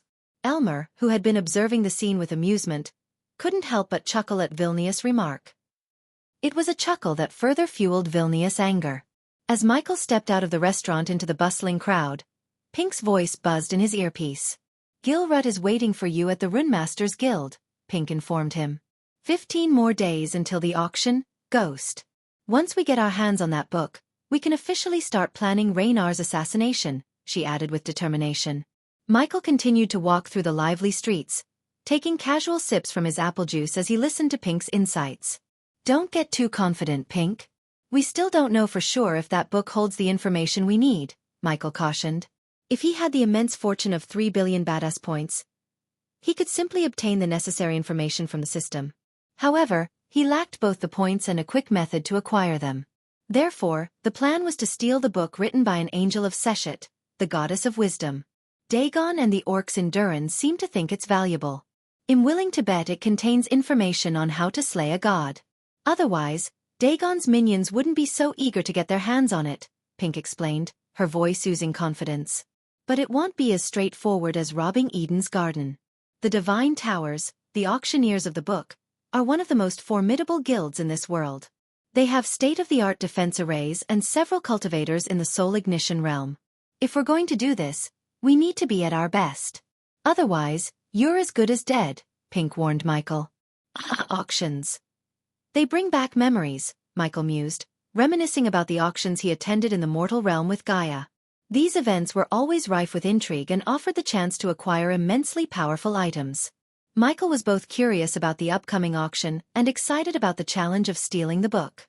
As Michael continued his conversation with Pink, he arrived at a magnificent tower made entirely of gleaming white marble. The building was adorned with intricate glowing runes.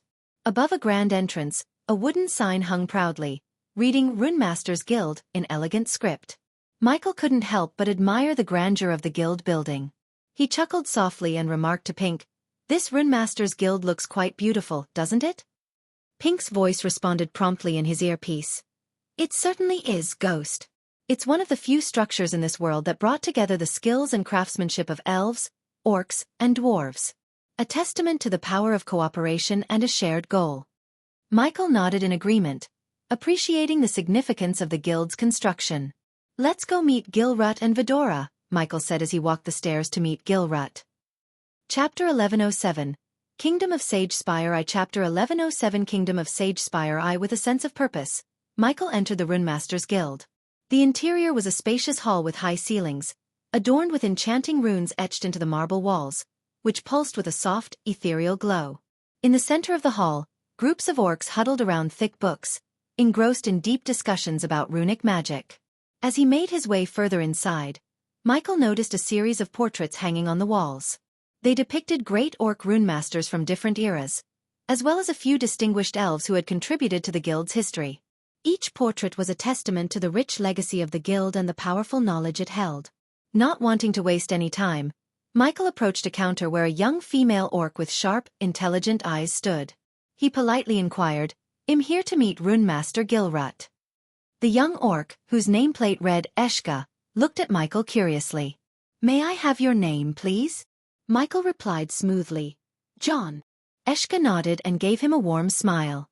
"Very well, young Master John. Runemaster Gilrut is expecting you on the second floor. Take the stairs to your right, and you'll find his chamber at the end of the hallway."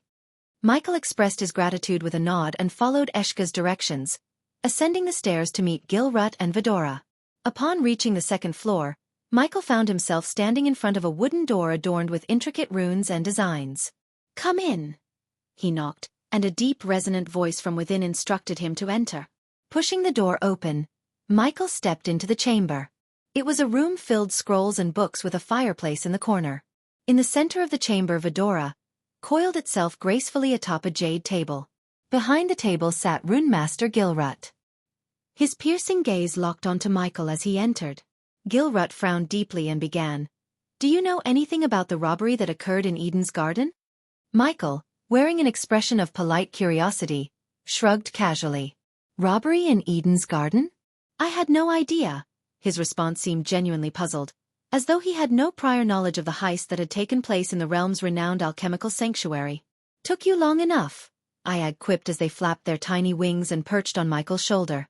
"We learned so much about our kind and the artificially bred hydras," Saba added, their tone full of hope and excitement. Michael gently nudged Sarba's tiny head before turning his attention back to Gilrut. "Is everything ready?"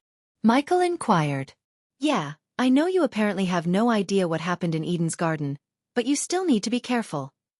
"Just in case," Gilrut replied skeptically, his gaze suggesting that he didn't entirely believe Michael had no involvement in the recent heist. Gilrut continued, "The portal gate is downstairs. I've set it up to open a gateway to the Runemaster's Guild in Sage Spire." Sage Spire was the domain of Seshet, the goddess of wisdom. "You're attending the Divine Towers auction, I assume?" Gilrut asked. Michael nodded in confirmation. "It seems like several of my colleagues will also attend the event," Gilrut added with a hearty chuckle. "Any idea what they're trying to buy?" Michael inquired. Gilrut's laughter continued as he replied, "Everyone thinks we share everything, but the reality is, we only share after we finish a new rune or a project. Until then, we safeguard our research and everything related to it with our lives." Michael knew that what the orcs were attempting to purchase was a secret. However, thanks to Pink's interactions with the Runemasters while they were inebriated, they had learned that the orcs were seeking a particular book written by Seshet's angel, believed to contain deeper knowledge about the gods. "I'll see for myself," Michael responded. "I wish I could give you a token to enter the auction. But I don't have any. It seems like you need to get one."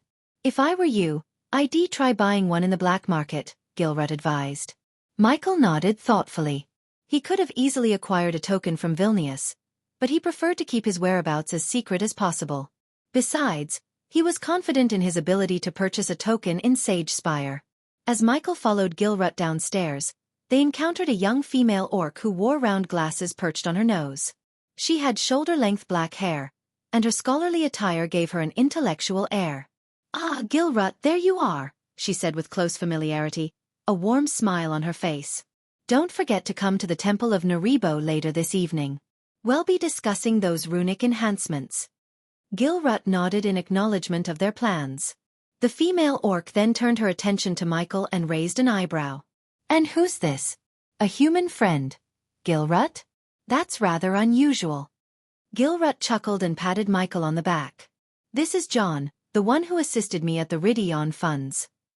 Recognition flashed in the young orc's eyes. "You're the one who risked your life to save the hostages, aren't you?" Her voice held a tone of genuine gratitude. "Thank you for what you did." Michael offered a polite smile. "It was the right thing to do. Nice to meet you." Mika pouted playfully, looking up at Gilrut. "You didn't introduce me to your friend, Gilrut. Don't be so stingy." Gilrut sighed with an amused shake of his head. "My apologies, John. This is Mika, a fellow runemaster. Mika, meet John." Mika turned her attention back to Michael and gave him a sultry look. "Pleasure to meet you, John. Maybe I'll see you later." She added a suggestive wink before turning away, her departure filled with allure. Gilrut bid farewell to Mika and excused himself. As they continued their journey to the portal gate, Michael couldn't help but chuckle at the encounter. "Seems like you have some interesting friends, Gilrut." The orc rune expert chuckled as well. "Mika's one of a kind. She's a genius when it comes to runic enhancements, though. You'll see." Iag chuckled mischievously, flapping her tiny wings. "She practically threw you a do-me look," Saba joined in, adding to the teasing. "Yeah, how would that even work? How does a human and an orc have? You know." Saba trailed off, looking at Michael with a mischievous grin. Kane chimed in. "If Gaia were here, She'd turn her into mincemeat for looking at you like that. Gilrut overheard their conversation and asked, Gaia? Do you mean the goddess of monsters? Michael sighed with a hint of nostalgia in his smile. Yes, that's her. Gilrut couldn't help but inquire further. Do you miss her? Michael's smile remained, but there was a touch of sadness in his eyes as he replied simply, Every day. Finally, they arrived before a thick copper door adorned with intricate runes. Gilrut placed his hands on the door, causing the runes to light up with a soft mystical glow. The copper door slowly creaked open, revealing a massive silver teleportation portal beyond it.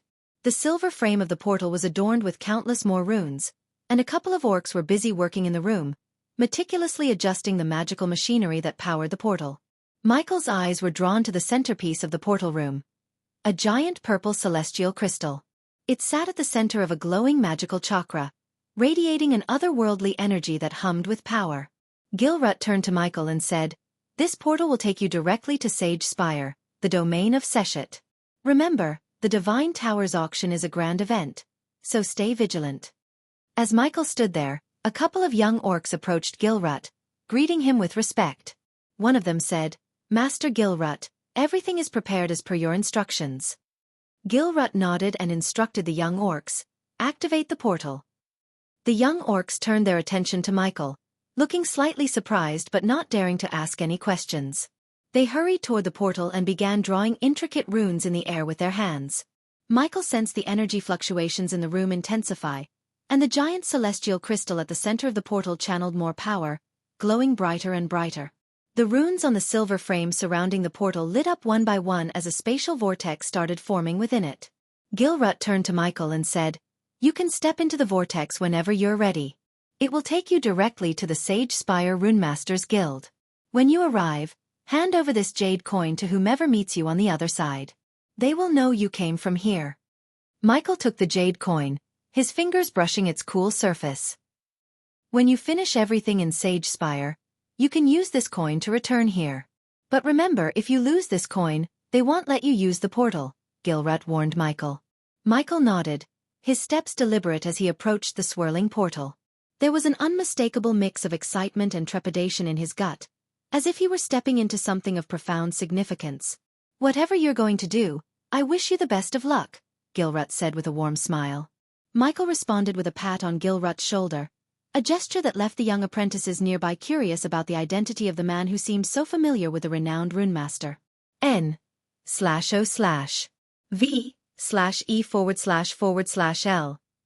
B 1. And take care, Gilrut. Don't get yourself killed, Michael quipped as they neared the portal. He felt the portal's irresistible tug as he drew a deep breath, preparing to step through. Gilrut leaned closer, his voice softening. Take care, God of Darkness, Gilrut whispered.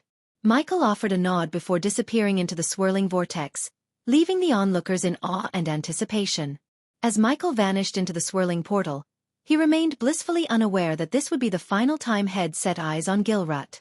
The future held an unforeseen cruel twist for the runemaster, yet neither of them had any idea of the impending fate that would alter Gilrut's life forever. With the uncertainty of what lay ahead, Michael embarked on this journey, determined to acquire something that could potentially shift the balance in his ongoing war against the Pantheon. Chapter 1108 Kingdom of Sage Spire 2 Chapter 1108 Kingdom of Sage Spire I Upon stepping through the portal, Michael experienced a rapid change of scenery. In the blink of an eye, he found himself standing in the midst of a magnificent marble hall, where rows of tables were laden with books and scrolls, resembling a vast library. As he observed his new surroundings, a young orc, clad in gleaming metal armor, approached him. Do you feel that? Saga whispered, her voice tinged with concern. Michael sensed a peculiar sensation in the air, as if something had departed from him. There's no energy in the air, Saga added in a hushed tone.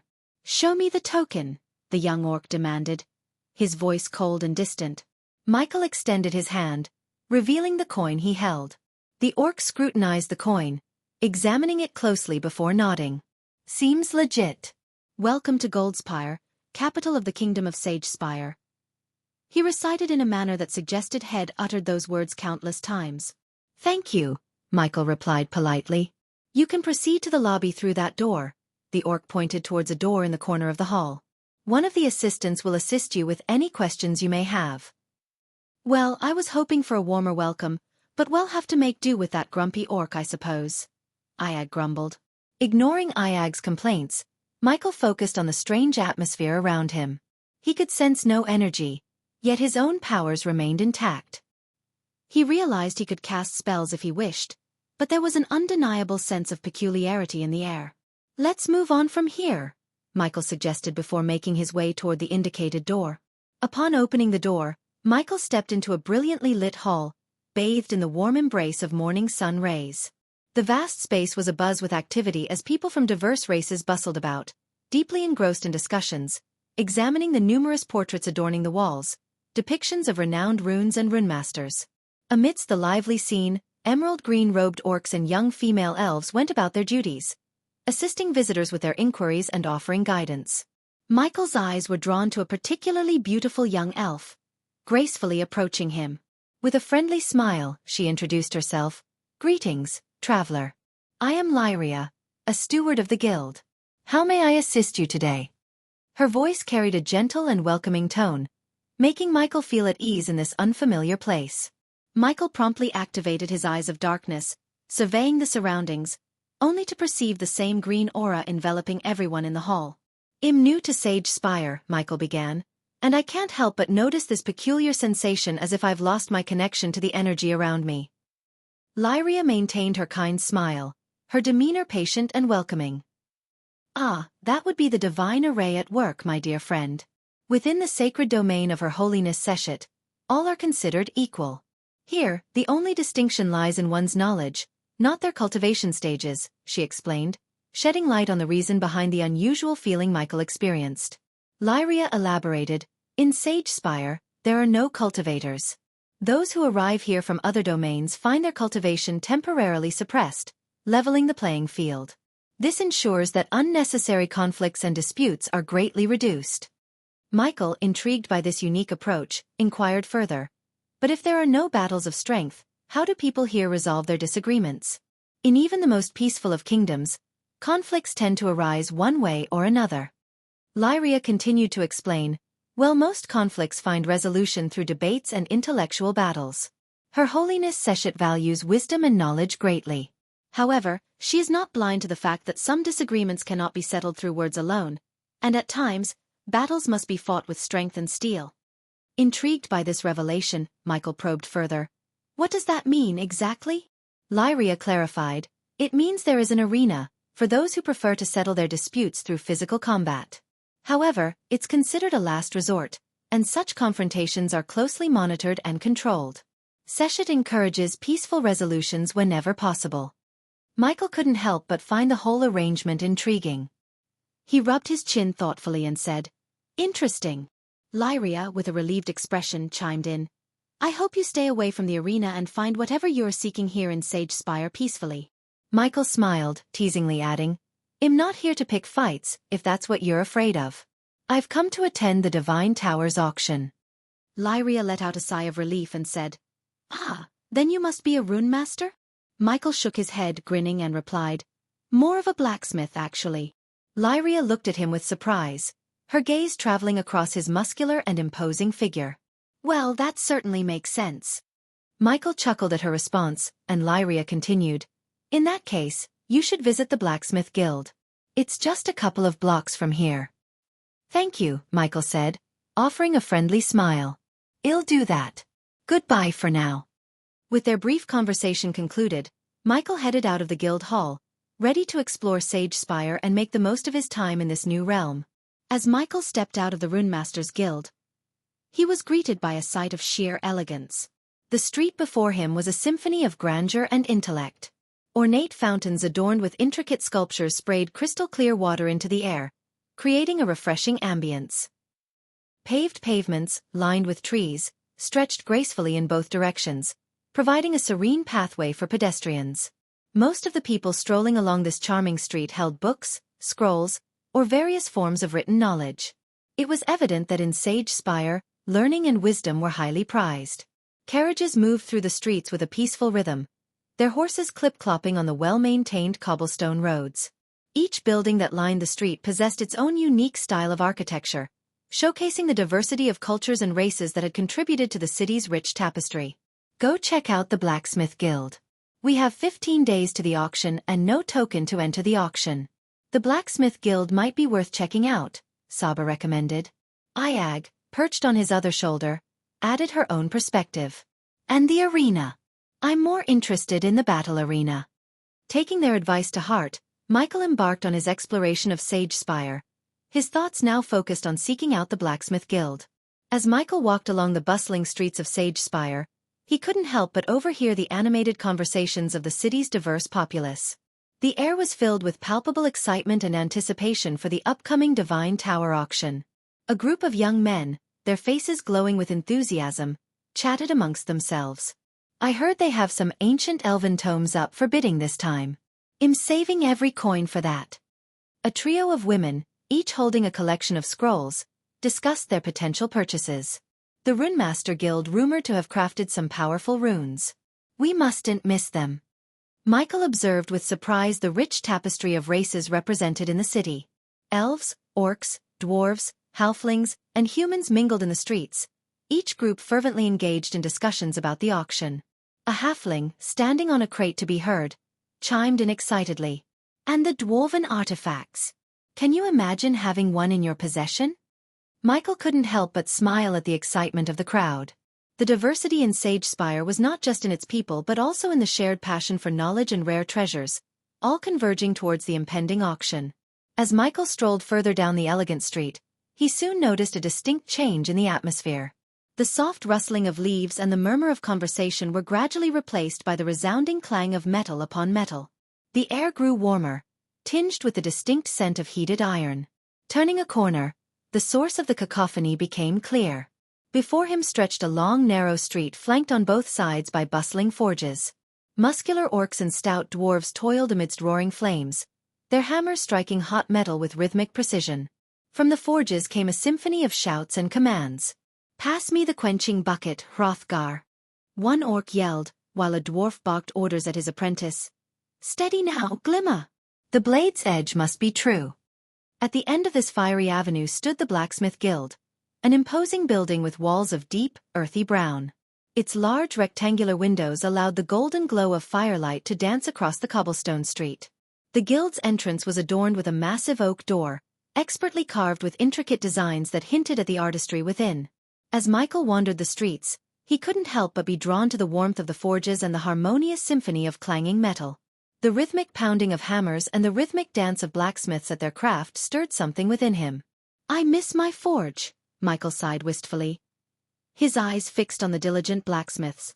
The blacksmiths and their apprentices were engrossed in their work, their attention solely on the creation of their weapons and armor, too absorbed to notice the newcomer. N-O-V-/E-L-B/I.